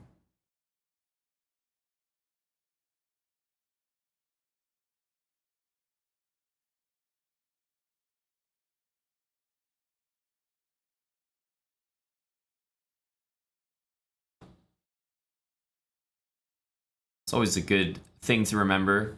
Bishop 2 squares away from the knight like that, the knight just can't ever go forwards. The only moves are backwards.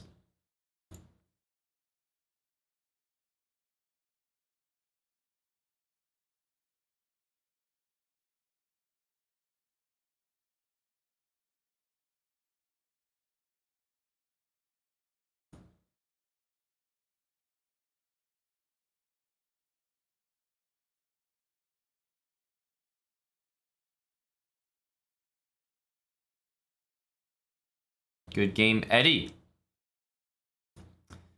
Good game, Eddie.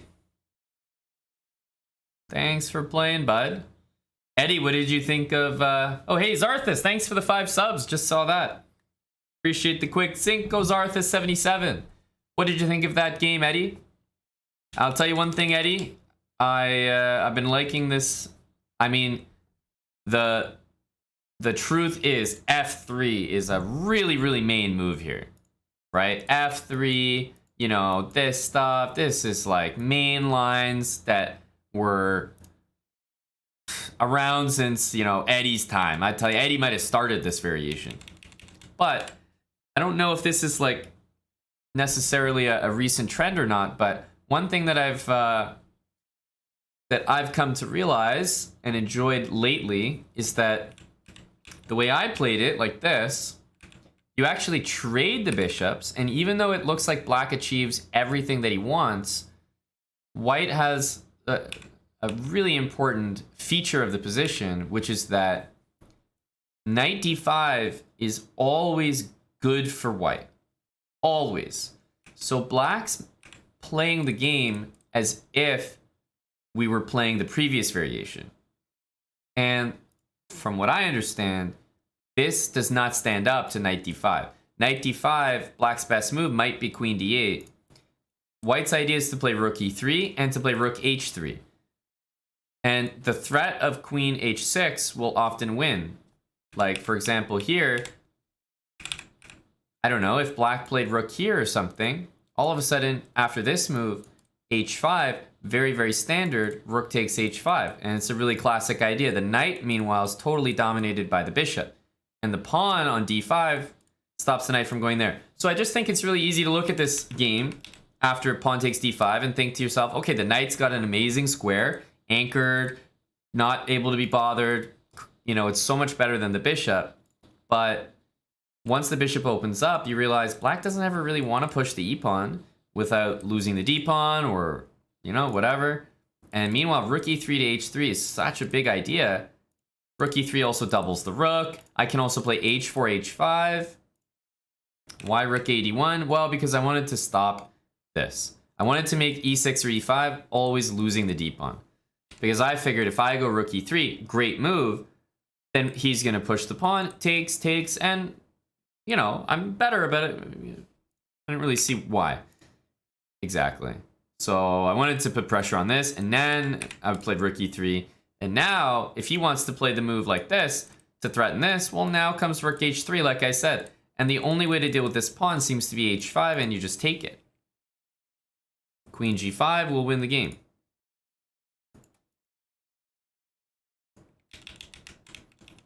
So you have to play a move like rook h8, but this is clearly insufficient. White just checks, and rook e1, rook e3, and black's playing down a rook. So, I don't know. I just think that positionally, you can look at this and think, oh, the knight's amazing, the bishop's bad. But surprisingly, the position actually works out. And if black doesn't play what Eddie played with queen b6, then you wonder what else black can do. It's like, okay, you play e6, I play rook a1, nice and simple.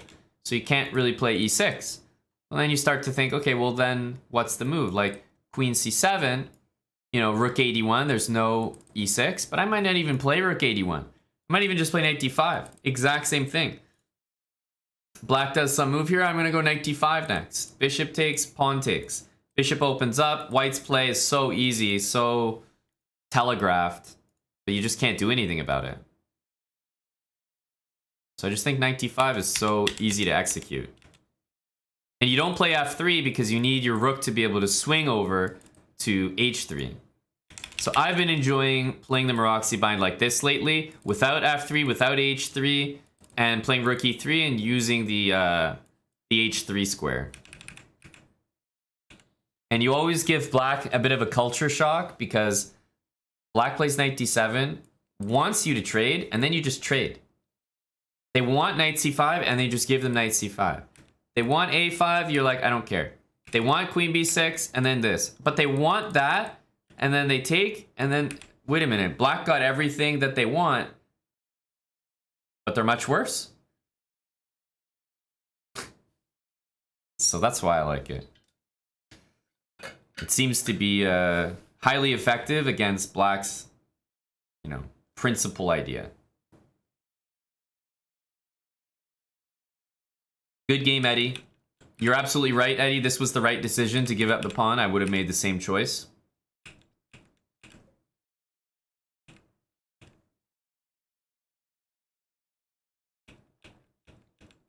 And then this endgame, of course, always winning for white, but still some technique required.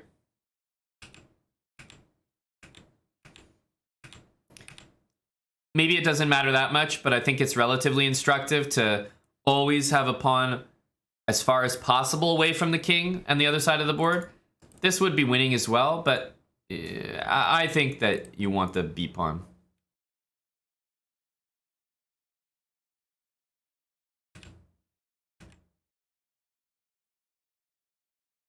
Yeah, and the only thing we needed to be careful of was not to have only this and this left.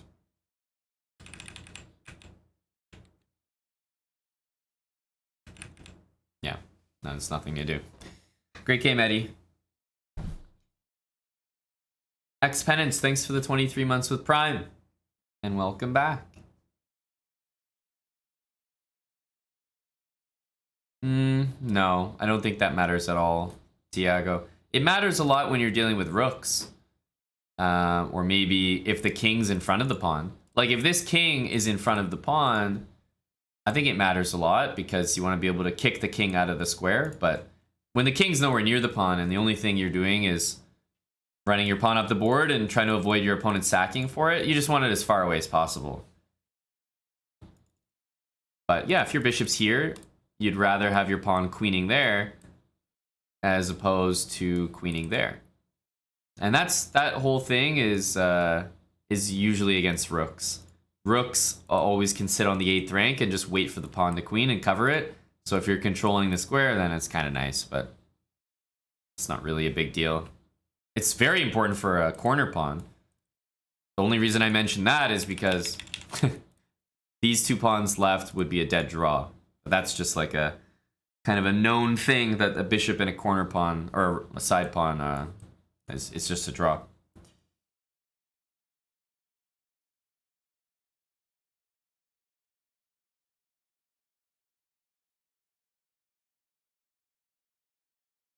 .92, yeah, that's right. You had 86.0 accuracy, Eddie. It wasn't a bad game by you.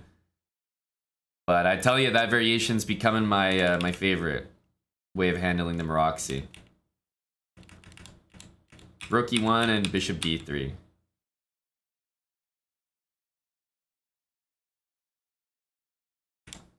You can do something similar by playing Bishop F1, and it's kind of the same idea with Rook E3, but now you only have this idea, and if H5, you can't sack. That's why the bishop is nice on D3 for later.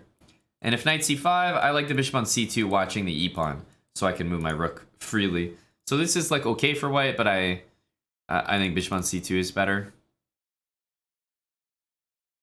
All right, another game. Another game. Good luck, Bitter Jester.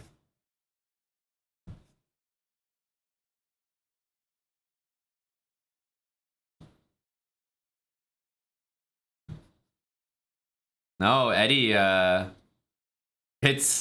promise you, it seems annoying when you think about it, but then it's even more annoying to actually play it for black. I've done a few training games in this line, and it feels unplayable with the black pieces. At least that's what we concluded.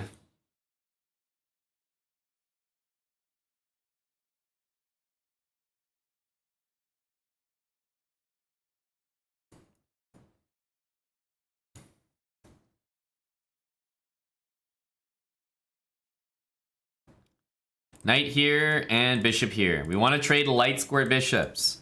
Do you guys remember I played a SLOWBRAH game against a 500, 400 in this line?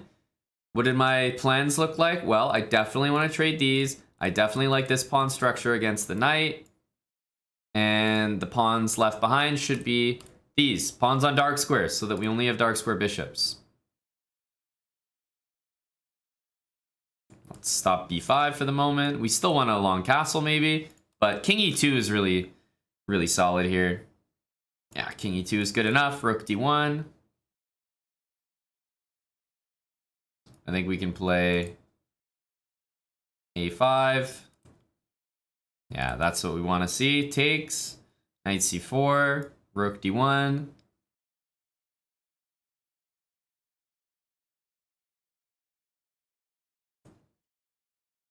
And even though it's a pawn on a dark square, these pawns will have some weaknesses to them.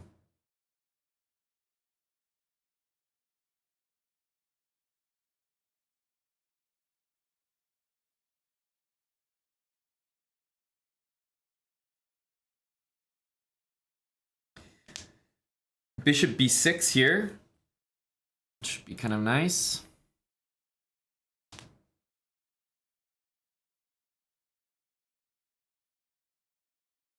Because I started putting a pawn on a dark square, I'm not married to that idea.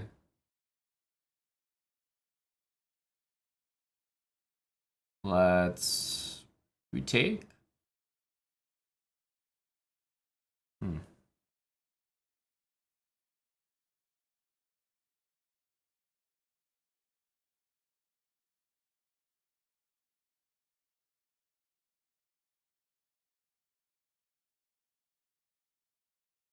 I'll just go to double the rooks. I was thinking of taking and going knight d6, but I don't think that's enough. Takes rook d8, doesn't really do anything. Let's just double the rooks, of course.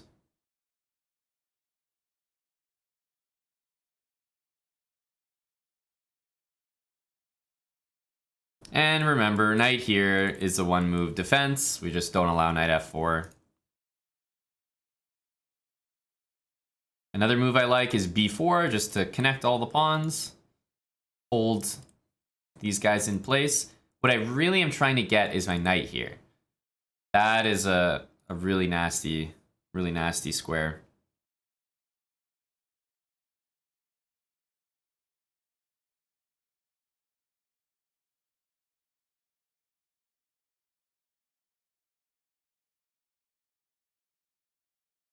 Okay, I'm gonna invade with my pieces now.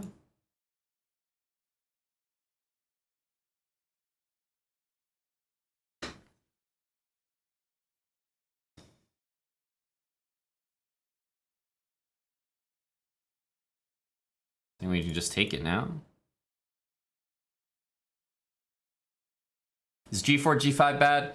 The way I look at it, Ahmed, is I still had ways to maximize on the other side of the board with b4, take, invading, and it's like if I did all this and he still couldn't break through and he was hanging on, then I would maybe go for that exact plan, yeah. But because I didn't need to, I wasn't desperate for a move yet, I didn't bother. There's just still ways to improve my pieces.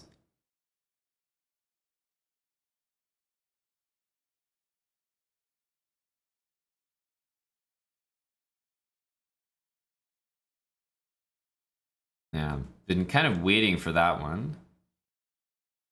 This move might be an idea, but for the moment we've got e5, so doesn't really do what it's intending to do, and f4 is going to connect everything.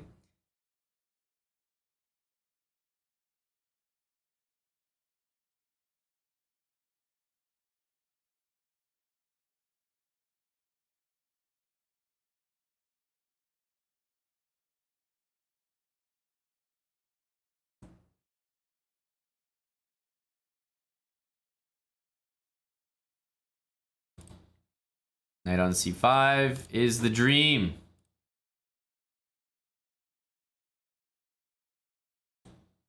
This pawn is dead.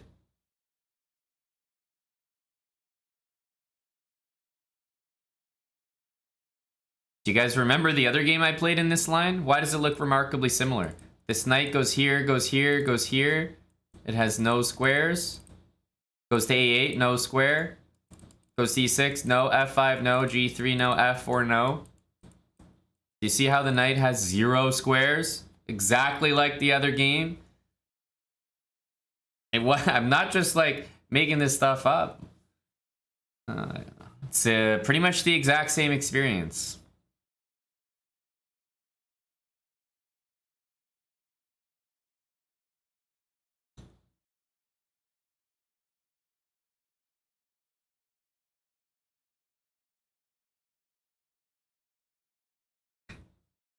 Good game, Bitter Jester.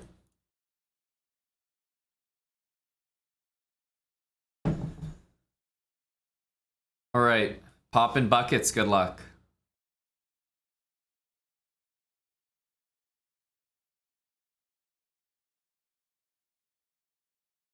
We'll play a Sicilian.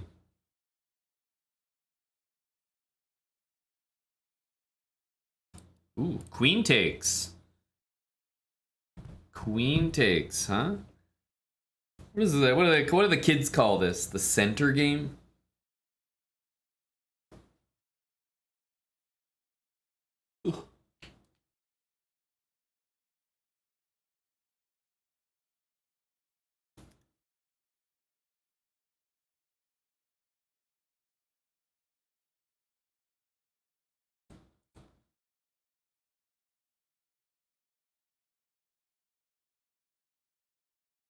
I'm not sure I like that decision. Let's be as annoying as possible.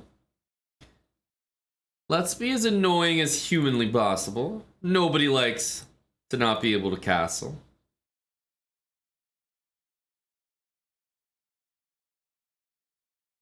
Nobody's having a good time here. Your knight. If queen c3 to guard the knight, it would actually lose more material, so perhaps a good thing that he didn't.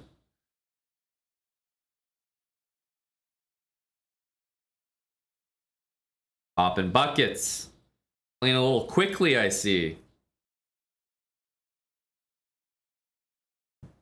Playing very quickly, I see.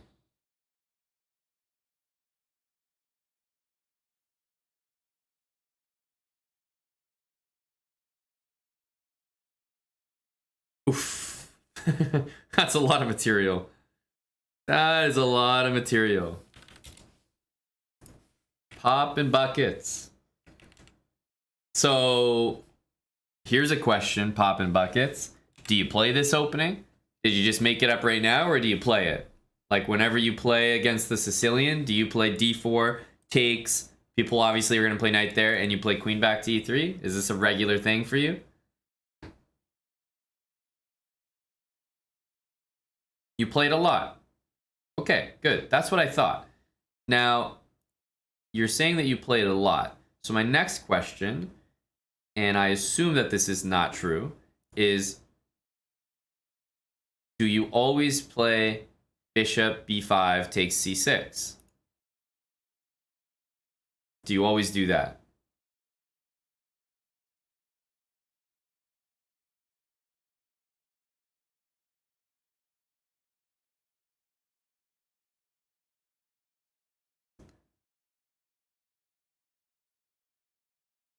Sometimes. I can get my top and buckets. I can get my answers easier.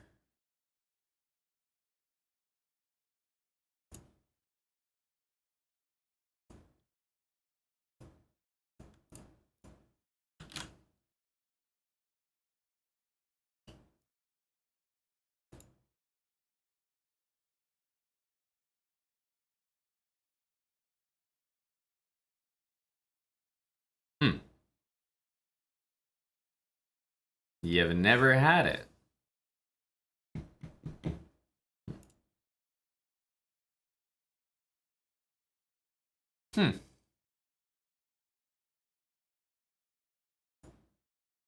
No games. No games. That doesn't make a lot of sense.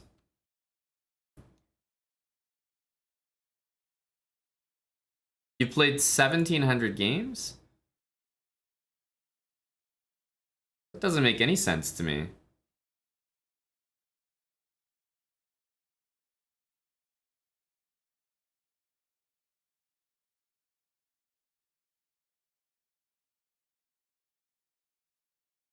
So if we just look at like a bunch of games where you play with white against random people, you will have never played that opening before?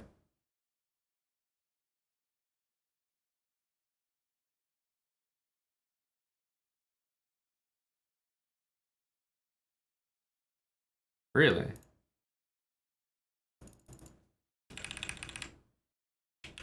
Yeah, a lot of people play e5.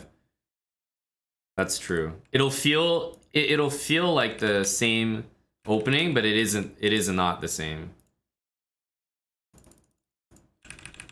Okay. Yeah, I'm sensing that you probably get this a lot against e5. That's what I'm guessing. Because it seems like you get it almost every game or something. Yeah. Yeah. But it's a lot different against e5, that's for sure.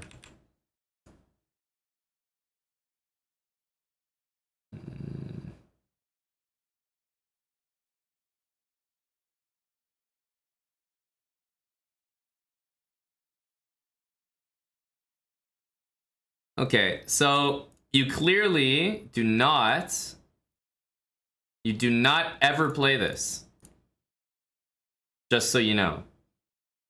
In case you didn't know, I can tell you for a fact that you never play this.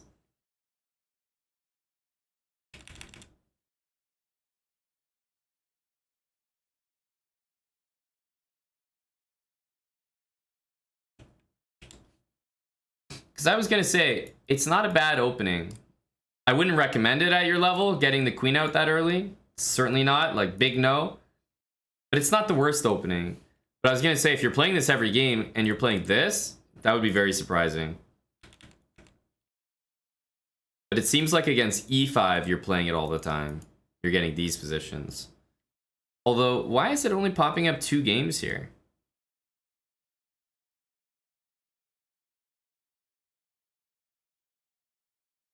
I literally looked at like so many games here that you just played with it. What's going on here?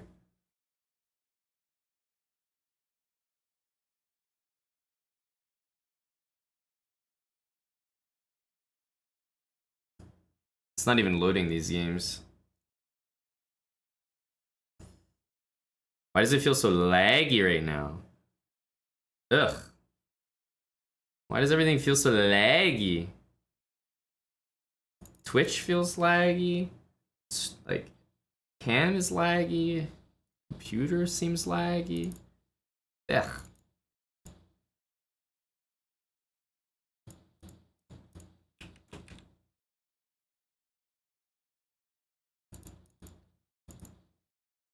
More Caro-Kann. More Caro-Kann.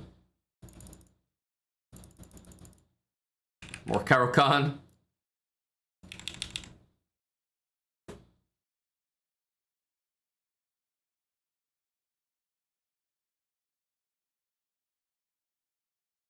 I don't know why these games aren't showing up. That doesn't make a lot of sense.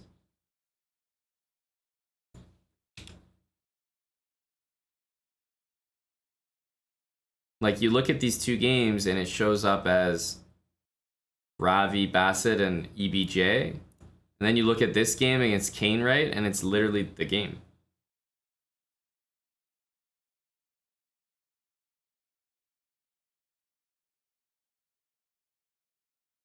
That's really weird.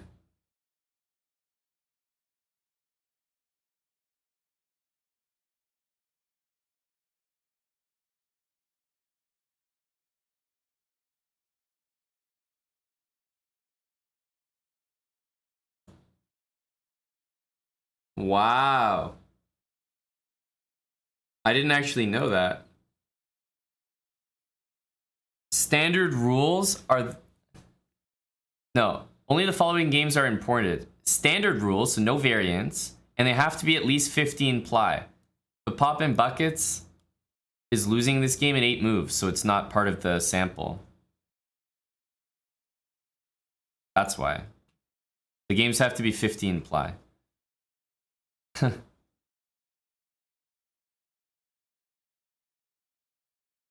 That's really weird.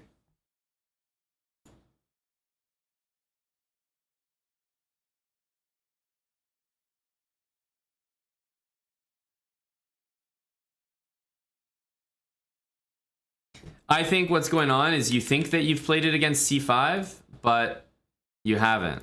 But I'm really confused right now because it's hardly showing any games for you.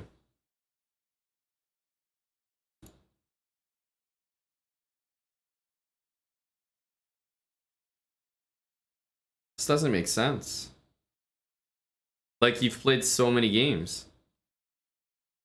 You played 1,700 games. A blitz. I'm not sure why it isn't showing, honestly.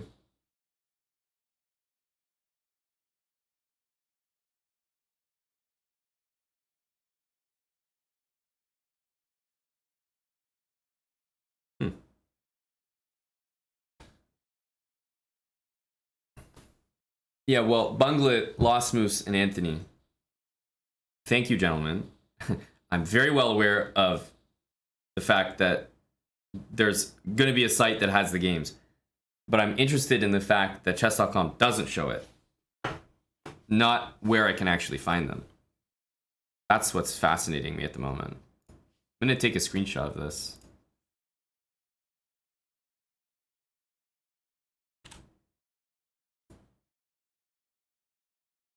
Like, what? What the hell?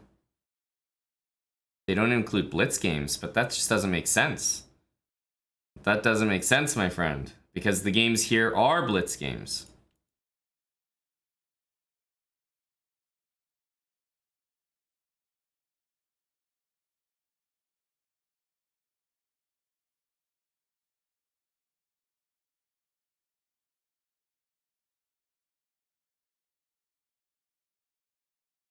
What's this one?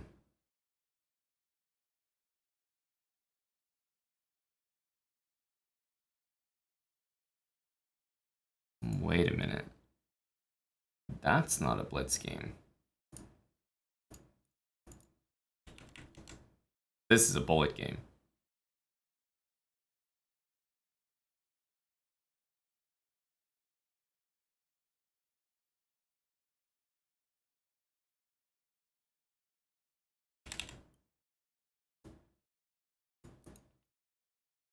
But these two games, these are Blitz games.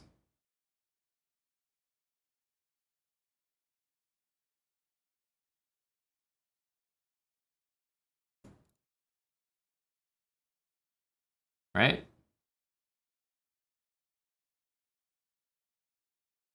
Yeah, those are Blitz games.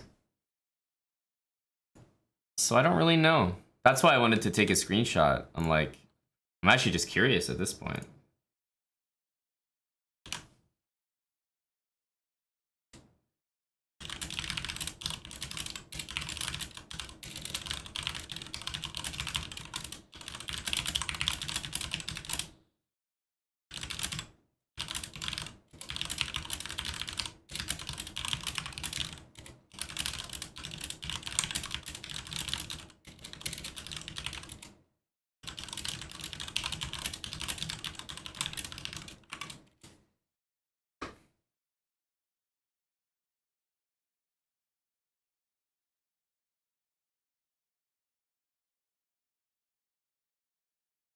Yeah, I figure if it's not working, I may as well share. May as well share it. That's unfortunate. Thanks for the subs there, Poppin' Buckets. I was hoping to offer you a little bit more useful advice, which would be very easy if your games just all popped up here. But I think my overall point is that I don't think you should be playing games where your queen is coming out as the first piece at all. So I would look for something else. Usually when you play d4 here, it's to play c3 and gambit and play like a Smith Mora. But yeah, I don't think an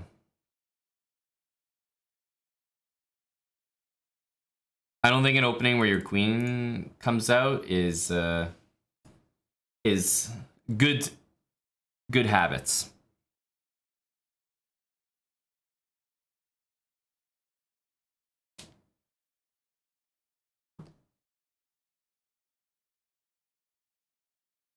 Yeah, I did see that hamster ham. What's the interpretation of that? Because how does that explain what we're seeing here? Because it doesn't, right? Like, this is a game that he played that doesn't show up in that search. Why would it not show up?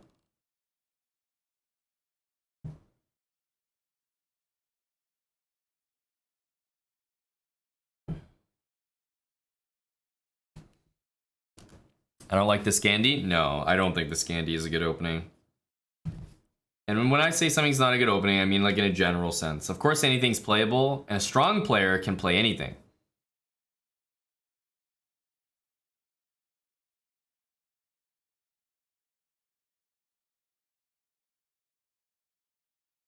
Someone strong can make anything work, but obviously in a general sense, it doesn't make sense to play any opening where your queen just ventures out early on. Thanks, Sniper Chess, for the 8 months with Prime. Bolka85, 5 months with Prime as well.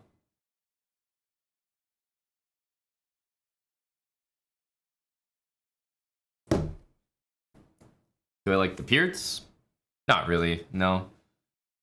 But not because it's not a great opening. Peerts is fine. I just not a fan of it.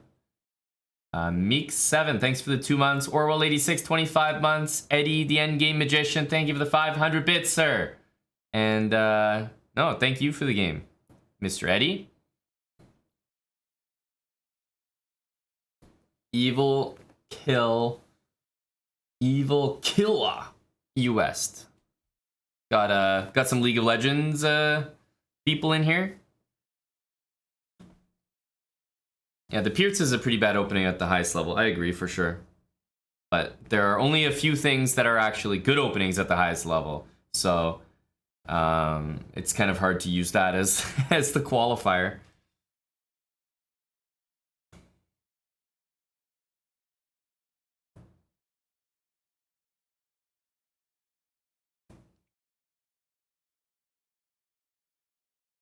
All right. What else do we have here? Master Castler. Good luck. I do play a bit of League of Legends, yes. Certainly not so much lately. Yeah, you don't see the Owens at the top level, that's for sure. Definitely not so much lately. With all the streaming, and yeah, I don't have much time. We've done the League on stream a few times before, though.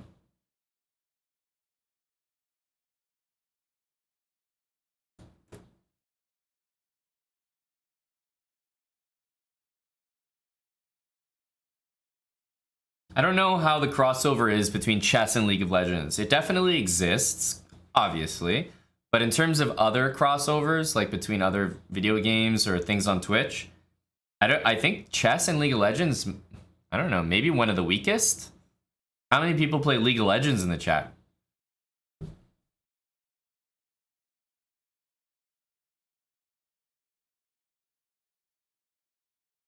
I feel like we talk about League of Legends pretty much never in this stream.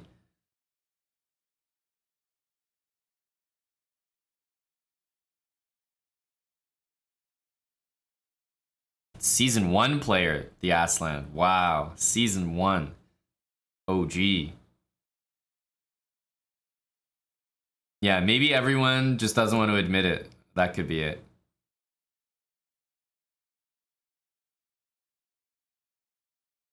Yeah, real ones here will know that I've definitely played my fair share of League.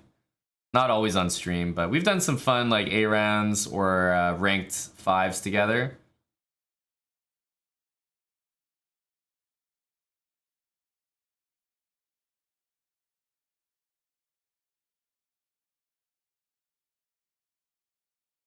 I'm listening to a Claptone set. It's a fun one. I'll post it for you guys.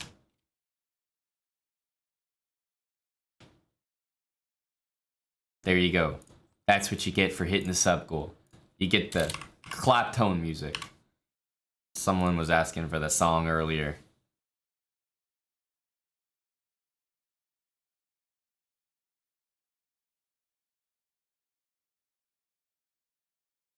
We can do a 5v5, Lucheko.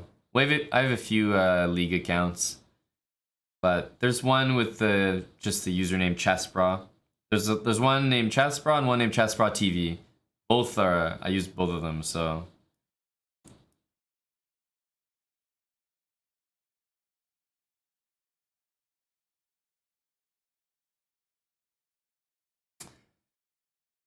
Bishop here, queen there, probably rook b8.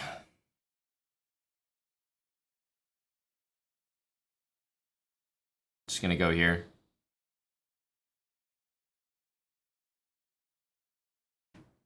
I did play Rocket League as well, yeah. I've tried almost every game, but I don't really like any of them except for League, to be perfectly honest with you.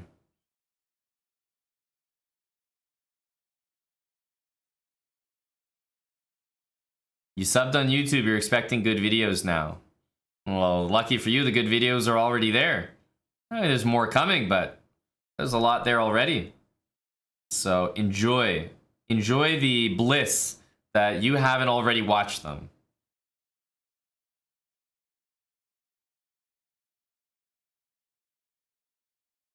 I'm thinking about like these kind of things to do. I might even bring this bishop back. I'm gonna go here, and if queen there, I'm just gonna bring the bishop back. I really wanted to play bishop back, but I think his queen might be worse here than on c2, so I'm trying to encourage it.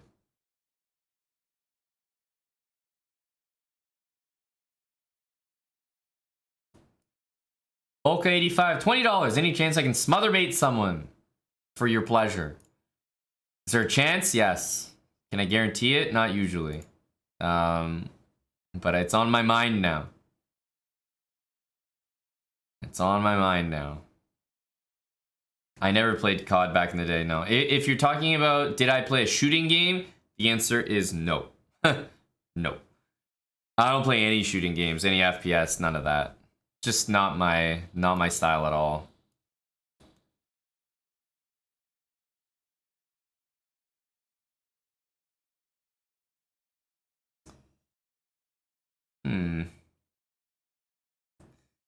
It's almost some stuff working there.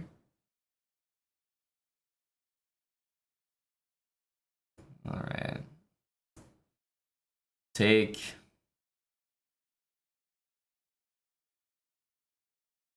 I did the Aslan, but that's why I was saying I've tried things, but I definitely don't play them. So I've tried things like once or twice, like on stream. I've tried lots of games, but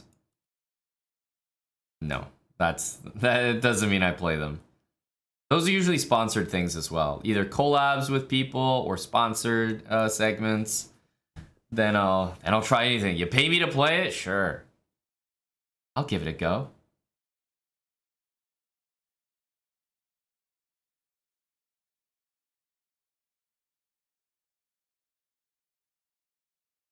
I don't think so, Frank. Just because the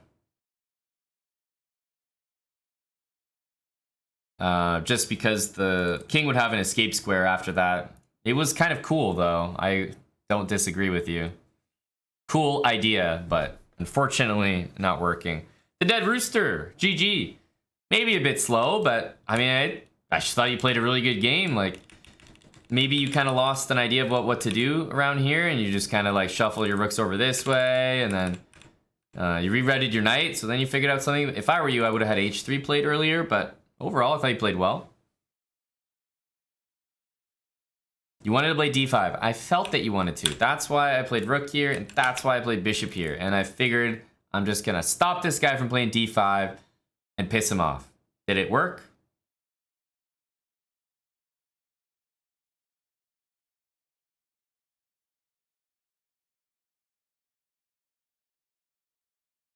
I think so, Bunglet, honestly. Like, yeah, I'm really bad at shooting games. I don't like them. What role in champs did I play the most? ADC, my guy. I played ADC in mid. I can jungle as well.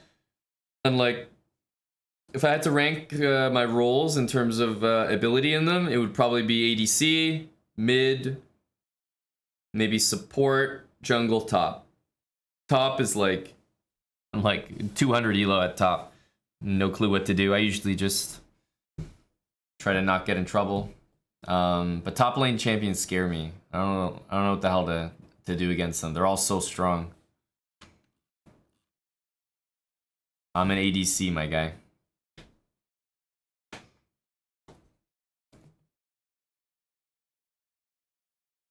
I don't have a current playing song banner because we monetize everything here. No, we do have a now playing, just exclamation mark song, but it only works when I'm playing from Spotify. I'm just playing some random YouTube sets right now, and I actually just put the set in the chat like 5 minutes ago, so.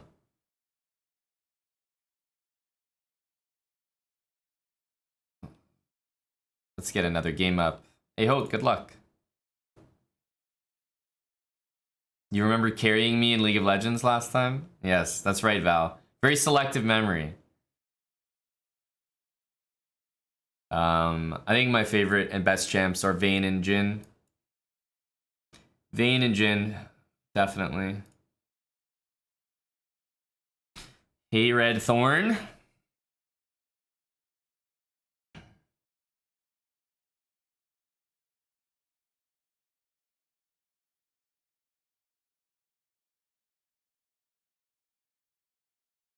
Hello to J-Bell.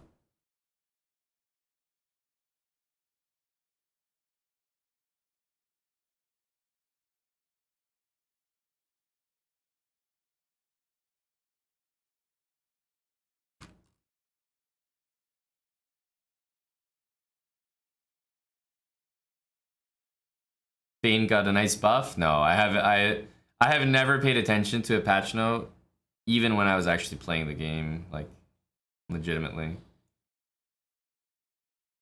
Pieces and pawns. Thanks for the $50. Whoa, so kind. I'm trying to get these. Trying to think about these checkmates for you, by the way, Boca. But like I said, it really depends how the game goes. It's difficult. But thank you very much, Pieces and Pawns. That's so generous. Big $50 dono. AP Vayne. How does AP Vayne work? You just condemn people and like they have to hit the wall? Or how do you do any damage? Does the W proc AP or something? Interesting. Alright, I'll bite. I'll bite. I'll take.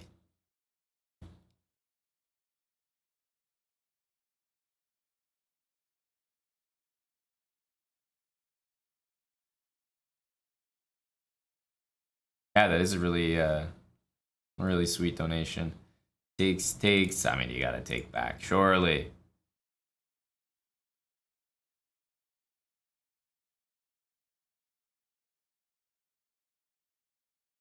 Holy smokes. I mean, this is an energetic move. I respect it. Time to move this guy.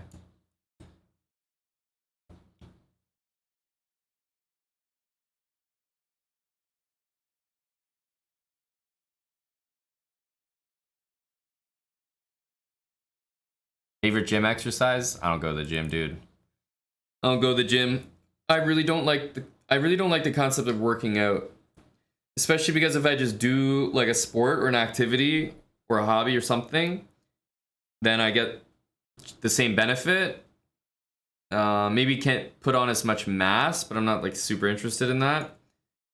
And it's just way more enjoyable. So I'm not a guy that enjoys going to the gym at all.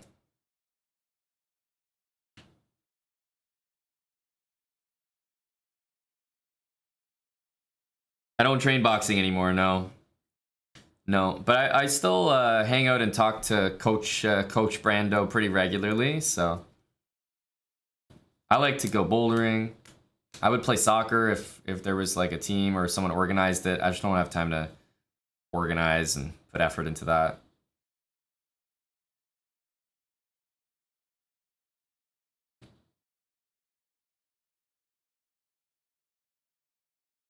Off-road biking? I don't know about that. I like biking, like cycling, but I don't think nothing too extreme.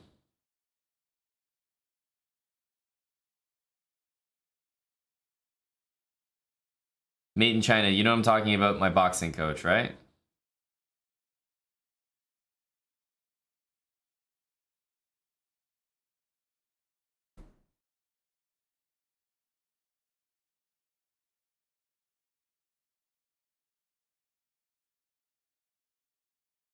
He's got good habits. I thought he was playing an energetic move earlier, Queen C2. No, of course not, made in China. Don't be ridiculous.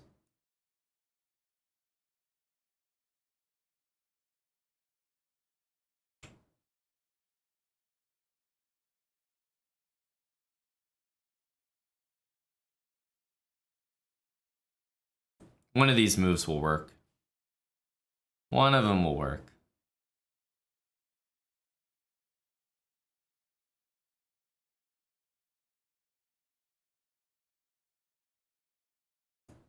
GG. I just did it once, mate, in China. That was very much like me playing Valorant, just once. I mean, I'll try most things, but like, I'm always pretty honest with myself. I'm not gonna like sign up for like a 20-month program, whatever, commitment, if I'm not gonna stick with it. Like, you know when you go to the store and you buy a pair of shoes, maybe a nice pair of shoes, but even like sneakers these days, and the person is always clearly instructed, so like not their fault, but they always try to sell you on like the polish or the spray or like something to keep your shoes nice. And whenever they start the conversation, I'm like, listen, sir, I'm gonna stop you right there and say this. You're 100% correct. I should probably get it and I should probably use it. But I know myself and I'm gonna buy it and I'm never gonna use it. Not once. So I would love to be the person that would buy it and would use it. But I will never use it for the rest of my life. So I might as well just not buy it. So I'm sorry, but like you're never gonna sell me on it. It's like I just know myself. I'm old enough that I know myself. I know what I'm willing to do. I know that if I don't live near a gym, like a gym, workout gym, I'm not gonna go. If it's not like like a condo, it's in your building, I could see myself going to the gym. If it's even like 5 minutes away, going out of the house and walking to the gym, I know myself, I wouldn't do it. I wouldn't do it. It's like a daunting experience to even leave the house and go do it. It's like, so if someone asked me to get a gym membership to like a gym up the road or something, I just wouldn't do it. I know myself. It's just not gonna happen. Gotta be honest.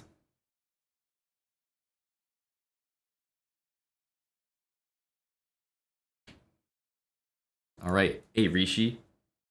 Good luck, dude.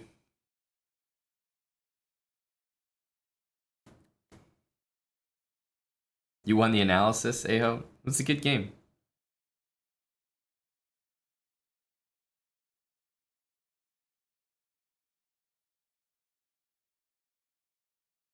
I'll do this again. I'll do this again.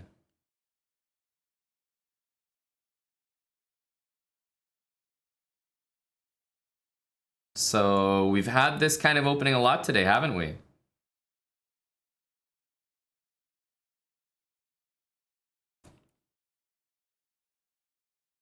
All right, how many times have we seen this? Is this a theme for today, guys? How many times have we played this? It's always been something very similar. So, knowing me, and knowing all the games we've played thus far, what are we gonna see? A4, light square. Knight C4, King E2, Rook D1. All very similar moves. Hello, Tommy. Yes, we could take, but I'm gonna go my own path here. If A5, he can play B5, which I'm wrestling with right now, but now that I have my rook here, when I take this, I have bishop C5. So A5 is actually now a very good move. Just a winning move.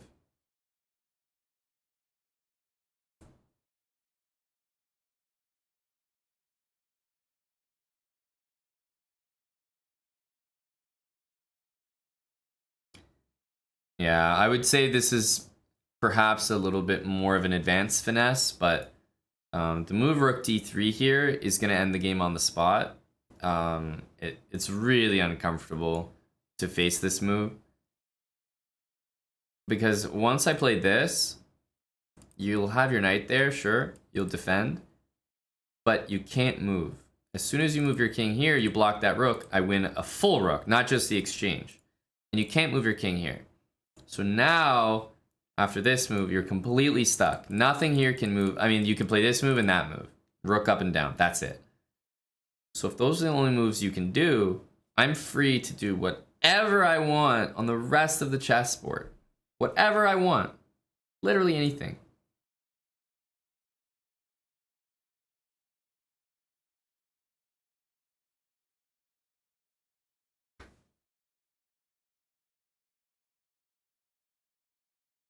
See what I mean? I can leave this as it is. It's completely stuck. He can move this rook, and that's it. So he's going to be going here and here for the rest of the game, right?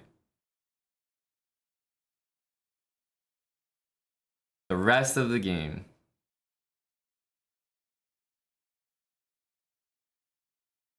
Pretty nasty if you ask me.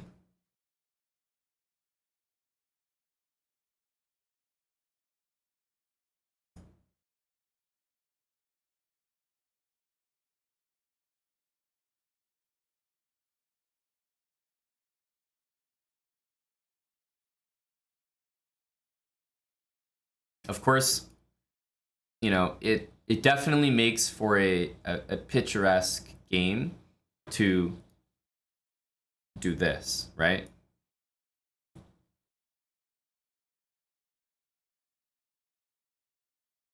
This drives home the point.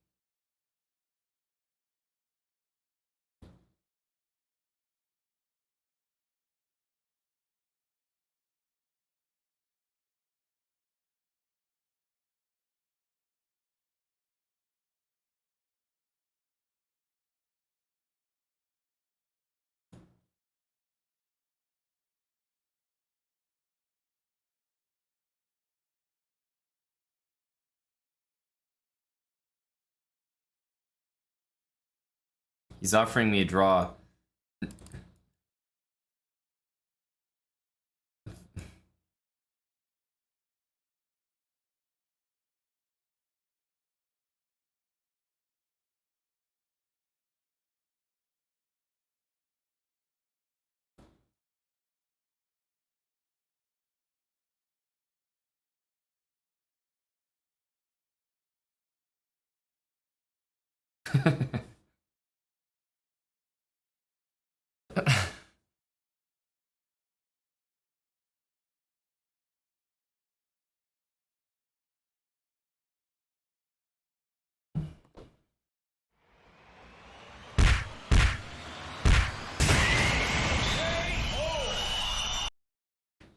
Big W there. Yeah, it's 50 moves for a draw, but as soon as you make a pawn move, then it resets. So that's why I was making like random pawn moves like this, like this, like this. It resets to 50. Another thing that resets it is a capture.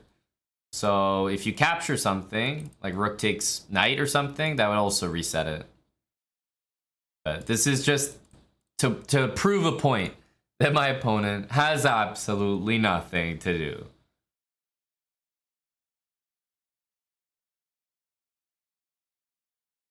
Yes, Andy Pandy. I think R Hudson got you on the answer, but yes, it is $15.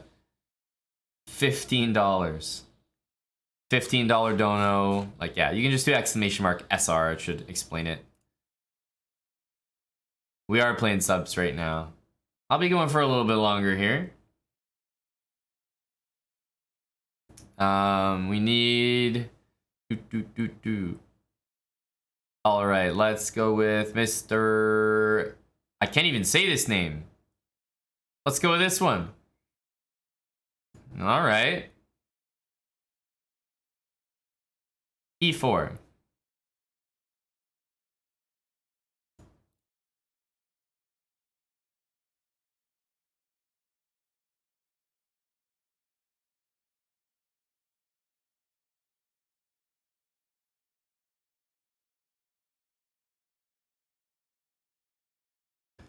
This is a move, so yeah, it does need some response.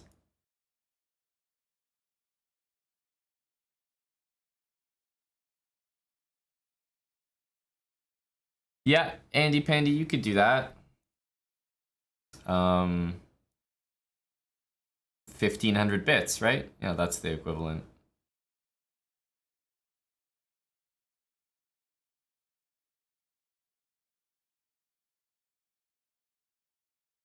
Okay, good game from the 700 so far. How's he gonna develop the pieces?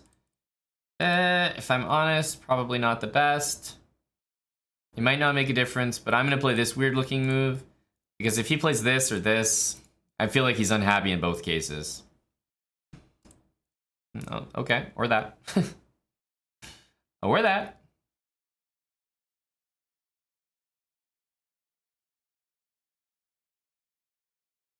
Oops.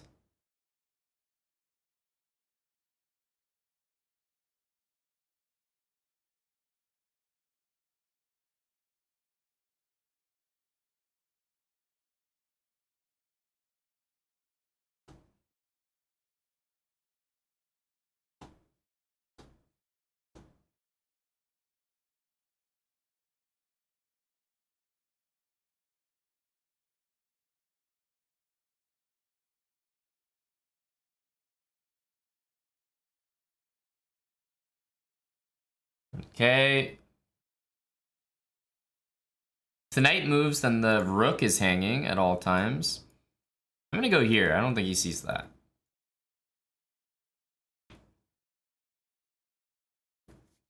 Andy. What a generous tip, buddy. Go, Andy. Let me pull up the old jukebox.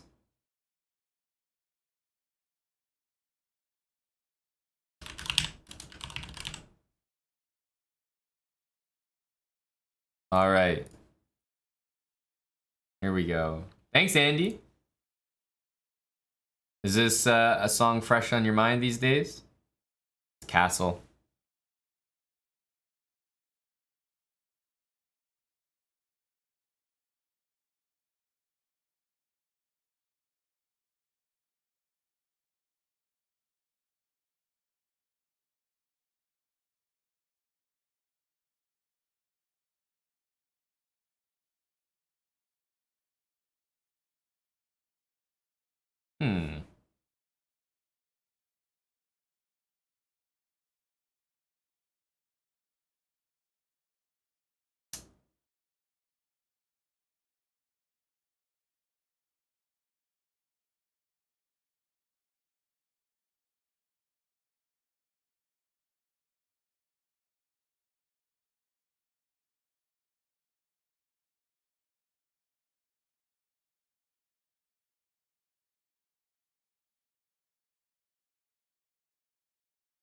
Now, sad part is, it doesn't work. But you just have to hope and pray.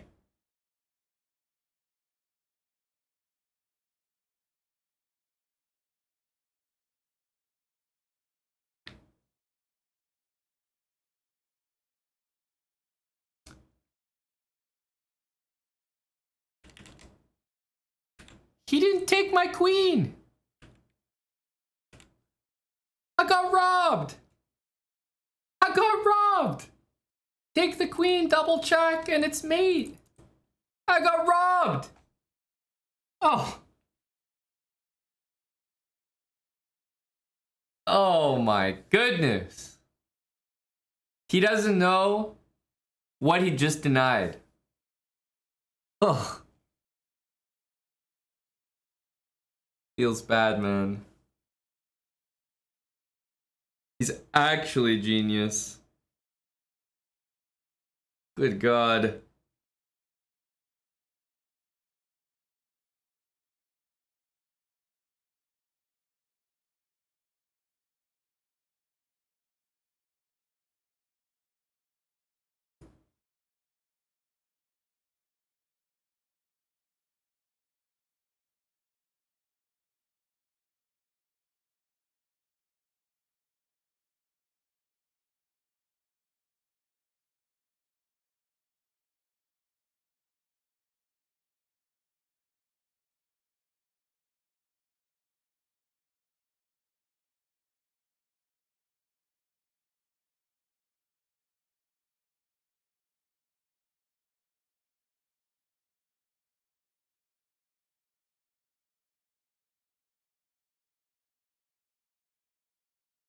Man.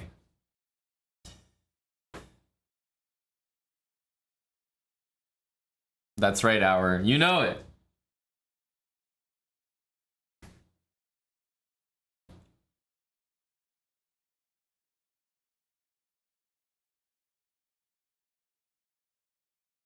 That's right, made in China. It's a good video. Our latest YouTube video is good vibes. Just a funny one. Short, not too long. Easy to watch. Nebepa. $5. Am I down for a money match? If I beat you in a best of 3 in an odds match, your 3 minutes, my 30 seconds, you donate $50. What's the rating, Nebepa?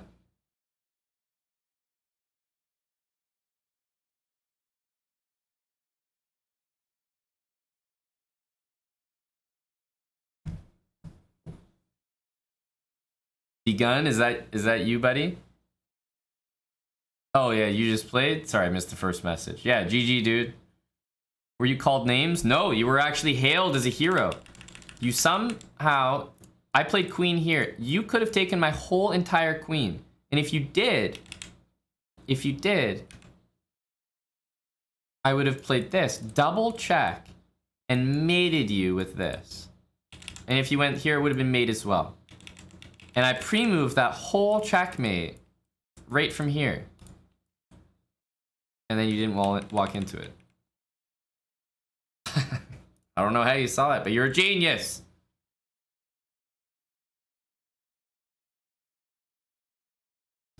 What if knight takes c6? Well, that's why I said stealthy. It doesn't work. Do you think... do you really think that there's just a forced mate in this position? No, of course it doesn't work. It works if he plays the wrong things. So I was just hoping that he might, and he didn't.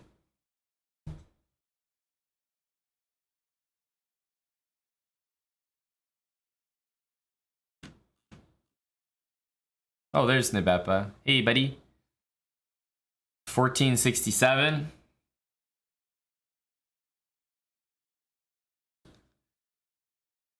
So you're saying if we play 3 minutes to 30 seconds, you'll donate $50.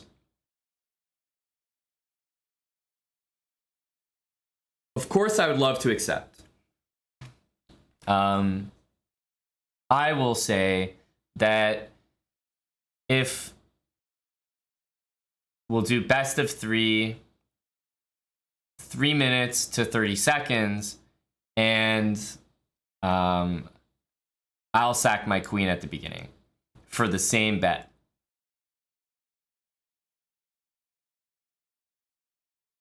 Let's do that instead. Min Striker, thanks for the 27 months with Prime. Watch out for the scam. There's nothing to watch out. I'm scamming myself here. He offered me something and I'm saying, let's do the same thing without my queen. Trust me, this is a self-scam.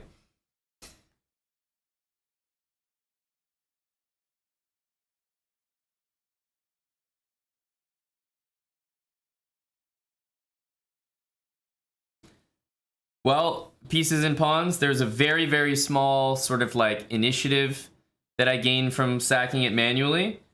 But otherwise, it's just much simpler to start a normal game than go through all the custom settings and do that.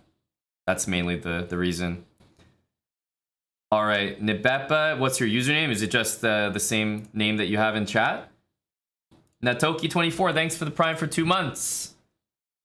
And Andy Pandy, I just left the autoplay on, so I hope you don't mind, buddy. It's pretty good music. I like it.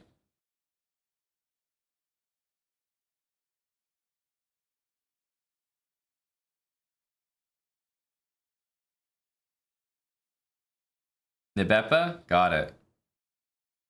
All right, let's do it, buddy.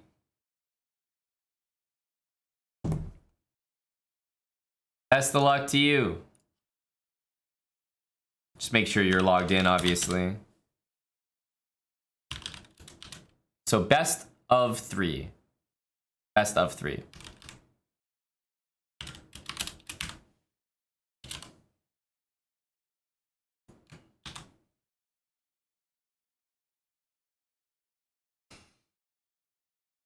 All right.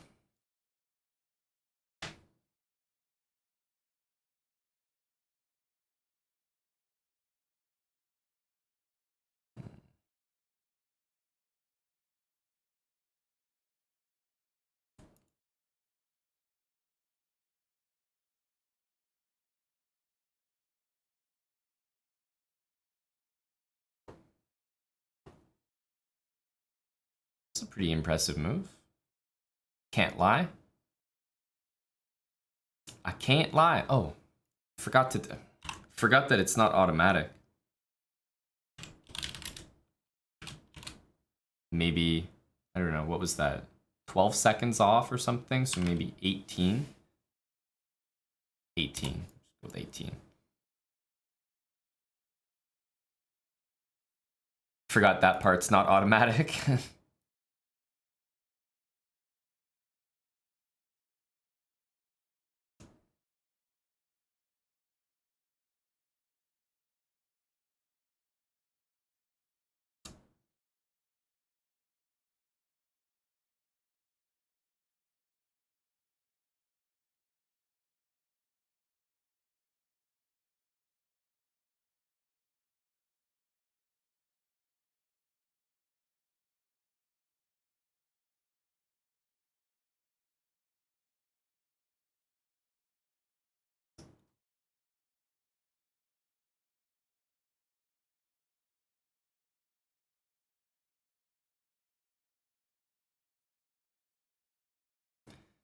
All right. GG.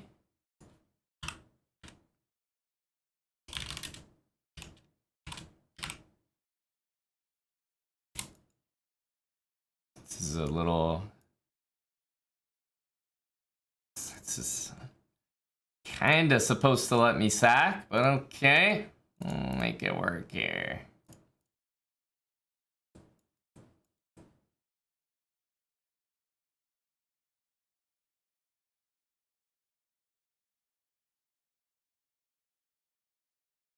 F3, I think we have to go here as much as we maybe won't want to.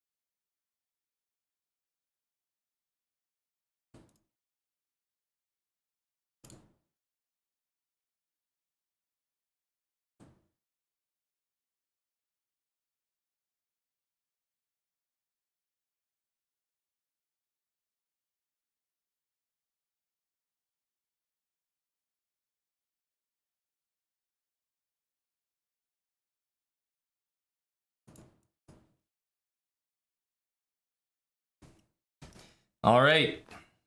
Technically, that's already a best of 3. GG's, Nebepa. GG's. I just felt like we had to earn it a little more. I thought your first offer was very generous and very supportive, but I don't think I could take $50 from you fair and square without a guilty conscience. So thought, let's take the queen off and make it a real struggle. A real sweat. GG's, Nebepa. See a pirate. That was fun, though. I did forget to put it on 30 seconds in the first game. I was just rearing to go. But I think we were at 248 or so. And so then I gave us 18 seconds, and I think it worked out. Look at that. $50 from Nebepa. Hey, I hope you enjoyed it. It was short and sweet, but always like a challenge. Anyone who's got a fun challenge like that, I'm usually in. GG's, buddy. Your first game was very good. It was the first game. This game I actually I kind of liked my chances, but the first game you had an amazing position. I just was lucky to set up a checkmate threat that I don't think you picked up on. Other than that, I was going to lose that game for sure. Yeah, in the first game you hit me with bishop c3, I even said on stream, I was like, oh shit. That was a really good move.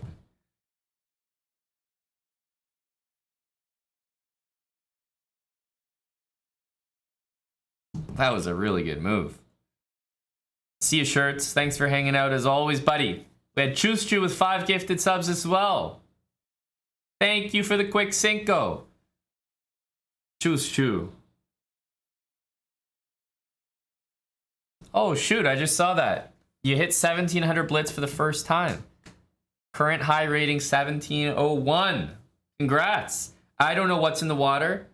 Can anyone else in chat confirm? This seems to be the month of high ratings.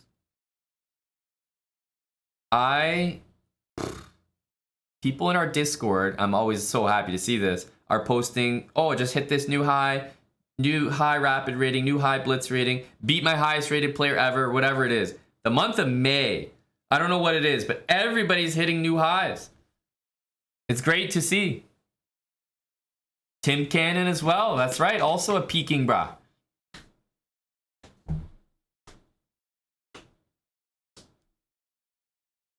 Jason Cassidy, yes sir. Go Jimmers. Rating bubble will pop soon. Hey, you might be right. You might be right. Andy Pandy, thanks for the songs today. Guys, I think I am going to wrap up. No better way than at the end of this match. Nebepa, thanks very much for offering. I'll say goodbye and good night to everyone here. Goodbye and good night to Chess TV. End of the stream for now. There's a big hockey game coming on.